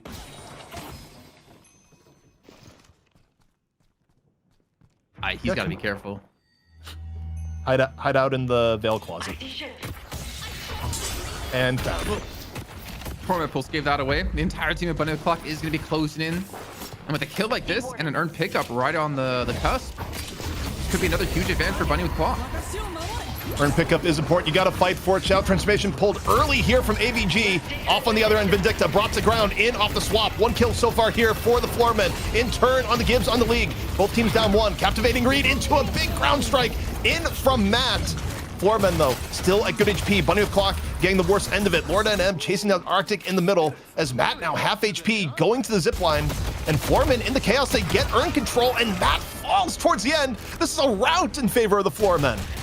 Huge, honestly. The fact that you have Xerxes push straight in towards Aiden, swaps him back in for him to be dealt with and for him to not be comfortable. You completely take him out of his element and take him out of the chance to get those assassinates and turn it into a ton of kills for himself and a ton of economy as well. And the earn turn on top is Floormen. As they got wiped out in the last earn, they completely come back into this one, getting an earn and kills on top of it. So you have to be careful, Xerxes. You don't want to be dying here. The decay coming in, I think he's going to fall. Yeah, quick close out here. But, I mean, you still got the earn either way, and Floormen sporting a 12K lead now. Yeah, if you're Floormen, you're very happy with that. Oh, just kill Xerxes, we get earn. Totally fine, because the rest of Floormen, of course, were able to be across the map, pick up more of the jungle farm. And you take a look at the game state here. It's not over by any means, but 10K soul advantage here towards the Floormen. And, you know, Bunny with Clock, I do think they're running the comp here, Jason, that gets a bit better if it goes turbo late, having both the Shiv and the Warden. But there's a long way to go between a late game where you're comfortable with that and where they're at right now. I mean, I'm kind of worried for the fact that Poshy pops at 19 and Lord M's at 20. Or the opposing carries are at 17, and I don't even know what I'd put the other carry on. Is it supposed to be Aiden? Is it supposed to be Tanner? Is it supposed to be Gibbs? I think Tanner in this instance. he's going to be kind of squishy here. And again, one thing that Mina provides in these fights that's so hard and frustrating to deal with is the fact that Mina can take all your stamina. Super effective against Lash, against Shiv. I mean, Vindicta's not going to worry too much. It's very controlling, very like overwhelming to deal with in a fight. And as long as Lord and M can play safe here, he's gonna be hard to take out in a fight, and he's gonna make it very difficult for Matt to do his job. I think if you're Bunny with Clock, what you'd really love here, Jason, is getting a serious pick around like 19 and a half minutes right before Urn pickup. Hope for Floormen to make a mistake and someone gets caught out at that period of time. I don't think you want to go for the full team fight Urn pickup v Urn pickup, even though that is likely to happen. But if you can create an opportunity right before Urn spawns and is pickable, so actually a little bit closer to that, you know, around 20-minute mark, that'd be ideal. But we're getting into it once more. Lord and M over the top, laying in the damage in after the swap. Gibbs, where were you going? Just absolutely crunched. And now this puts the left walker at risk. But you see Floormen's game plan. They've grouped everyone up on the left-hand side. They leave Pasha to farm up alone on the right-hand side. He's going to be your late-game carry, and you bring Lord and M, who's going to be the mid-game carry for your team. This is very smart macro, very smart play by Floormen. And Bunny with Clock, what are they responding with? They have no one solo farming. They had all 6 players there to deal with that contest at the Walker, and in the end, they just lose a player. They're netting.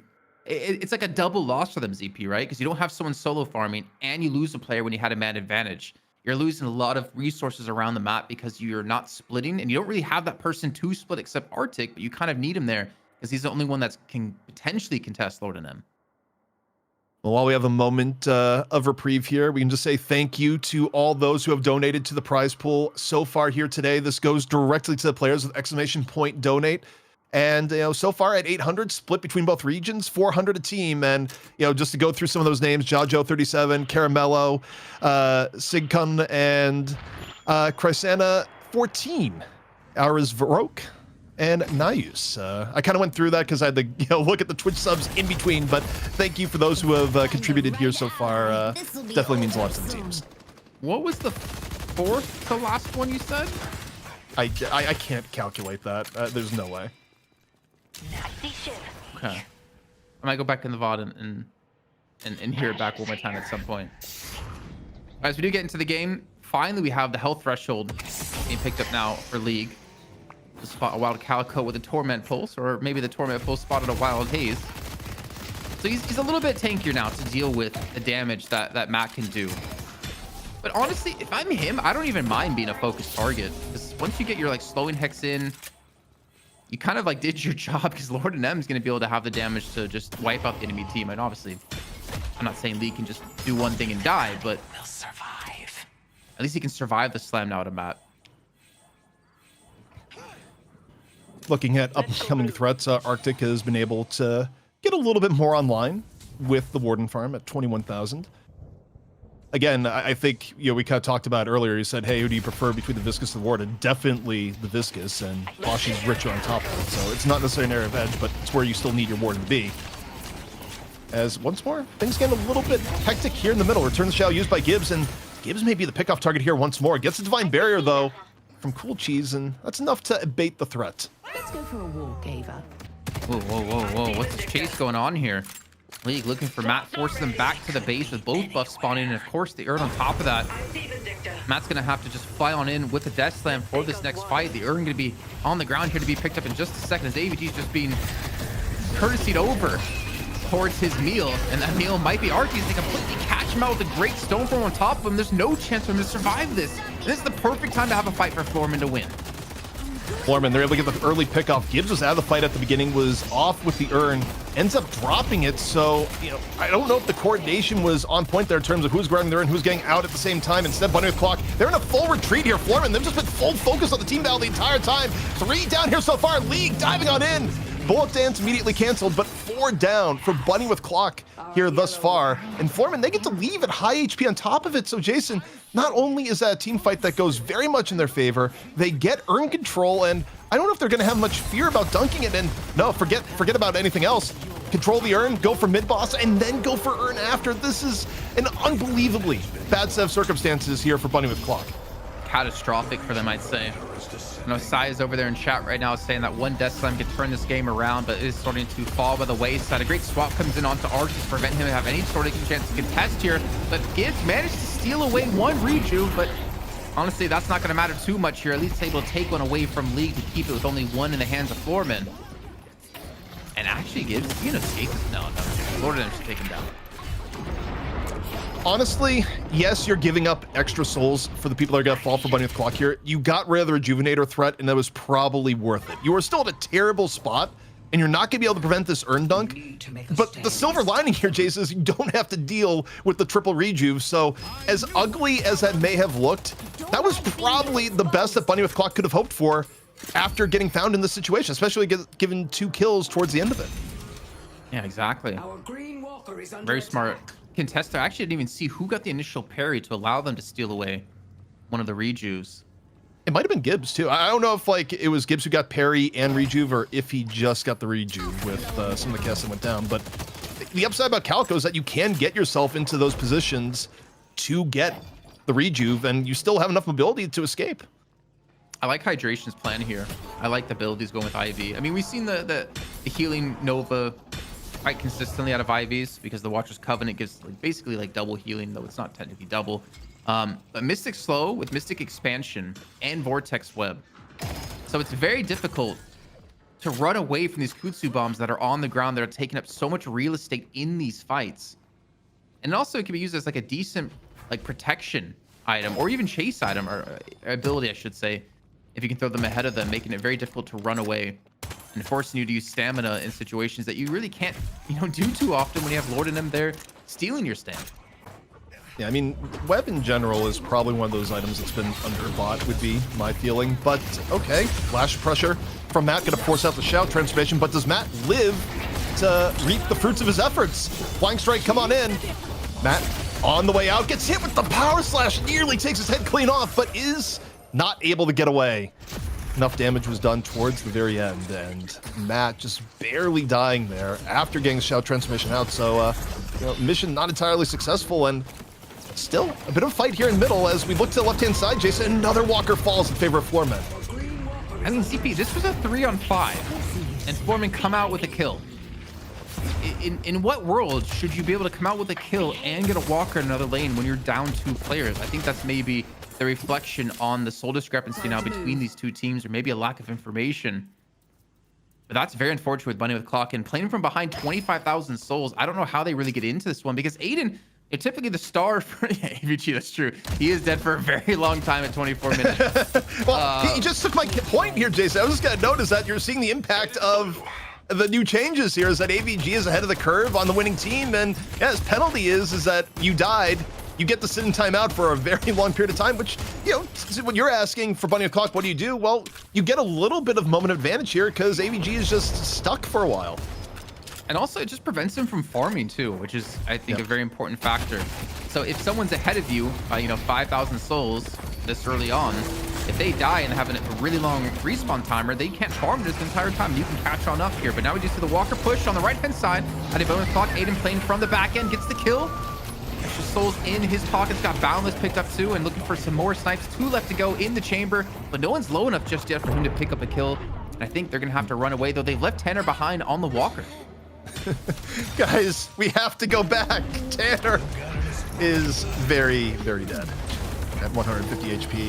You can do all the shiv movement in the world, but you are just getting hunted mercilessly by Gun Viscous, the one here in the game that has better mobility than you do. He's using his puddle punches for it. And while this is all going on here, Hydration, duty bound, grabs the urn. Where I have to say, Hydration is the team guy. He is the ultimate fill for Floormen, and I swear to God, ends up with the urn regardless of hero more often than not. He's just the fine, I will do it arc of his career. Yeah, and you know what? I think that's very respectful to have, or respectable to have in a team. A player willing to do that, to pick up heroes, and necessarily going to be the most flashy, but it's going to be solid to help you accomplish the goal that you want. And by the way, that kill out of Poshpop onto Tanner, that's another glass cannon stack. That kill right there, another glass cannon stack. Poshpop's at 38,000 souls. Nothing can stop him on the enemy team. I'm just going to say it. No one can kill him. How depressing must it be in lore within this instance here that Warden, you know, is out here, you know, from a long line, you know, training since birth to bring, you know, real damage and, you know, slay foes and all that. And he just gets absolutely gapped by this goo ball that's speaking in a cute voice. Yeah. You know what? Sucks to be a Warden, but I'm happy to see someone destroy you because I hate Warden and I hate Warden players, honestly. Whoa, this feels a little personal right now. It's like, come on, choose a more difficult hero. I mean, what do you do as Warden? Oh, I'm gonna throw a flask at you and I'm gonna run at you and just go left. Look, I'm gonna go full Matt EVT and be like, you aim. Do you know what aim is, Jason? you have to aim. That's all I got. If it was full, it didn't throw any Wraith propaganda, but we'll work on that as League finds Aiden on the left-hand side. And okay, another 2 down for Bunny with Clock. And I mean, with the 40,000 soul difference here, Jason, it feels like we've run out of time, which is kind of poetic given the logo for Bunny with Clock. But it's reflecting on them. They're looking at a mirror right now, Jason. That's the last thing I would do. You know, I thought listening to my voice is bad enough. Seeing my own face is even worse. But what do you even do for Lord and M? 36,000, Poshpop at 39, AVG. He's like the sole tanky frontline of the team at 30k. He's got Mystic Reverb picked up because he's that confident. He doesn't need any more survivability in these fights. Just keep putting the pressure on and that pain. And Aiden just hasn't, you know, it's not very often we see Aiden not have a good game on Vindicta, but it definitely feels like this has been one of it. And it's not even been a terrible game. I do think draft-wise, Floormen did kind of stack the deck with heroes that give Vindicta fits between the Haze for Sleep Dagger pressure on the flight and Swap. I mean, going all the way back to the very first times that Deadlock was playable, back when it was, no public streaming, the common sentiment was, oh, Paradox is good because Paradox helps keep Vindicta in check because you could go Swap. It is probably one of the more primal counters in the game. So, I mean, Aiden has had to kind of run an obstacle course in this game. It hasn't been free at all. As we get into the next battle, Nox Nostra up here early, knockdown answered with buff remover as Floormen look to put this one away. We'll see if they're able to do it. Tanner again really low. They're able to find Zerbzi in the chaos, but the Shiv is absolutely low. The bloodletting and Goo seal his fate. Now we'll see if Aiden's gonna find a way out of what has been a fight dominated by the Floormen. 3.5k HP Viscous that is bringing damage to boot. Express shot? Long range? Wait, what? This is like a typical Viscous build. No lucky shot already? This is a little bit of a weird build, no ZP? It's Pashy.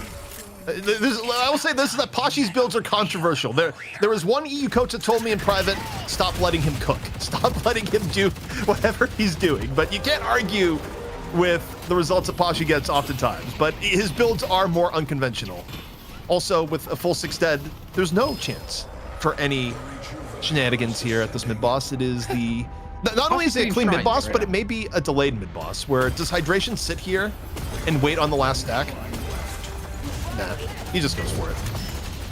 I mean, look at this. Pashy's like, I forget the Guardians. I'm going to run past them. He already got one shrine before anyone respawned back in while they were doing mid-boss.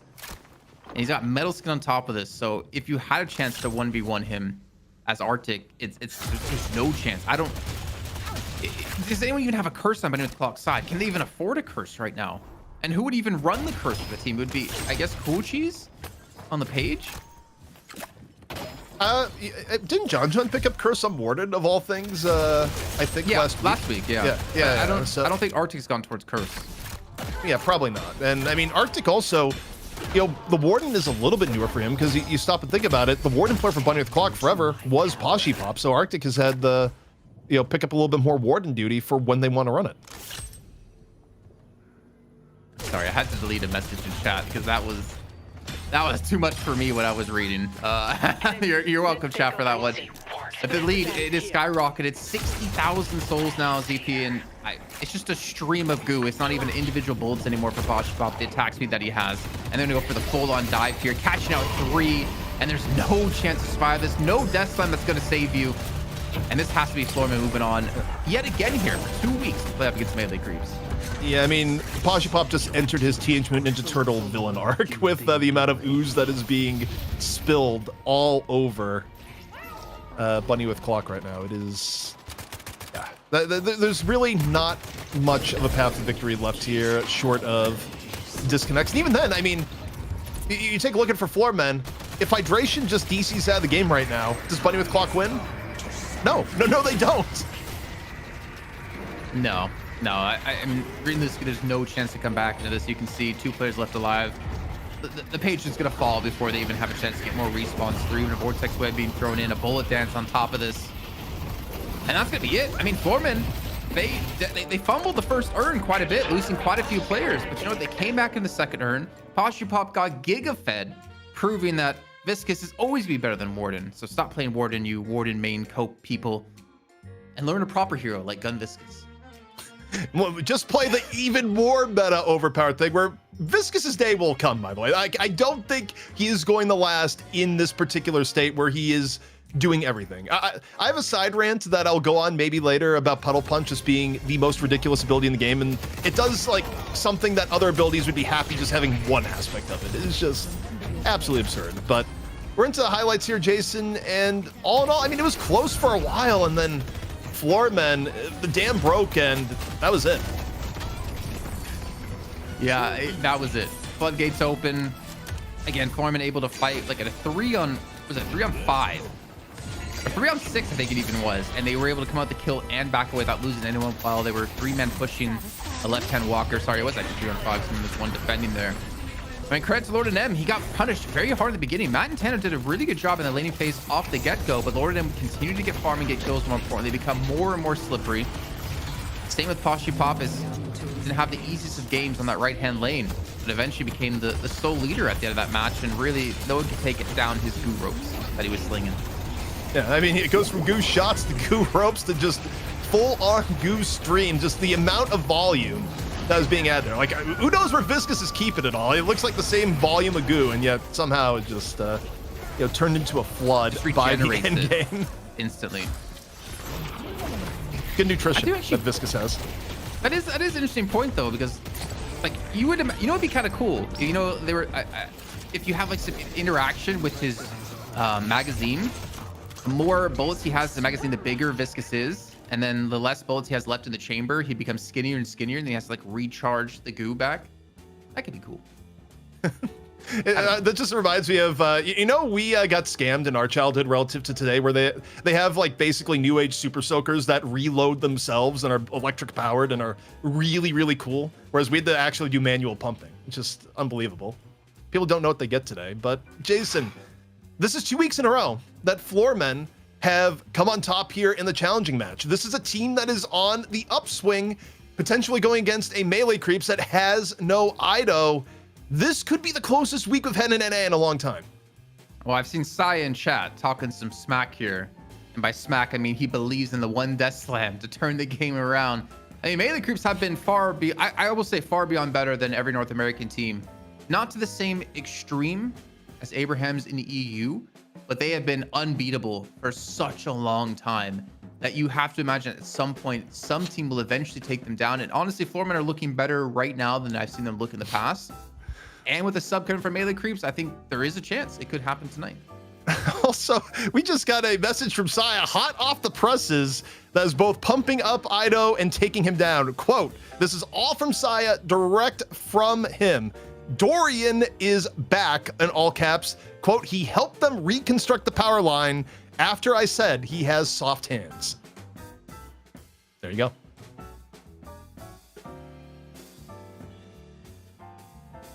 Jason is struggling to process the return of Ido. He just can't believe it right now. It was just the final 2 words you said, and how I don't understand how they're relevant to the rest.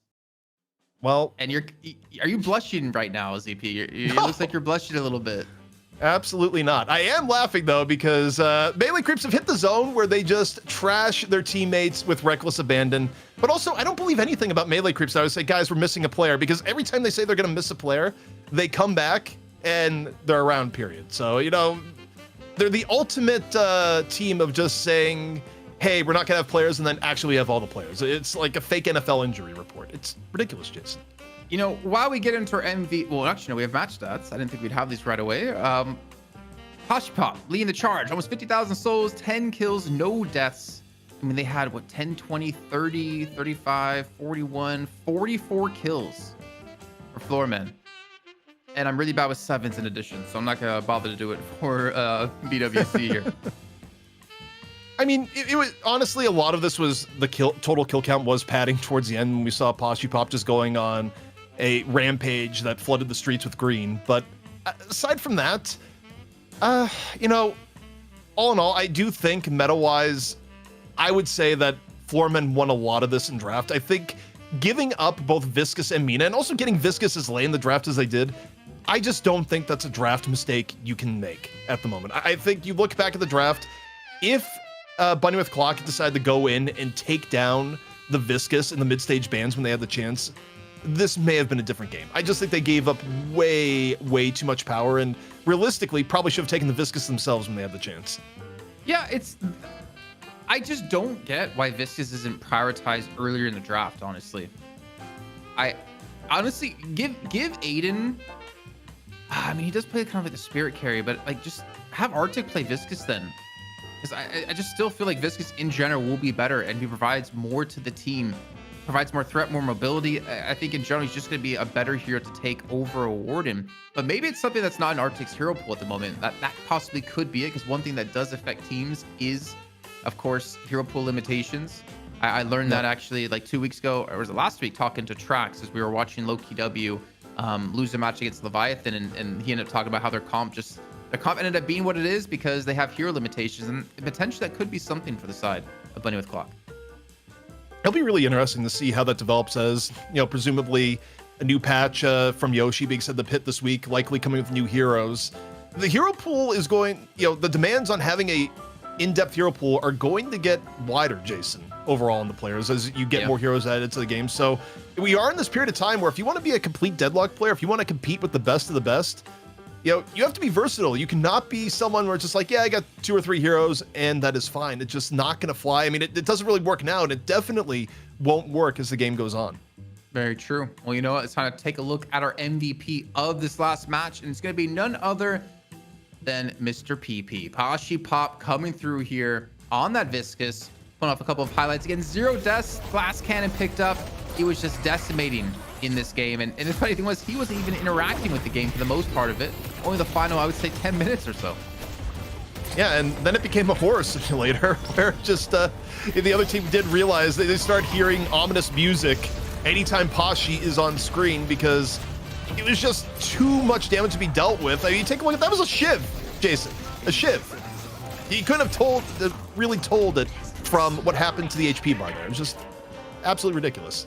Yeah, what shiv, I think, is definitely going to be more like it. Well, ladies and gentlemen, we still have another match to come up here. We'll quickly take a look at our bracket to remind you guys who's going to be playing up against who here in our final game of night shift number 22. Of course, the North American portion. It's going to be Melee Creeps defending their title once again up against Floormen. But I have one question to ask you guys in chat, and hopefully give us some great answers while we are in break.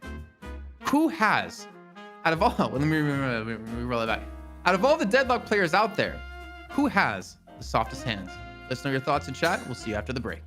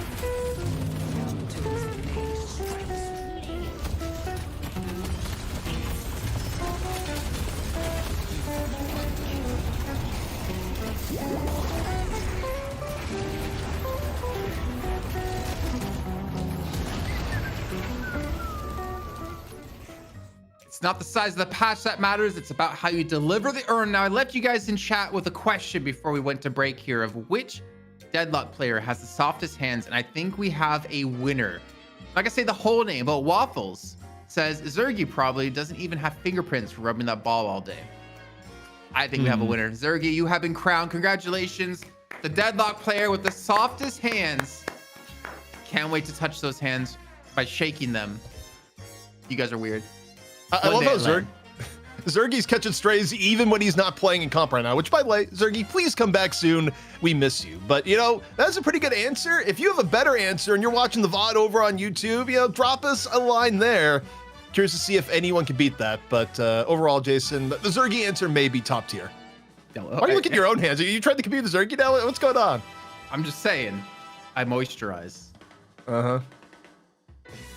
All right. Perfect time for the song to give me that final beat. So we're about to head into our final match of the day. It's the money match for North America. Let's take a look at the brackets really quickly to remind you guys who were not here for maybe the last match, or maybe weren't here at all in the show and wanted to chime in just for the Melee Creeps match. It's gonna be them up against Floormen, and we're gonna go. I'm gonna go straight into the match history or the wins of previous NA night shifts, because Melee Creeps is on a tear that I want to say is almost unrivaled in Deadlock so far since shift 12.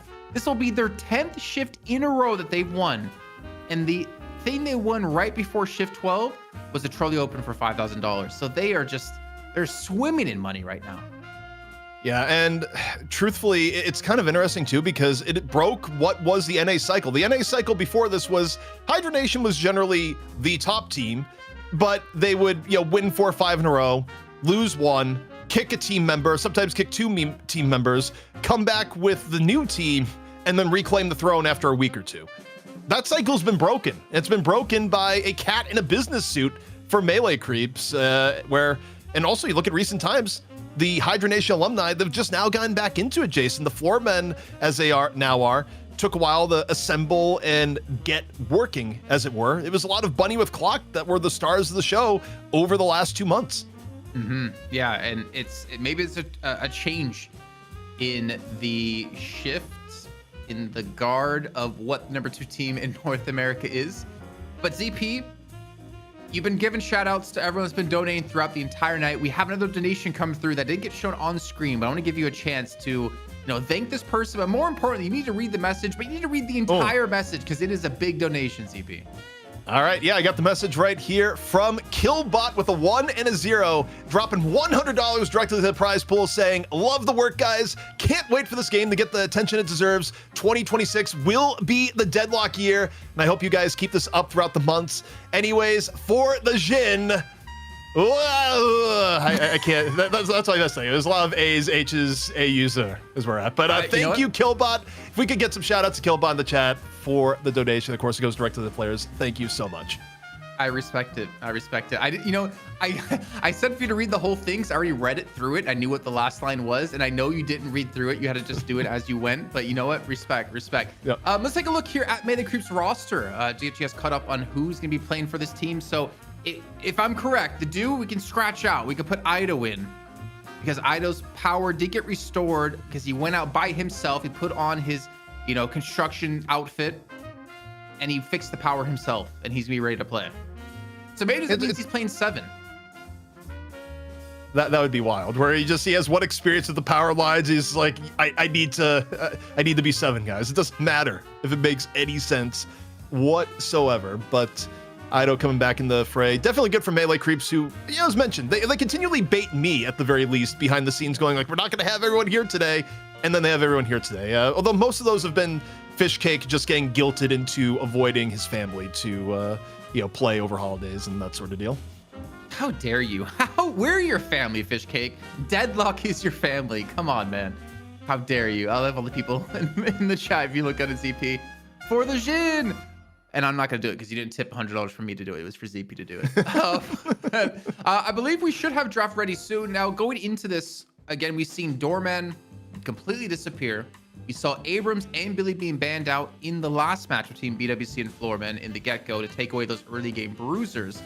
I'm curious if Melee Creeps will put more emphasis on Viscous and not let it go to, I think, was it a fifth pick that it came on? You can't be giving up Viscous fifth. That is ridiculous. I think it was ridiculous that Floormen even let it go that far, and the fact that they got it was highway robbery. But banning Mina at the beginning, I think this makes a lot of sense. I think letting a team grab Mina right now is probably a mistake. Like, I think the problem for EU and how they were evaluating draft, the frontliner bans, I think, may be a little bit out of date. Maybe I'm overstaying it. I mean, it is bad if you give up both Abrams and Billy. Don't get me wrong. If you can't appreciate But I do think banning Mina makes a lot of sense for Melee Creeps. Yeah. I think Ido's a little bit sad. But Lord and M's not going to get more important. And I think you kind of win on two fronts. I think Lord and M, I've given him a lot of slack, a lot of crap in the past, talking about how he only plays like Mo, and that was the only hero he could play extremely well. He has broadened his pool quite a bit. He's looked very good on a couple of different heroes now. But not only did you take away a high priority hero, but you also take away a hero that's very comfortable for Lord and M. So you kind of put him on something that he might not be as comfortable on. So I think it's a win-win for Melee Creeps off the bat.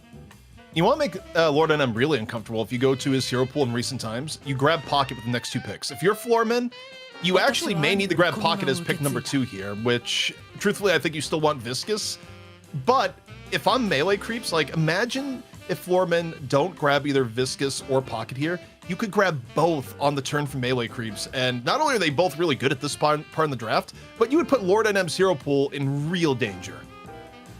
Yeah. You were looking to summon a god, right? Yeah, well, they don't go for it. So go for the Lash. So again, we could see AVG on Lash. I believe he normally would be the Lash player for the team now. And Fishcake would be picking up, or sorry, Lee will be picking up the Yamato for the team. But on the other side, like here, I look at this and I'm like, Viscous, why not? And then maybe Abrams. And then you're like already solid. You have like a strong front line. You have a strong gun carry. Of course, John just does what he does and wants to get Warden, so he'll play Warden. Kind of a Warden overpick for me, especially with Viscous still on the board. Like, why are you picking Warden this early? It's gotta be something we don't know. I mean, maybe you go Warden Viscous at the same time, grab two gun. Hey, No. I don't like this actually. Ban Viscous. Well, Floorman can still pick it though with this pick. Yeah, but will they? They should. I actually think, especially with what's been off the board here, with Warden getting picked. Shall we? Now I don't know who's playing what on that team. Yeah, that is. Wait, Lord and M weird. Lash? No. He could go Lash. I mean, there was a period of time where Lord NM did nothing but Lash. It hasn't really been his go-to in recent memory. It's like goes. What was I thinking? The Llama Lords. He played Lash on. Yeah. Also, I Couldn't think of swear the he. name. In my head it was just PayPal's team, and then. Did he sub for TF2 Boomers and play Lash at one point? I don't know if that's a thing, or I'm just like hallucinating memories as if I was an AI. But There's been like what 50, 60 different weeks we've done these events on. So yeah, hard to remember. And the Viscous ban comes through. Okay, so there's a Pocket ban, so you indirectly ban Lord and M and Poshy a bit. But then you also take away a Viscous on this side, and now like I don't know, now Poshy, what is he gonna play? What's Lord and M gonna play? This I think Melee Creeps kind of just won the ban phase. They won the draft, in my opinion, already. yeah, because the gun carry. Also, Abrams going fourth is wild stuff. By the way, we didn't even touch on that, but that for how good Abrams has been and how much he's been valued, to get Abrams a slate is. There's someone out there coaches EU and is losing their mind at this pick priority, Jason. I guarantee you. But I can hear Lightbringer writing his manifesto on how North America doesn't know how to pick drafts and build heroes. They even grab Ivy, where they could run the Ivy again, more spirit support. But this also, you think about Poshy's hero pool and things you would use to carry on. Now you're kind of looking at running a Wraith. Maybe Floorman goes Geist if you're looking for a Poshy hero, but this. I don't love where Floormen have been left here, Jason. You can only run from the law for so long. I mean, there's Wraith, there's Barrage. I think the thing is, any gun carry he takes, he has such a strong front line that I don't really see anyone diving him, except maybe if Holiday can get a catch, and that's about it. So you're generally going to be safe on whatever M1 hero you play at the moment. Also, if Goober's out there watching, you finally No one got your builds an holiday. empire without sacrifice. And I bet you're hoping to see Substam, but I know you're talking about how Sai likes to build Surge of Power before Substam, and you're a big Substam believer. What we called it ZP with the Wraith pick. Yeah, well, actually, I was looking to see what the update may have been from Chad on, subs, that sort of thing, and instead I saw a comment here, which I think is actually kind of true, is that they're saying Floormen is going after melee creeps, or rather Ido's hero pool. And it kind of makes sense, because Ido's played a lot of Lash, Ido's played a lot of Calico, Ido plays Abrams, melee creeps kind of did to themselves by banning Mina, and then Floormen also bans Pocket. So you do kind of wonder when you look at melee creeps, what in the world is Ido going to play here? And you go back to, ancient Ido stuff and see an Ido on Paradox. Or Holiday. Like, Ido's had time on both of them. I don't know why. You know what? I saw DMB playing Dash Furnace last week, and I wanted to give it a go myself, but I realized I'm not as good as DMB, so it's probably not going to work out for me. But you're also very right with the Ido thing. The man with the softest hands in North America, I feel like he can play pretty much anything he wanted to a very high level. Is he going to be in the Paradox? Is that your commitment? We'll see. I want to see.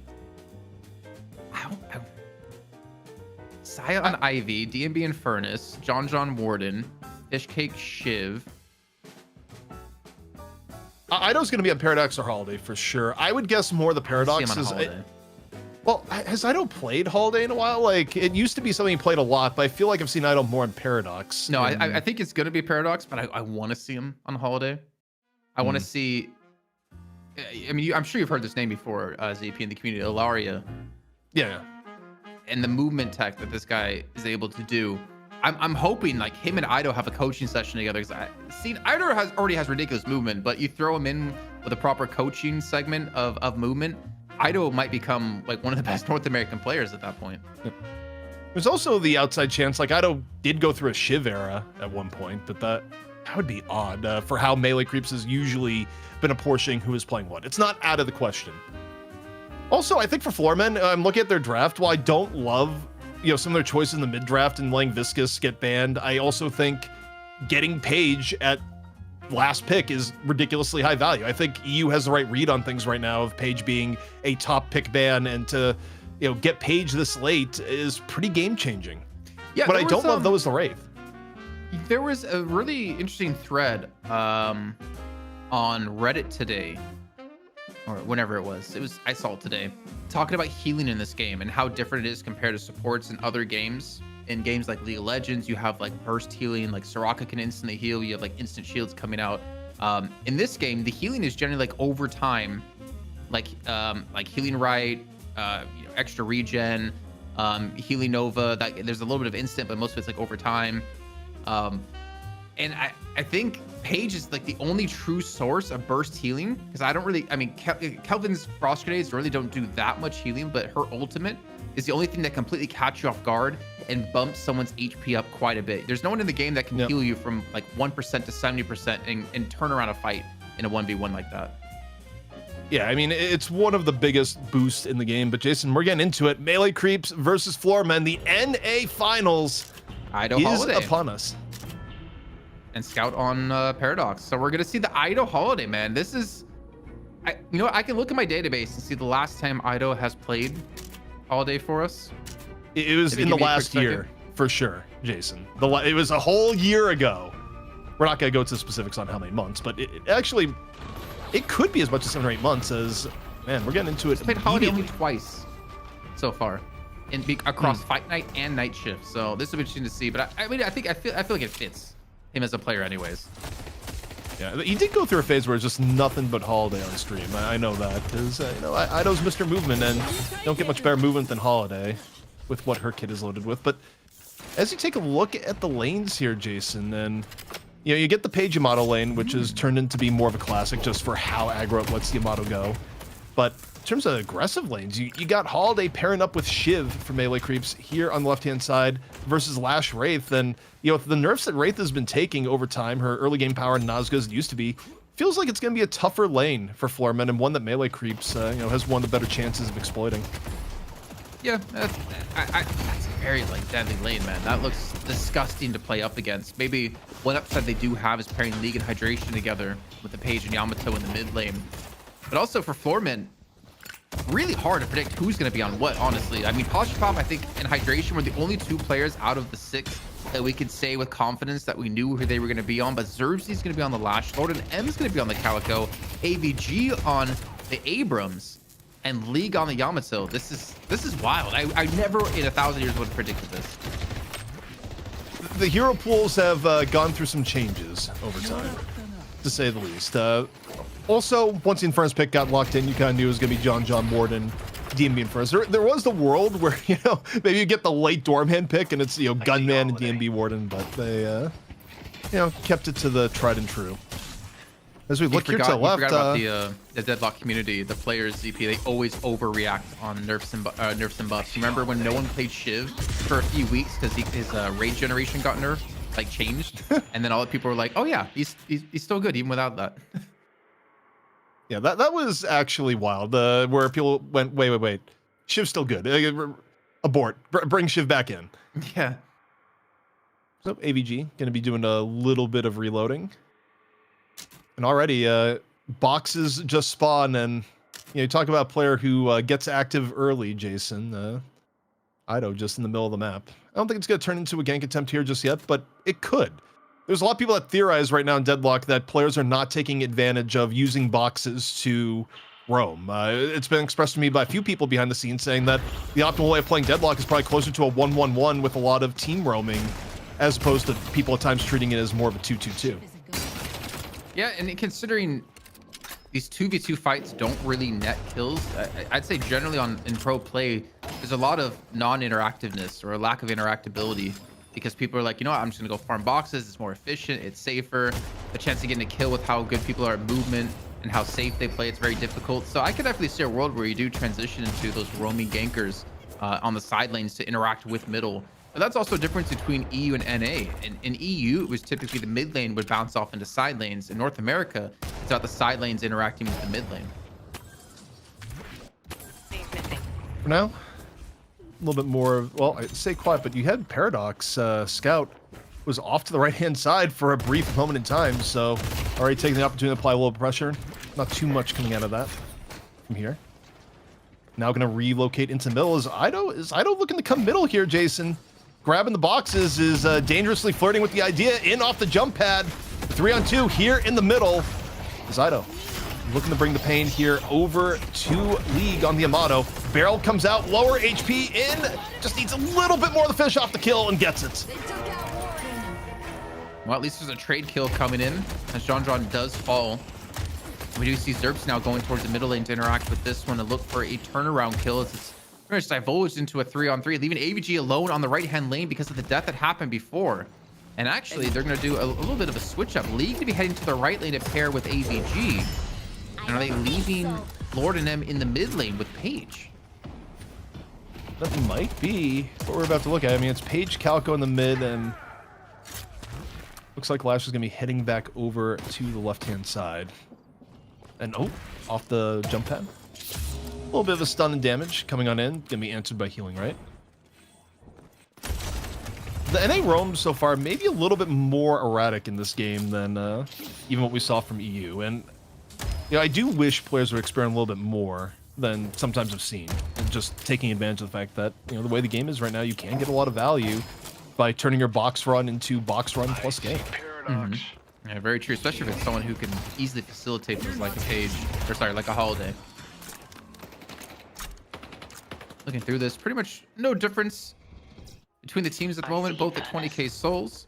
Buff's gonna be spawning in. It looks like Halo Creep's gonna go for that early control on both sides of the map. Getting both buffs is gonna be massive. Turn this into a stronger laning phase and potentially into more of these roams. I'm not sure what was picked up on either side of the map. I really wish we had the UI updated at some point. The developers, please, Yoshi, please hear our calls. Who won the RNG is the real question. Did anyone get a vitality buff? We don't know. Don't know. Yeah. Meet your end. Is Captain on Holiday? Don't know. You could hunt it down, but you know, that doesn't necessarily translate into the best observing experience. Still, though, you look at the flow of the game so far, and Floormen a little bit ahead of melee creeps, even though melee creeps have been getting a little bit frisky with some of the early ganks. It's quieted down a little bit here, Jason. Okay, a little return to shadows out of Lord and M. And the flame dash coming through. This is what you're gonna see DMB max first. Likes to play like in superior duration on this as well. I can't remember what else he played with on the last time. As we just see the combustion gonna come in. And launch pad not gonna be enough to get Ida away from his death. This Posh Pop confirms that into a kill. The combustion, it seems to have not netted too much on this right-hand side as AVG is just fighting for his life against 3 players on the opposing side. Jason, Lord and they're still there. That's how you get a case of whiplash there, where you take the jump pad, you think you're free, and the death slam just connects at the last moment and just yeets Ido. It's the exact opposite side of where he was. DMB, though, again, active here on the Infernus, off the flame dash. Just needs a little bit more to finish off this kill. Both really, really low on the other end is DMB. Liking his positioning here. Just needs a little bit more.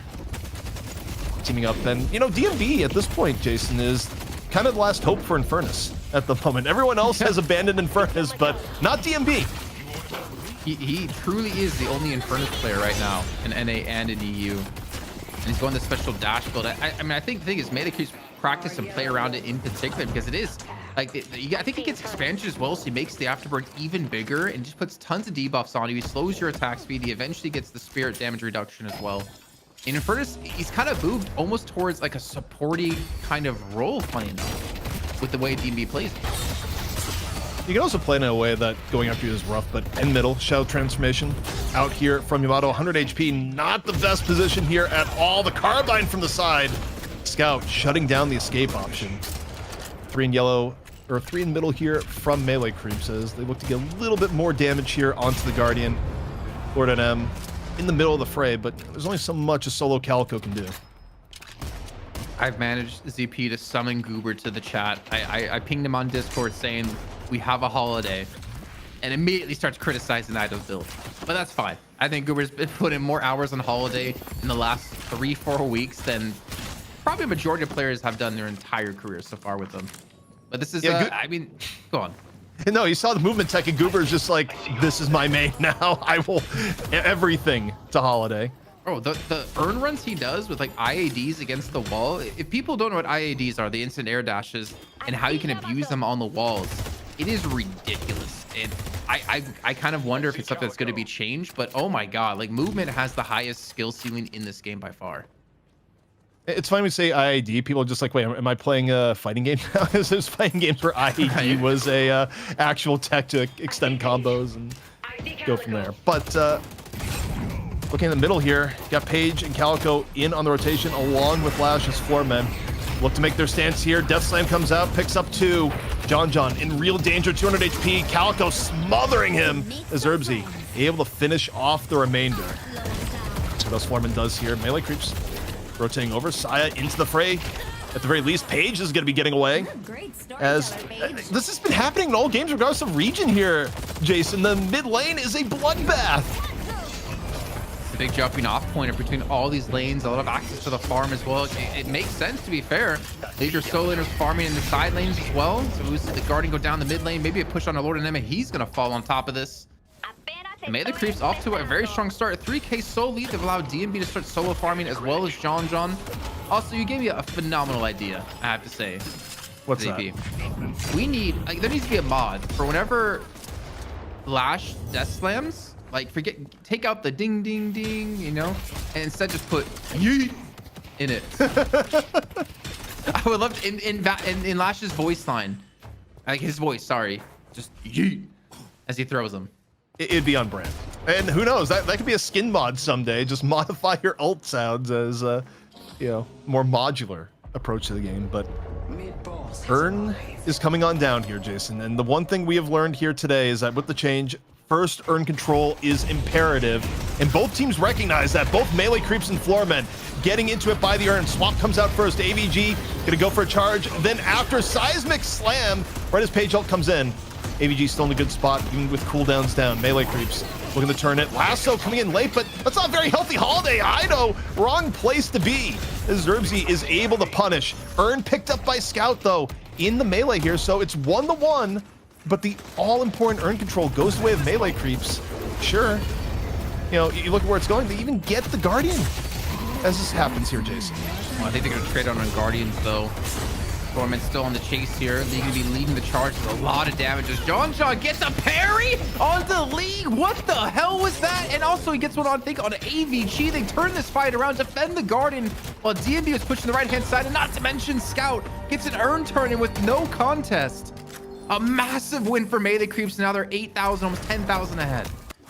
Melee Creeps just crushing the end of the fight. I mean, the parry at the end, pure cinema, getting the urn too. I mean, for Floormen, they just saw all their hopes and dreams just turn to ashes in a period of about 10 seconds there, Jason. That is how quick that situation evolved against the Floormen. And now it goes from a game that was even, from a contested urn that was, largely even if you gave up control, to Melee Creeps working with a healthy 10K advantage, and also more importantly, getting John some really necessary farm on the Warden. It's not over though. Maybe we're gonna see a fight in the mid lane. Looking towards Scout, he does a paradoxical swap open and ready to be used and unleashed onto Floormen. Again, look at John, look at DMB. They're solo farming up lanes from the outside. Melee Creeps are feeling confident to fight as 4 in the mid lane. And who's gonna be the second farmer on Floormen's side? If you have a Warden and an Infernus, those are like 2 very valuable heroes to get farm on. On Floormen's side, Wraith, yeah, makes sense. Who's the second player that you want to feed this farm over to in particular to be someone that can carry? I mean, for Floormen, I think you want your farm largely to be on League and Poshipop, and then, ideally, you don't have either Zerbs or AVG get too broke. Like, neither Abrams nor Lash really loves being broke. I mean, neither does Calico, but you do have mouths to feed. But the swap comes in, Lordamen, and all sorts of danger. John easily able to finish it out, and, I mean, League right now trying to make the most of it. Find Scout towards the very end, so there is a price to be paid for the swap. Ido shifting into the left-hand side here too, as we look at DMB on the right-hand side, putting pressure onto the Walker on both sides of the map. Things getting very active right now, Jason, but this Walker is down below half. Melee Creeps being unrelenting to try and grab it in the here and now. It honestly looked like Sai was trying to find DMB so he could fly them both away, but they're continuing to put on this pressure. I think they're commit for this Walker. Even if they die, it's going to be worth it, but they do grab DMB. Gets pulled back. I don't know what the hell that interaction was. The combustion's going to be enough to finish off the Walker, and they might be able to escape, but either way, it's still going to be a win nonetheless. It might be able to turn it onto a kill on the Lord of Nemesis. He's 1 HP. He falls into DMB with the burn. John gets the kill on the AVG on the left-hand side. Once again, battling out for this one, and it's all turning up Melee Creeps. Melee Creeps getting everything they want, they more. They get the Walker, they get the kills, and they get extra cleanup on the Pashi, who, still only a 12K Wraith. Wraith, is still incubating at this point, Jason. It is not the hero that, can really take over the game at this point. And Floormen, they're just trying to play this waiting game where, okay, maybe our Wraith and Yamal will get online later, but the lead has ballooned to 20,000 souls very quickly. I mean, one more lost fight if they lose the next urn, and they lose extra kills, a mid-boss that goes against them, and this could be out of reach for Floormen to make anything happen in this first map. I like that term, incubating. I think that's a very good term to describe what Wraith needs to be doing right now at you said 12K, 4K behind John, 3K behind DMB, and technically I would say it's even more than that because the attack speed slow and spirit reduction that Infernus can apply. AVG will catch out John in their own Sinners. Ido's going to be going back here to reinforce. As you can see in the minimap, it's going all the way of Melee Creeps surround these 2 players of League and AVG. Not another 20 seconds of time, but it's not going to matter. League's going to be exploded, and AVG is not going to escape this either. AVG is going for the Walker here, but it is just death all around him. And that's still a lot of HP on the Walker. I don't think you're doing that much damage to this Walker as Abrams in this situation. I guess maybe AVG thought I'm going to get chased down anyways, get a little bit of something from it, but yeah, the entire concept of invading at the game state Floormen is in right now was a little bit suspect in my mind. I mean, I can understand contesting the double Sinners, but 1 or 2 players wasn't going to be enough with the amount of Melee Creep players that were all around. Lasso! The dry lasso coming on to Xerxes, perfectly well done. That was the tech off the jump pad to make sure you extend it. Didn't quite get the barrel that I know Goober's been working on it quite a bit, but man, the damage is being done here. And Ido's showing he can play a lot more, and you can't really just take away all the heroes that he has to play. Jason, we're in the middle of watching a full crumble. The last basically 7 minutes of the game has been nothing but melee creeps racking up kills. I'm not even sure Floormen have gotten a single kill in this period of time. If they have, there's basically just one. Easy dunk off the top into the urn. And the lead now at 30,000 souls. It just feels like every few minutes, another 10K hits the board. And for Floormen, they don't have a lot of great comeback opportunities here. I mean, who's going to get you your pick to get you back in the game? I mean, maybe AVG can catch someone out. Maybe you get the Death Slam of the gods. But you don't even have a Paradox or a Holiday. Both those heroes got picked by melee creeps. Yeah, and you don't have even a Warp Stone for AVG here. So kind of catching someone out is going to be so difficult to do so. By the way, look at that sack potato butt that he's got going. But that tail is long. Remember, 1,200 subs will be releasing the Night Shift Abrams skin. We already put out the most skin for you guys. Death Slams, they come through to throw John away to hopefully allow Xerxes to escape.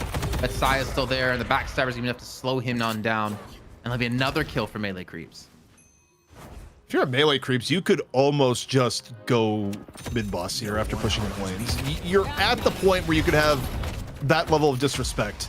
DMB in off the dash, gets hit the telekinesis and doesn't really care, Jason. Lose a little bit of HP, but still says, I will take the fight. And Yamato, okay, pop shadow transformation, but just rolls into the burn of the flame dash. I don't know if that's the right place to be. Maybe it's gonna work out here. You still got enough support, but you got Paradox coming on in. And once more, the burn keeps on coming. This Yamato is just losing chunks of HP in this attempt to kill a nearly dead DMB.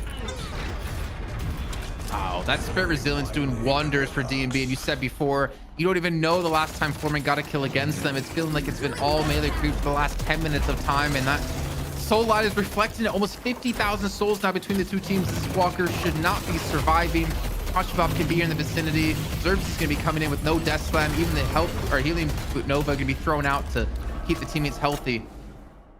Yeah, 46,000, 17 minutes in ZP. I don't think there's coming back from this. No. And also, all the heroes you would want to come back from this situation, as grim as it is, they're being played by the team with the lead right now, Jason. The goal here, of course, for Floormen was, keep the game close, get to a point where Pashi and League can take over the game.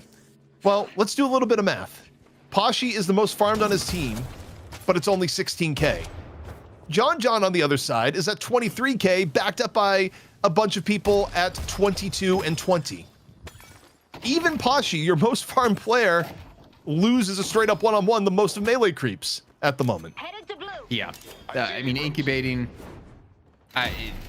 you can't incubate anymore at this point, man. 18 minutes in, they're still catching kills. Mid-boss, they easily could go for now with 2 players dead. Jason, the power grid went out and the entire chicken crop was lost. Like, as far as that goes, nothing's gonna hatch at this point. Yeah.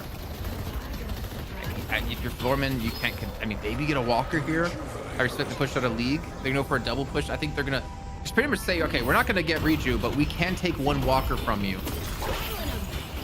Or then gets good parry. It's gonna cost him his life. He doesn't steal away any of the Rejus. And certainly a Walker's gonna go down for this.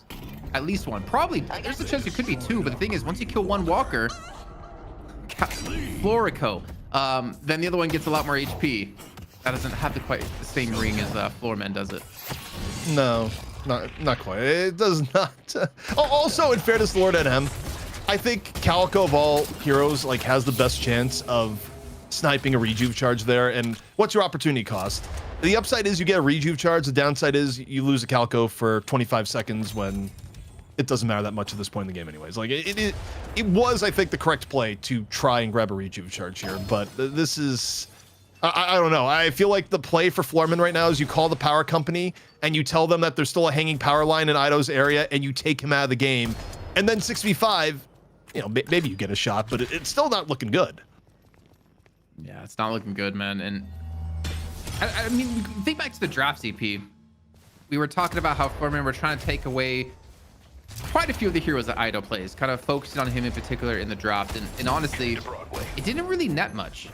I almost want to say it put Floormen in a bit of an uncomfortable situation because you don't have Paradox, you don't have Holiday, you don't have Bebop, you don't have any way to initiate a kill. And Xerxes has to be the one to do so. But realistically, it's going to be hard to do that when you have so much visibility to the side and you also do have the ways to take him out of his display. Well, also, I mean, you think about what they gave up in the draft. I mean, you look at Pashi being stuck in the Wraith. You'd rather have the Viscous here at this point. Lasso, that is one of the weirdest looking connections on Lasso I've seen, but hey, a connection is a connection. AVG looking low. Some rejuve charges are going down, but it doesn't quite matter here. Melee creep still very healthy. Only one rejuve charge for now 5 kills. Swap the other way. Final shots on the league coming in from Ido. A clean sweep here, Jason, as the sub-hype train is starting. Perhaps the most hyped thing that's happened in the last 5 minutes, because in-game it has been a slaughter.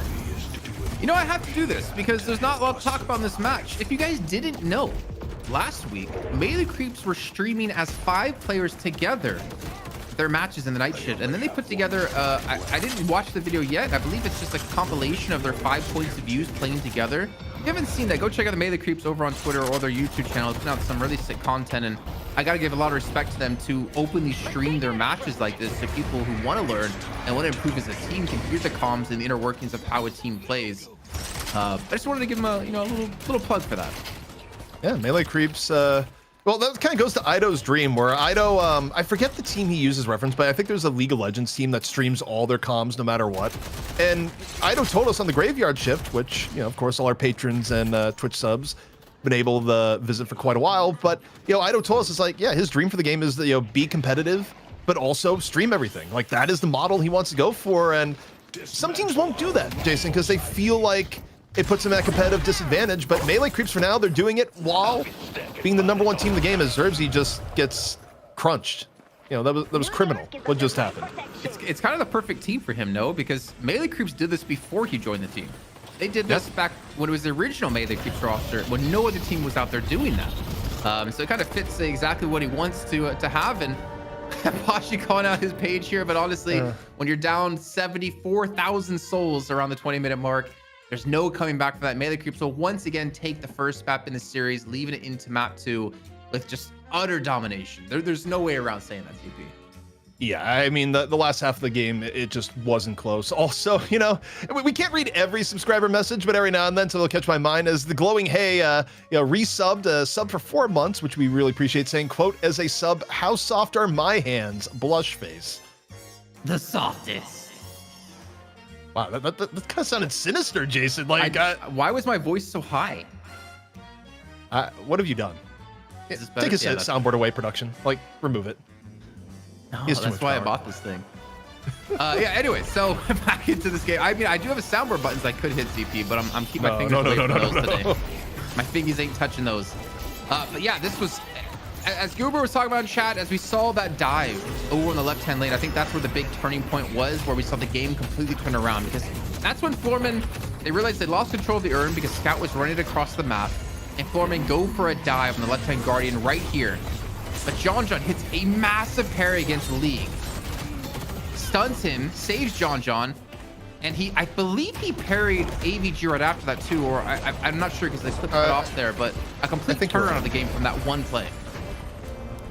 Yeah, and I mean, it was already Floormen were behind, but the parry from John in the moment did feel like the dagger in the heart, where just all hope is all hope is lost, abandon hope, all ye who enter here sort of moment. And I don't know, it's weird. It almost feels uncharacteristic to see Floormen collapse as hard as they did here, but to me, Jason, I just go back to the draft, and I didn't love this draft from Floormen. You haven't really been seeing a lot of Wraith in recent times. I don't think Wraith has had a particularly good win rate, and I don't know. I think when you have the opportunity to pick up something like a Gun Viscous early in the draft, you don't take that opportunity and you go for Wraith. I don't like it. I don't think it is optimal from the data we've seen so far. Yeah, I'd be curious to ask, why are we not seeing Viscous being picked in top 3? Like, why is he not being prioritized more heavily? Why is Warden being picked over Viscous for John? Is that just a comfortability thing? There's a lot of questions out there, but I think you kind of hit the nail on the head for me, at least. It's if you don't pick Viscous and the enemy team takes away after taking Warden. I mean, what was the other choice for Pashi Pop? Geist? Would Geist have worked for him better in this game? I'm not so sure. Probably. I still think Geist is really good. The fact that, when Geist has been picked today, Geist has looked excellent. Geist was at one point, before some minor nerfs, the ultimate, first pick in the game for a brief period of time. And I don't think Geist got that much worse. I think there was an overreaction to where she's at, because I think especially with the jungle change, Geist can eat the jungle even more efficiently now. So yeah, I think Geist probably would have been a better choice than Wraith, truthfully. I mean, obviously we do have another chance here for Floormen to figure out what they want to go for. So take a look at some of the stats. Looking on the side of Floormen, they had some kills. That is very true, but they didn't have a almost 50k. Wait, this is the last game. This isn't this game. So this is, I was gonna say, this made no sense to me. I was like, wait, why does Floormen have all these stats? If you want to see the stats from last game, well, there you go. If you want to see the stats from this game, you might have to wait a little bit longer as our production fixes it up for you, makes it all pretty with a bow. Production just tries to check us sometimes, like, all right, casters, are you really paying attention? Here's this data. How long is it going to take for him to realize? ZP. We talked about what player has the softest hands. We've clearly talked about which sub has the softest hands, but which person in production do you think has the softest hands? Knock on wood. That's like an instant, like, it's absolutely Doc. There's no question whatsoever. I need no time to think about it. I think it's Solomon. Yeah, you guys don't.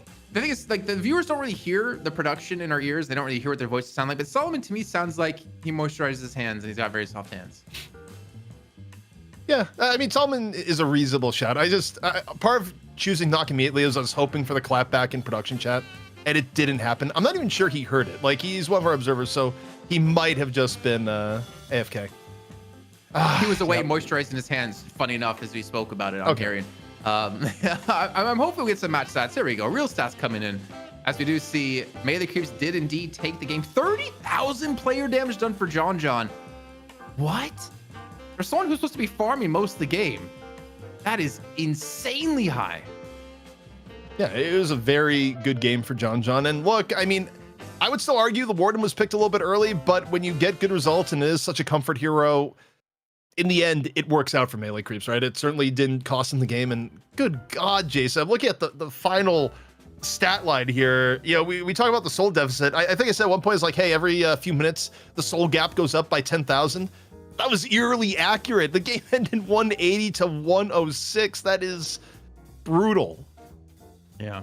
7 kills for Floormen. I mean, okay, so the thing is, like, you do see stumps like this happen. And I don't think Floormen are necessarily that much incredible. Like, the scoreline and the soul deficit they have doesn't reflect how close I think these two teams actually are to each other. But when the early game snowballs out of control like that, after that fight with the urn, and you're playing against one of the best teams in the world, they're going to take that lead, that mistake that you make, and snowball that game against you. I still think Floormen could put this into a very close contest between the two teams, but we do have to wait for that second map to kick off. We're going to head to that break. And while we're in break, no, I'm not going to ask a question. Let's just go to break because I was about to get fired. Get me out of here. Please help me out, Lotu.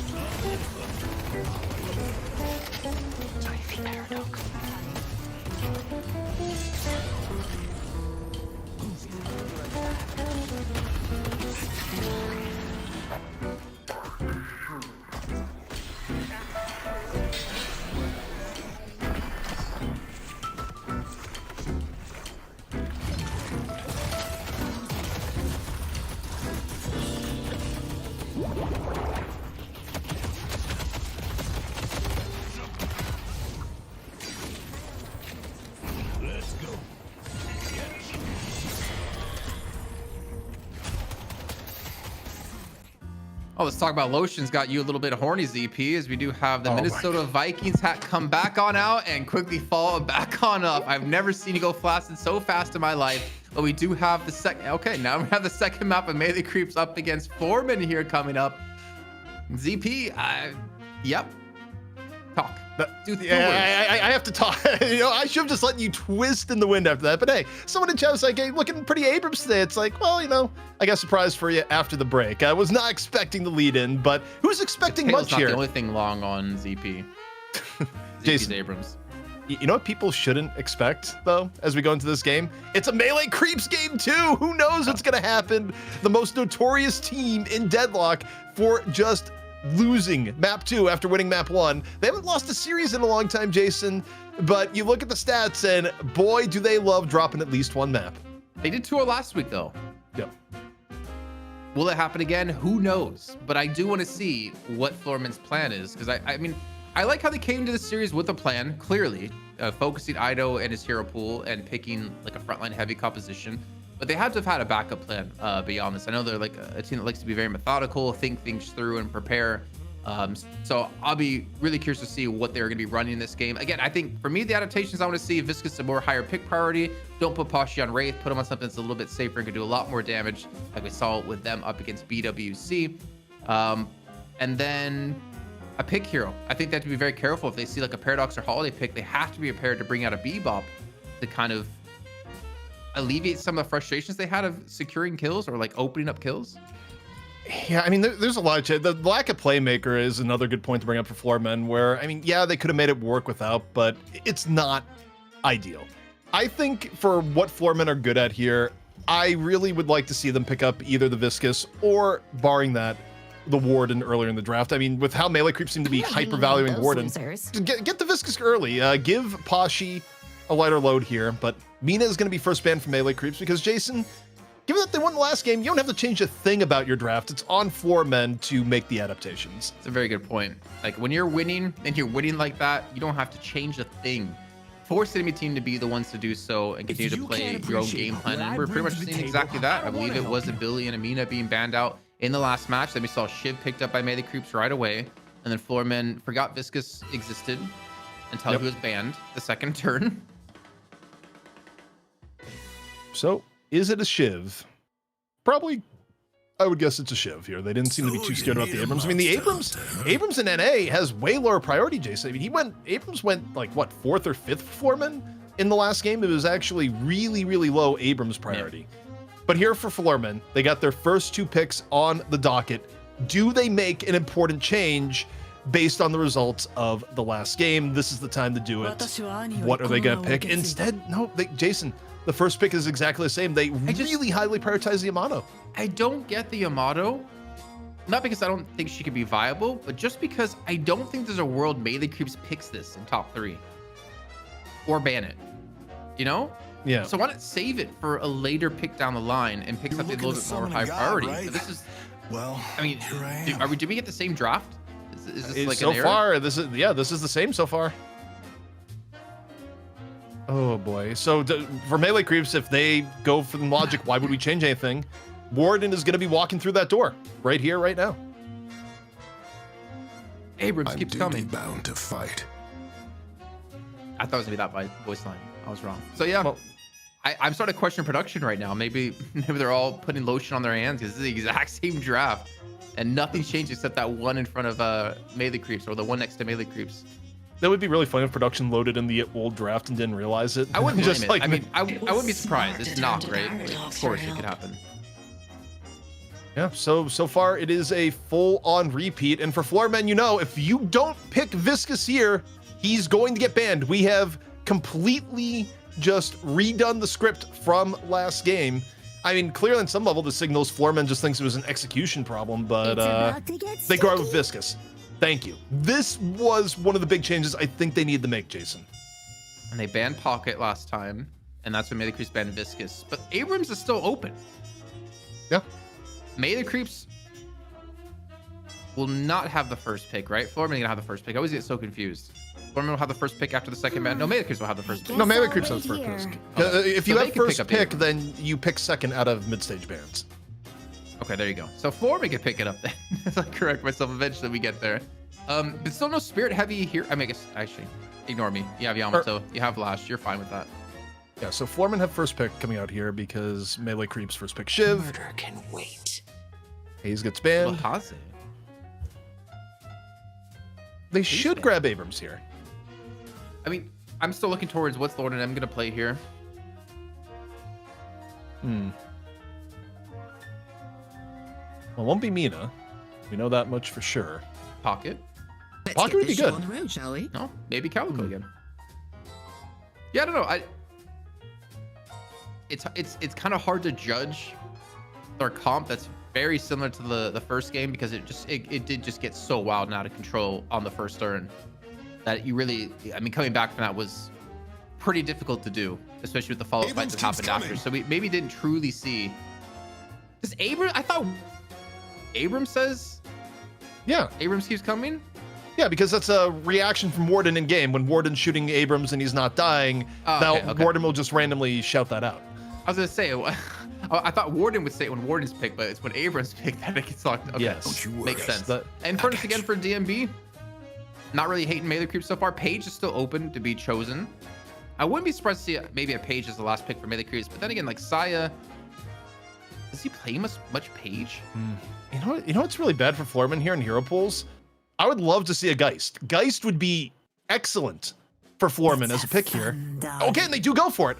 I was gonna say I didn't know if they were gonna pick Geist because Pashi was both, historically their Geist player, and now maybe their Viscous player and a hard carry. So someone else is probably gonna be on the Geist other than Pashi. Maybe. I think so. I think Pashi for sure gonna be on Viscous. Sorry, I think- I'm a little late. Had to finish the Maybe chapter I was EVG will on. be on Geist. It's been a long time since I think we've seen him play Geist, and League be back on the Yamato as well. But for like a 6 pick here for melee creeps, it looks like it's gonna be a Saya pick. Could also be Holiday. If they really like the double playmaker for non-deny purposes, going That'd be Holiday again. dirty. Paradox Time and for an Holiday. adventure. Okay, so he goes Kelvin. I'm still not like, I don't know why. I'm just not a fan of his Kelvin. Maybe I'm just like super harsh. But he did have some really good domes last week. He did have some really good play on the Kelvin last week that really kind of set them apart from their opponents. They got a lot of healing. They got lockdown potential with the Paradox swap plus Kelvin dome. Yeah, I mean you can counter the Death Slam. This is gonna be tough. I mean, Floormen have a very beefy composition for sure. Kelvin, Kelvin was one of the victims of this last patch, I feel like, because with the urn dynamic changes, yeah, you can still use Dome for maybe isolating an urn carrier if you jump on top of them, but the value of Kelvin, a huge part of his kit was the fact that if you had urn, you could just use Dome for the free turn-in, and that aspect of Kelvin's ability is less valuable now than it was. It's not as bad as Doorman losing the ability to door through and get earned in that way, but I do value Kelvin a little bit less because that was a pretty big power part of his kit previously. Just how you could play around earn with him, and it's not as good now. Yeah, it's been kind of cool to see such a big change in priority of when you can test the urn. Before this patch, it was all about the turn-in. I'm amazed to see so much emphasis out of teams on the pickup now instead of on the traversal from pickup to turn in. It's such a big commitment too, because if you overcommit resources like players there, you're losing farm around the map. And that's what we saw happen in this last game. I mean, DMB was off farming a lane by himself, while Floormen set all 6 players to contest that urn and melee creeps had 5 there. So he was continuing to get farm when Floormen weren't. I think this is something that needs to be figured out over the next weeks of how we truly want to handle the urn. But I don't know why a part of me think this is an overcorrection of, okay, well, we need to contest the pickup now instead of turn in because it's an instant turn in. Well, I think one of the solutions, even though we haven't really seen it come to fruition tonight, is part of the theory as to why Calico may have increased value is that with light melee being enough to take down the urn, the leaping slash from Calico will drop the urn. So Calico is one of the most effective urn interception abilities in the game. And is that enough to pick Calico over an Abrams right now? I'm actually not convinced because of just how good Abrams is. When I look at this Floormen draft, the number one thing that I take a little bit of question with is out of the mid-stage bans, going for Calico over Abrams. I think Abrams is just generally higher power. Certainly when you look at EU drafts, it's set that way. But I'm willing to have my mind changed here, Jason, if we see Calico come in and actually get some real earned interceptions this time around. I mean, as we saw in the first game, it wasn't even about interceptions. It was about the fight of the pickup. It wasn't about intercepting them towards the turn-in. So in that kind of like way of thinking, is the Calico viable if you're just going to force fights on the earn instead of fighting on the traversal across the map? If you're going to run a Calico. Also, I'm doing my biggest channel point investment that I've done in a long time. I just put 10,000 channel points down on the Floormen because I'm really banking on melee creeps to throw the second map and do what they've done best in most weeks, even if they didn't do it last week. See, this isn't fair because I watched the stream, like I have the stream open in like mod view in like the creator dashboards. I don't get channel points for watching. Well, you know, just make better bets with the channel points you do have. I'm just, I'm gonna get on the night shift account and give myself like 1,000,000 points. And You can't do that, believe it or not. Like, you actually Really? cannot manipulate your own channel points. No. I was gonna like full bet it on one of these games, and I was gonna create ridiculous generational wealth for someone out there. Nope. You cannot inflate the economy. You do not have the power of the Fed within your own Twitch channel points. It is a closed system, as far as I know. But either way. This is early Abrams? game. Yeah, Ido? I'm ready to get my hands dirty. They're just I mean, getting he did it last active, and game. it's minute 30. It's 3 in the middle lane. And how healthy is League on the Geist is the question. Not healthy at all, Jason. Not healthy at all. Sorry, I got word from production that Knock was still moisturizing his hands, which is why we didn't cut to go see what happened. He's got to have the softest hands in production. He's really living up to it now. Well, the sands may get a little bit rougher after they slap you for that comment. That's what I'm gonna say, Jason. I don't know if he can reach my face with how tall and short, or tall I am and short he is. Wow, it's getting real. Just like here on the left lane, as Ido is coming back in. Stylish return to the left after feeding some farm to his lane partner. Okay, Ido. Gotta be a little bit careful here. No parry coming through. A nice cube comes in to prevent any sort of melee damage to Xerxes. And Ido, he'll back away to safety. And you can already see with that Q, he's able to get up to 2.2 thousand souls. I thought Fishcake might be a little bit higher.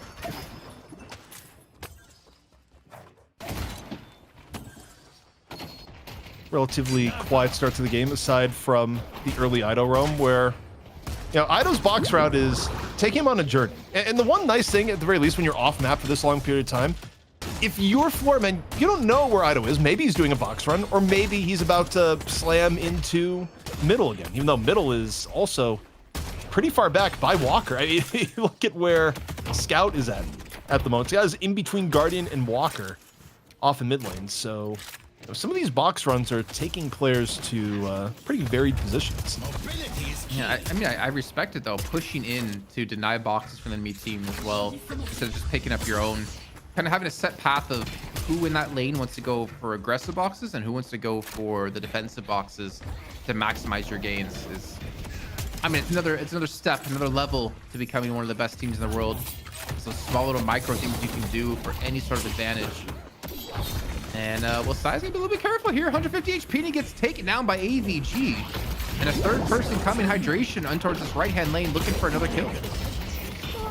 Parry coming out. Fishcake stunned up a little bit. Pashipop, though, low HP, has to puddle punch out of there in a hurry. Melee creeps with 3 on the left-hand side. Not much Guardian damage coming off this rotation, but it does get Pashipop back off to full heal. So it's kind of one of those rotations where you're going back to full heal, but you're still grabbing some boxes along the way.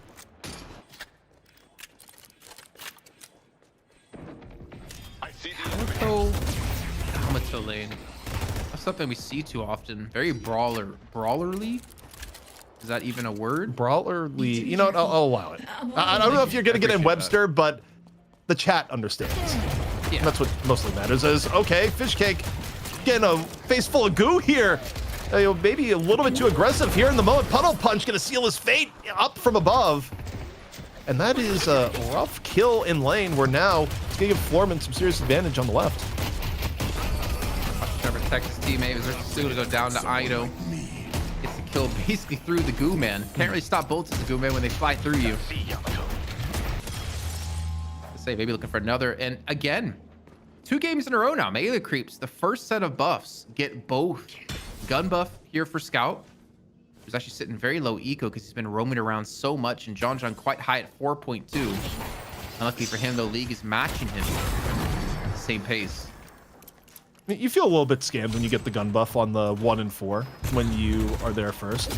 You don't love the gun buff as much early on, so Scout not quite as lucky as the Minas we've seen today that we're just getting spirit buff after spirit buff while being the most overfarmed in the game. Yeah, I'm kind of happy to not see Mina, actually. I've been getting very tilted in my own matches playing against Mina. I played against a Mina Viscus today, and I was just like, what do you even do against that? You can't kill either of them. I didn't see the game, but I'm telling you, you didn't win lane. Saya No, not goes even down close. Saya, he's not going to win lane either as he goes down. DB going to be chased down as well. Floormen making a big adaptation here, getting in their faces, not letting DMB bully them early on. And they actually do have to lead in the game. Much better start so far for the Floormen relative to last game.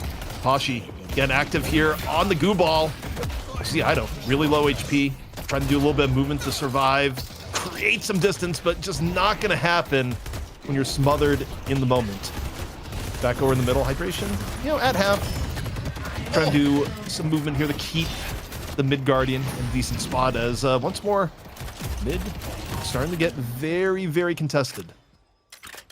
I love those dash parries. Also, something we were noting, we didn't get to see, I believe, in the last game, because I know you and Jake were monitoring cultists throughout the day. There's gonna be a swap here on the League, a charge into the wall, but he gets a health swap on top of this. Looks like he should have the protection to back away from hydration. But sorry, I was mentioning that John going in towards cultist here with the monster rounds, at least just taking monster rounds. Maybe not upgraded to cultist though. I would still assume you're going to be going cultist here. That ability range you get is still kind of important for the binding words. Not to mention your last stands. Guardians being traded out. Guardians going the way of melee creeps in the middle after rotating some extra forces there.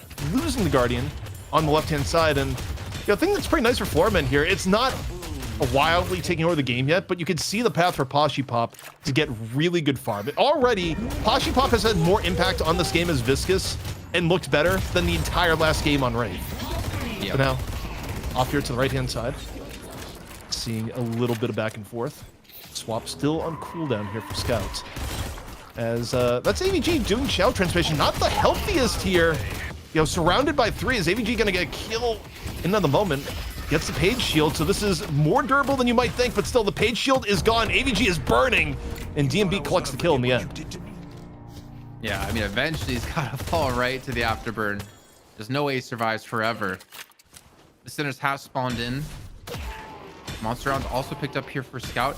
Now, I have a feeling, I didn't look too much last game. There was a lot more cultists being built in NA than there was in EU. That Scout will fall, try to go for that Citizen and steal it. It's kind of interesting because I think you can make the case that, well, hold the phone, Death Slam into Seismic Slam, into Light Pole! Ido catches the business end of the Light Pole, limiting some of his mobility out. May not matter in the end. Charge off the other side. Oh, back up for a moment, but it's not enough. Zerbzy just gonna flog him back to spawn. Back here near the buff spawn, DMB, low HP, Calico in hot pursuit. Lord NM, no cooldowns to actually make it happen. Instead, maybe going to jail, gets the Leaping Slash at the right period of time to get out, but not enough to drop into the DMB, returns the Shadow. Finally, gonna hit at the end, but it is a suicide mission, Jason. He was hungry. He wanted that kill, and I didn't think he'd actually get it, to be honest. That's good use of the Enter the Shadows. Does the fight towards double centers. Pashi Pop trying to steal things away here as he does get the cube on towards himself. Connect Carbine, not even close. That looked like... That wasn't great. That was a pretty big miss. Thinking back to, what was it, Scout threw a knife in the ground last week. Still, Manic Creeps are cleaning up these kills. So last time gonna be coming in, looking for the catch onto League, who does get away from the binding word. The chase coming down. Goes back in towards mid pit, and he is gonna fall. And also a 500 bags swiftly taken by John. And Melee Creeps, I mean, they might have been down early on, but they're not out. No, not at all. And also, I know that build John's going with here. We got updates on the builds on our end when the new patch hits, but that is the John simple build that if you ever talk to John, he's like, hey, what are you doing Warden right now? He goes, just play John simple. It's true. He does sound like that if you talk to him. Yeah, you know, not quite the entire Batman thing, but yeah, it's how I'm thinking. He's thinking as give Spirit buff off here to Ido. I mean, if you want, I can play his voice if you need to hear it. Just No. saying. You know which button I have. we don't need that button right now. But AVG, lower HP, no problem, seemingly no fear in going to chase down Fishcake, whose killing blow was used a little bit earlier in the fight. Yeah, but Saya, he got the urn from this. The fight's going to continue on this left-hand side. DMB being chased down on. Ground Strike not going to quite connect onto anyone, and they will escape for now, although DMB, he is very overextended. And he will fall. I mean, one person for potentially urn turn-in would be worth it, but now with the pressure on, with melee creeps not winning this fight over on the left-hand side, it means their walker could be pressured while this urn is being ran. You know, if the idea of picking Calico was to intercept Urn, Lord NM's doing a terrible job of it being the opposite side of the map. So I don't think that was the impetus for picking Calico here. Instead, we have Saya. This is the play right now. Use movement to come in over the top. It is the true dunk strategy, and it is not interfered with. And in fact, you get some kills on the top of it. Melee creeps bringing force to the Urn turn-in, so they get Urn turn-in +3. Big shift in the overall game economy. I haven't seen a dunk as good as that until Michael Jordan in Space Jam dunking on the Monstars to win the game and to save the human race Oh, from slavery. You mean LeBron James? No, Michael Jordan, the GOAT of basketball, dunking on the Monstars, stretching his arm out across the entire court. Look, they remade the movie and they tried to erase Michael Jordan. Actually, I don't know. Michael Jordan may have been in the movie. I didn't see the new Space Jam. I'm self-exposed. The dome, though, is out into the Death Slam as take a look at Zerbzy. Zerbzy perhaps in a little bit of trouble, but seemingly has been able to shake some of the pressure from the very spherical dome. Floormen, let me go forward. Captivating read thrown on out. Nothing grabbed this time around, though. Yeah, decent disengage at a melee creeps.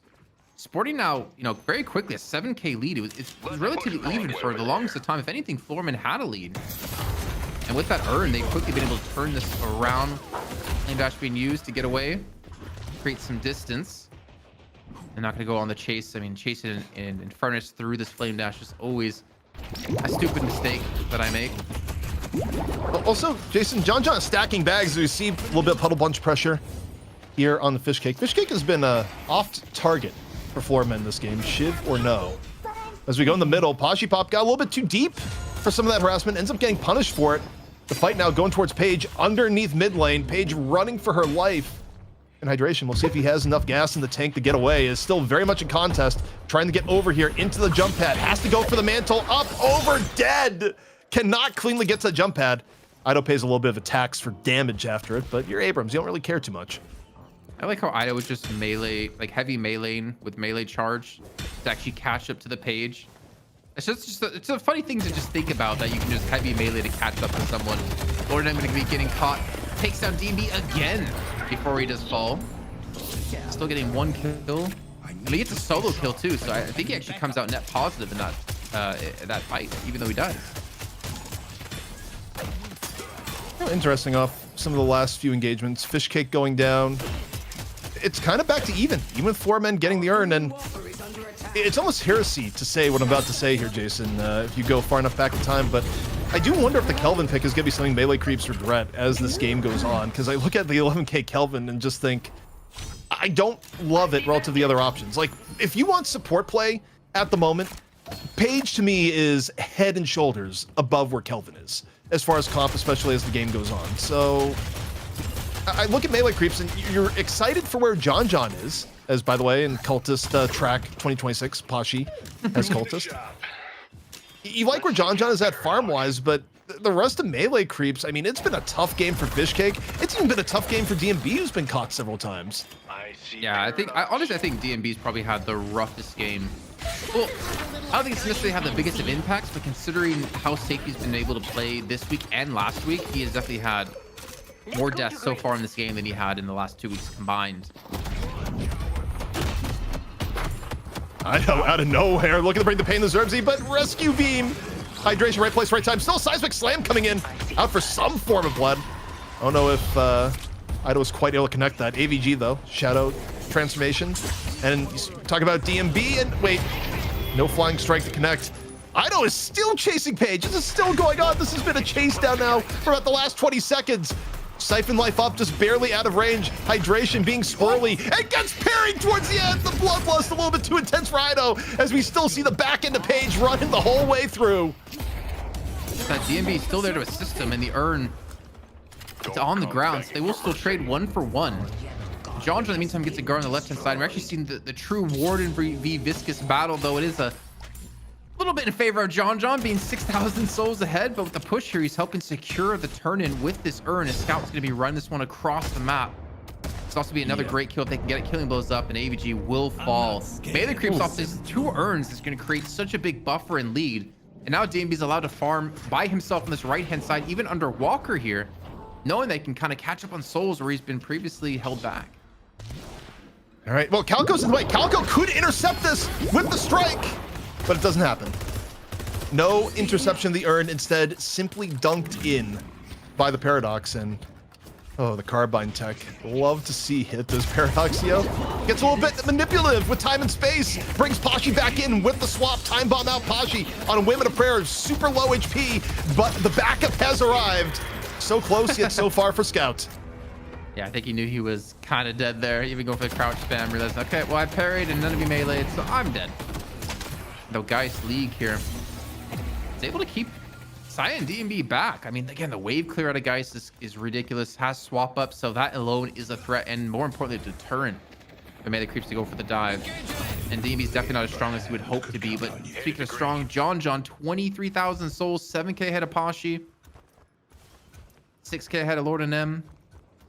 He's gonna hit that power spike when glass. I mean, I think for him it's about farming right now until he gets glass cannon, and then once glass cannon's up, which he has, I think that's when he starts to get engaging or starts to force these fights and get those stacks up.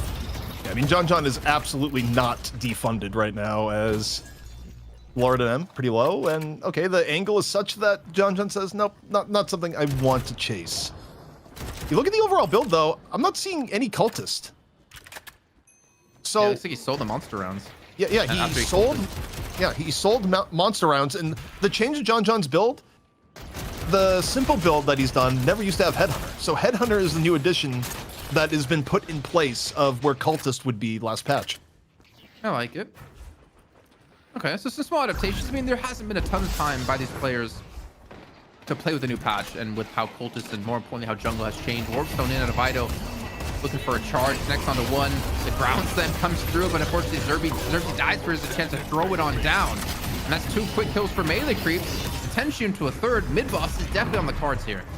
You know, 2 down. Although, you know, with the respawn changes, this isn't that big of an advantage. You're actually getting 5 seconds off. Maybe. I think the respawn changes actually don't take place in 19 minutes. So we're not actually in it yet for the base respawn. Still, they do go the mid boss as expected. They have shelter here, ZP. This is gonna be so hard to steal if they even try. They have shelter, but you do have Pashi pop the Viscous. Puddle Punch still really good at disruption and chaos, and Floormen, they're gonna take their best look at it. Captivating Reed is down, and the Frozen Shelter in as the Page Ult rolls down the ramp. League, the one to pay the price. Frozen Shelter going down. The Rejuve under contest, 2 to melee creeps, and they get the full suite. Zerbzy, Hydration taken down in the melee. A contest that does not go the way of the Floormen. And I want to know how they. I gotta go back and listen to their comms, how they organize, like who's parrying, especially when puddle punches come through, because you have to parry that and then make sure to parry the person coming on in. But man, melee creeps, they've exploded now to almost a 20k lead. He's gonna take down the Walker in the mid lane and probably take down a Walker on the right lane. Possibly trying to push the wave out so they can prevent this Walker from falling. So I believe he did take the wave by himself, but now he's gonna be under pressure as John's going for the chase. Cube comes out and he realizes, okay, no point to continue to push this one on through. The entire team has respawn back in. They have to be very careful about this, and there's also a lot of jungle to be taken across the map. AVG in a real tough spot here, just taking a 1v2. Fishcake certainly gonna win that with Scout. Now for melee creeps, you know, Jason, John, Maybe getting caught here. Rejuve is down, and he comes back up. And does John have the gas to get out of here? The pummel punch wasn't fully disruptive. Finding the way through. John, not much HP left. The last little bit of goo's gonna strike. And John goes down. No Rejuve safe from there, and a pretty long death timer given as well. Yeah, Sai was trying to catch up to help him out, but I mean, one death, even if it's John, and you get a left lane walker, and then you eventually turn that one kill back around anyways, still a massive win for melee creeps. Floormen are trying to respond with a push on this walker, which they will indeed get, but they might lose some base guardians. They might lose another urn. You can see Scout to be ferrying this one across the map once again. Guys in base, man. No one's here to stop this urn turn in, and melee creeps can continue to explode into an even bigger lead. Melee creeps hitting their stride, largely powered off the 2 picks that led into mid-boss, that led into a disastrous contest from the Floormen on mid-boss. Ido not quite able to get out when another Rejuve charge down. I'm not sure how much Floormen is incentivized to chase here now, as you take a look at the lead. Nearly 30,000. Last Rejuve charge, though, going to go away. And is Fishcake vulnerable here? Death Slam in and after. Floormen looking to get a little bit of a trophy towards the end. Fishcake down the 3rd. The bloodletting is huge. And, okay, Ido here with the backup. Gooball going to run directly over him as Pop wants no more part of this fight. This is a full evac for him and Zerbzi. How does Fishcake survive that? He gets his Rejuve popped, Puddle Punch, Death Slam, and still gets away. I think a lot of that was due to Ido and the interaction he had chasing Pop away. He's on 9,700 souls. Please buy Ido. What is he? Pick a Phantom Strike? No, Phantom Strike kind of seems useless right now. Hunter's Aura, Spirit Resilience, and Superior Duration. Damn, that is a big power spike here for Ido. He's also on 27,000 souls, so it's not DMB to lead the charge for his team like before. And he's probably gonna die yet again, but Ido is there to support him. And he also, I mean, even DB has 7,000 souls. You know, one downside, okay, that Spellbreaker would have been useful for DMB a moment ago, but when you do go super hard in the dash build, you are a little bit more uniquely vulnerable to a slowing Hex, because you won't see the confusion from DMB is like, wait, I'm getting jumped, I'm slowing Hex. Well, I have no useful buttons to push. Goes to the teleporter and, you know, gets a flame dash off at the very, very end, but, you know, you do kind of have an extra inherent weakness, Infernus-wise, if the other team decides, hey, we just want to use more slowing Hex. Gonna have to get a DBR to help with this, which we've seen him play very defensive with a lot of green items. I know Jake was very proud. The original inventor of the green Infernus. But there was a big push on the left-hand side to try to catch out Fishcake out of Floormen. They will get Ido instead as they're retreating away. I was expecting maybe melee creeps to push this right-hand side to look for that walker, but Poshup's keeping it alive. It's still 20k difference. It wasn't as big of a runaway out of melee creeps as it was in the first game, so Floormen have done a way better job of keeping things close. But I'm still kind of worried. This is a 10k soul difference between John and Poshupop if we're looking at the M1 heroes. There's not even a glass cannon for Poshupop, and I don't think he's even going to be able to really get up to one, because realistically, to charge that up too, I just don't see it happening in these fights right now, unless he's very close to it. It's not a great position for Floormen to be in. Also, bear in mind in the draft, they're not running anything like a Paradox or Holiday or a Bebop. So getting the actual pickoffs here for Floormen, you are more or less hoping to get positional advantages where someone from melee creeps is in the wrong place at the right time, which has happened a fair amount in this game. Also, by the way, something that we haven't seen in a long time, look at the KD here. DMB at 1 in 5. You talk about a game where Infernus has really been isolated and been seen as a priority target to jump on, you know, with slowing Hex and, you know, multiple people at the same time. It just has not been that survivable of an Infernus game. Yeah, but he's on 24,000 souls. He's still only 1k behind Poshupop, so it's not like he's having a terrible game, even though that scoreline reflects something a little bit different. I mean, he's still been doing his job. I think you can maybe question it's because they're feeding him farm in particular, but he's still keeping up with the rest of the enemy team. John is still getting further ahead. So is Ido and Fishcake. So they're really not losing anything, even though he's only 1 in 5.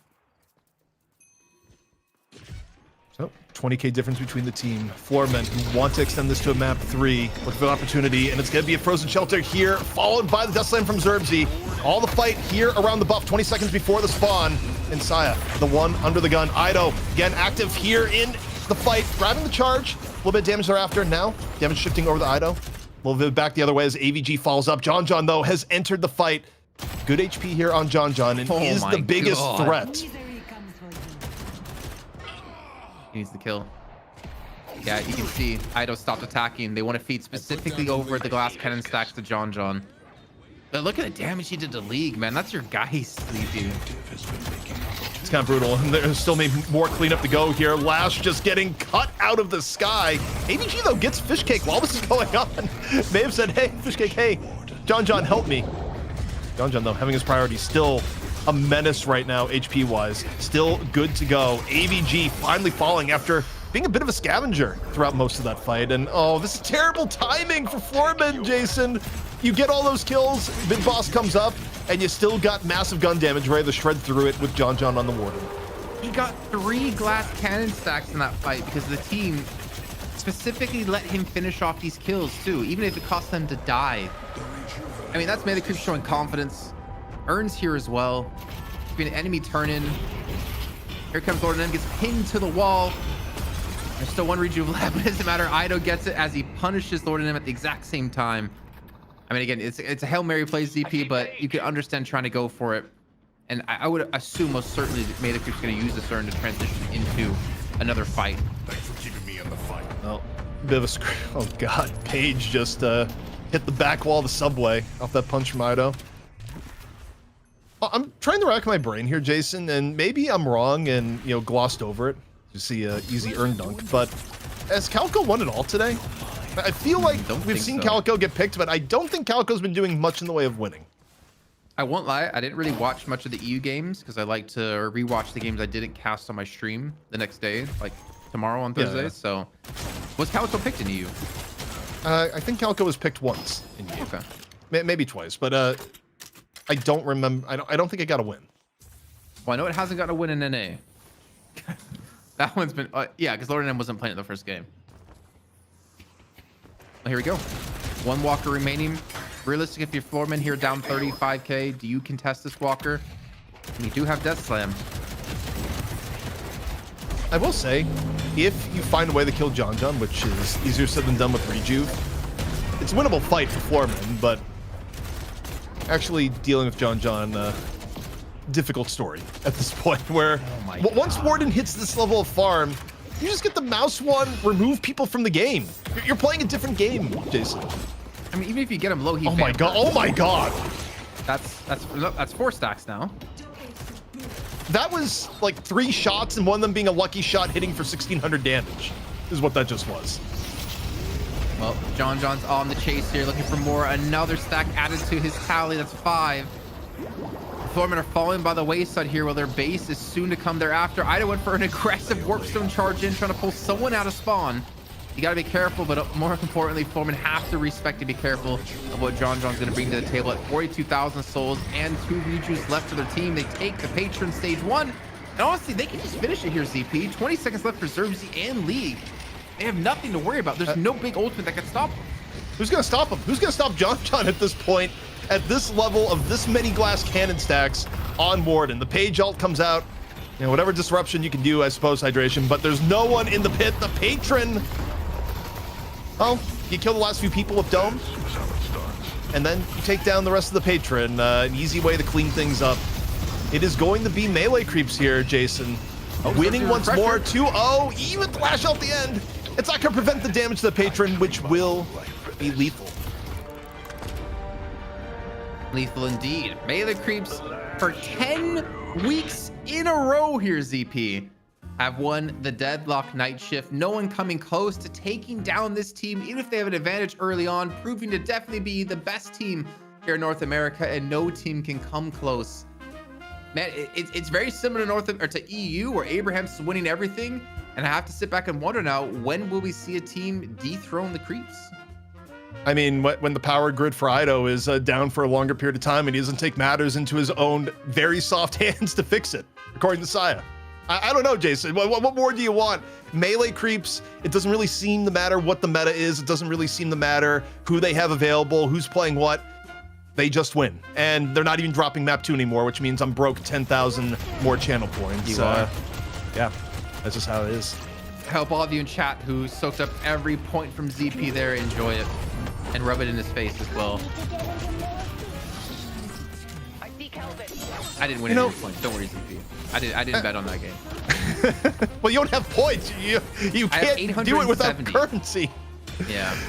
But one thing I will say in defeat here for the Floormen, I thought AVG was having a very good game this game until everything stacked against him. Like a lot of these larger fights, AVG was getting really good shadow transformations off, finding key pickoffs, even as things were going against Floormen. Wasn't quite able to hit the critical mass of farm on Yamato, but was it worth the Yamato first pick when you could have gotten a little bit later? Probably not. Did the Yamato still look pretty decent for Floormen?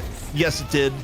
Pashi had good moments in the early in the mid game. Hydration had that ridiculous escape on Ido. Like, there was a lot that Floormen did well, but it just seems like there's a moment in the game where melee creeps will get a few key picks, they will grab mid boss, and the game will be over. I'm sorry, I was just watching how much damage John was doing there to a non-moving target. I personally gonna have to put him as my MVP, ZP. I don't know if you have anything to say about that, because it definitely has felt like him. 44,000 damage. He did 74-ish thousand damage across 2 maps. He had around 30k in the first game, 44k in the second. Became unstoppable. Like, what do you do? Even if they shut down DMB, they still could not shut down John, and vice versa. If you shut down John, I feel like DMB is still going to be a pretty big threat. It was tough for Floormen. Again, I kind of look at their draft and wonder where could things have gone a little bit better. And I have to just state, for how that draft went down, you could have had Abrams. You picked Calico instead of Abrams, and Ido, for a lot of the game, was a massive threat on the Abrams, both in the early roaming. We saw the super early roam that put League in a bad spot in the mid lane, and just generally a front line that was really difficult to deal with. I do wonder if this is just a different game if Floormen grab Abrams in 4th. I think Abrams going so late in the draft also for melee creeps was just almost an unconscionable get. I think it's too late in the draft for the level of power that Abrams brings to the game at the moment. Yeah. Another topic to discuss is earns. I mean, look how much of their income, it's a top 5 for every single player of their income came through earns. And melee creeps, I don't think they let a single earn go today. I was trying to think back to the first map of the series, but I think they got earn and then they lost quite a few players. Like Floormen turned it around. But man, they know what to focus on. They know where this income's coming from, and they put the emphasis, they put the resources there to confirm it, to lock it in. I gotta ask you, Jason, what do you think of the gameplay flow today with the earn change? The fact that we didn't have the gigantic earn standoffs and instead got a more decisive fight for earn pickup across both regions. It's interesting. So I didn't really watch a lot of the EU games because I'm gonna do that tomorrow. But for NA, I don't know how I feel about it actually. Okay, so I like the changes in general. I really disliked how you could jump when turning in the urn and like avoid heavy melees and avoid other things that would otherwise stop you. But I don't know how I feel about the fighting on the urn now, like on the pickup instead of the turn in. Because it's still not going to be a free turn in, even if you win the fight. No. But it's also very difficult to read the situation well enough to not overcommit the players there and still get farm in other places. I don't know if I'm even like doing a good job of explaining how I feel about it right now, but I think maybe give me another week or two, and when things flush out a little bit more and how teams actually want to play around the urn, and I'll have like a better feeling of how it plays out in competitive play. What about you? I think for me, I mean, I like the overall gameplay trend. I think also in pub games, like you actually see way more people trying to turn in the urn. So like general health of the game, it's good. I was a little bit disappointed at some of the contest options, especially in NA. You did a little bit of a better job of trying to jump in and like stop the urn before it got turned in. But I just don't understand the logic of you're picking Calico, who actually got mega buffed for this specific purpose. And all day, we don't even see a Calico try to go for an intercept to knock the urn loose and go for it. I think there is room for more play to, be really aggressive to go for the urn, but you have to commit, and teams obviously are not going to be that great at it with a one-day notice. So yeah, I want to see how the teams adapt, because the reality is that teams didn't even get much in the way of scrim time for this new earn system. Maybe it dropped yesterday. You get maybe a few scrims and then you go directly into night shifts. So even a week, Jason, I think is going to make a big world of difference. I mean, in general, I'm very happy with the changes they did to that, for sure. Light melee as well being one way to do it. Doors no longer working. Big fan, though I forgot about it today when I was playing, and I went through a door with an urn and realized I didn't bring it with me. So yeah, and all in all, I'm really happy with like the direction they've made these changes. Like Patron, for instance, in one of the last major patches we've had, making it have resistances now when people are there to defend it. There's 2 defenders, you can't even hurt it anymore. Big fan of those changes, really balancing out some of the things. But I'm curious to see what they're going to be cooking with this big patch, man. There's a lot to come, and who knows, next week at the same time, or hopefully probably earlier than this time, we could be casting an entirely different game. Yeah, and you know, who knows what's gonna be there, if there's new heroes, if there's new whatever it may be. Because think about it, this last patch, Jason, was a quote small patch that had massive game changes, but we've been teased about a big patch, which usually is just an unreal experience here in the Deadlock community. Where, by the way, you know, for those patrons, subs, and those that we've done a game night for before, we're looking to do another game night as soon as the patch drops. So if the patch drops Thursday or Friday, expect a game night on either Saturday or Sunday for those that want to hang out and enjoy the new patch. You know, have a little bit of a celebration of Deadlock and a good time. You know, that's what we're looking for, Jason. Is your sound pack in this upcoming patch? Did they tell you that yours is going in this time, or was that Ooh. someone else? No, I had no idea. So it must be someone else then. It's not your sound pack that's going in. We know what? Let's actually get back to the game really quickly, because we do have to crown an MVP of our last match of the day, and it's gonna of course be the man, the myth, the legend. It's gonna be John coming through. My name's John, and I love Jason Kaplan. And playing Warden, apparently, as he plays Warden in back-to-back games. It makes it look all too easy here, ZP. You knew I had to use the button at least once. Oh, no, I knew the button was coming. I'm just like debating when I start like the counter force and start getting, you know, recordings from players that say the exact opposite. Like, we really have to just muddy the waters a little bit. We cannot let you have the gauntlet set, you know, with all the players. I'm just missing like a few more, and then I'm out of buttons on my soundboard. And I need to get something else, like a stream deck, to do it. Yeah, that's fair. But yeah, I mean, what more can you ask for? You have a role in Deadlock, which is you're going to take a lot of farm and you're going to be, you know, the effective carry in the end game. John, God, that is ridiculous. What happened to Calico there? Just immediately erased from full HP. But onto the main point is that John just fulfills this role really well, doesn't take bad risks in the early mid game, knows the objective is to get farmed, and then once John gets farmed, it is a slaughterhouse. Just really efficient, really good aim, never throws the lead away, Jason. Yeah, exactly. And he continues to just steamroll opponents. Even when we criticize his hero pool, I mean, his hero pool hasn't been affected enough for it to cause him to learn some new heroes. Though maybe if there's some new ones on the horizon, we could see him spread his wings a bit. Let's take a look at a pick prio of night shift number 22. I'm curious to see what heroes have gone up and what heroes have gone down. And of course, Viscous in every game possible. Makes sense. Yamato, though, I'm still confused about why Yamato's being picked so much more often, ZP. Do you have any insight into that? For NA, I have no idea. I mean, she did get like very mildly buffed, but the only thing I can think was that you have a run on frontliners, right? Where like Shiv, Billy, Abrams are usually highly valued. Although in NA, you don't even have the excuse for that. You could have just first picked Abrams instead of Yamato, and it would have been completely fine. In EU, it's the case that Yamato is kind of picked as a frontliner of last resort.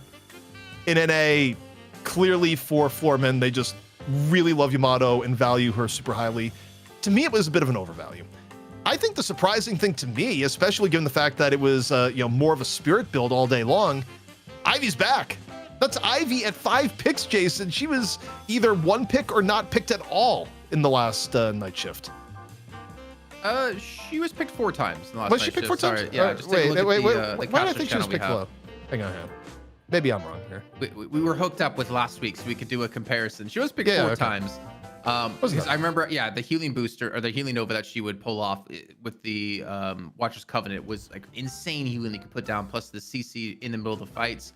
But we're seeing like pretty consistent pick priority for like Pocket, who was pick banned 4 times, Geist pick banned 4 times, Warden pick banned 4 times. Again, Yamato's still up there, Billy, Abrams. The only hard fall off that I think we see is the Doorman. He was pick banned 7 times last night shift, and now he's down at 0. Get your act together, pro players. I'm sick of this. The overreaction to a change into like, oh, this hero that was absolutely defining. And yes, the objective play for Doorman was top tier, but you act like we didn't have Doorman crushing lane, Doorman having big plays in the mid game with luggage cart, Doorman controlling mid boss in a way that few heroes do. You're gonna tell me that Doorman has gone from the must pick down to 0 from one change? No, you're overreacting. We've seen this before. This is like Shiv 2.0, where Shiv gets a slap on the wrist, you don't pick Shiv for 2 weeks, and then Shiv is back to being #1 pick for the next 4 months. Ridiculous. CP, the patch just dropped. Do we continue the stream and like play some games on stream? That's a nice troll, Jason. Come on. At least like play into it. I know I got someone in chat with that one. No, yeah. So, overreact. I mean, we'll see. Like, I think it's gonna take some time. I think the one build Trax talked about with Veil Walker on Doorman can just be nutty if you're going for catches like we are seeing, especially like around Urn, using the Veil Walker to surprise a team looking to defend and earn pickup. That can completely catch him off guard when you come from an entirely different angle. So yeah, maybe we'll see like Doorman come back to the ranks over the next few weeks. But oh no, I'm kind of happy to see some like heroes go up. But the Yamato for me still blows my mind. But before we do end off the show, ZP, do you have any final words for us? Because we're all done with the night shift. Honestly, look, we didn't quite get the patch we were looking for today, but the mini patch still livened things up. Excited for where Deadlock is going to go for the rest of the month. Should that patch hit, we're going to be doing the community game night and also setting up a special draft night for the week after. So a lot of cool stuff on our end to kind of celebrate the new things that are coming out, and just excited for the future, man. Yeah, excited for the future. That patch, when it comes, it is going to be amazing. You're not going to want to miss it. Whether you're watching your favorite streamers or you're here watching the night shift, we'll always be here to support some Deadlock. I hope you guys enjoy the night on the night shift. We'll see you next time, though, for night shift number 23 in 1 week's time. And we'll see you then.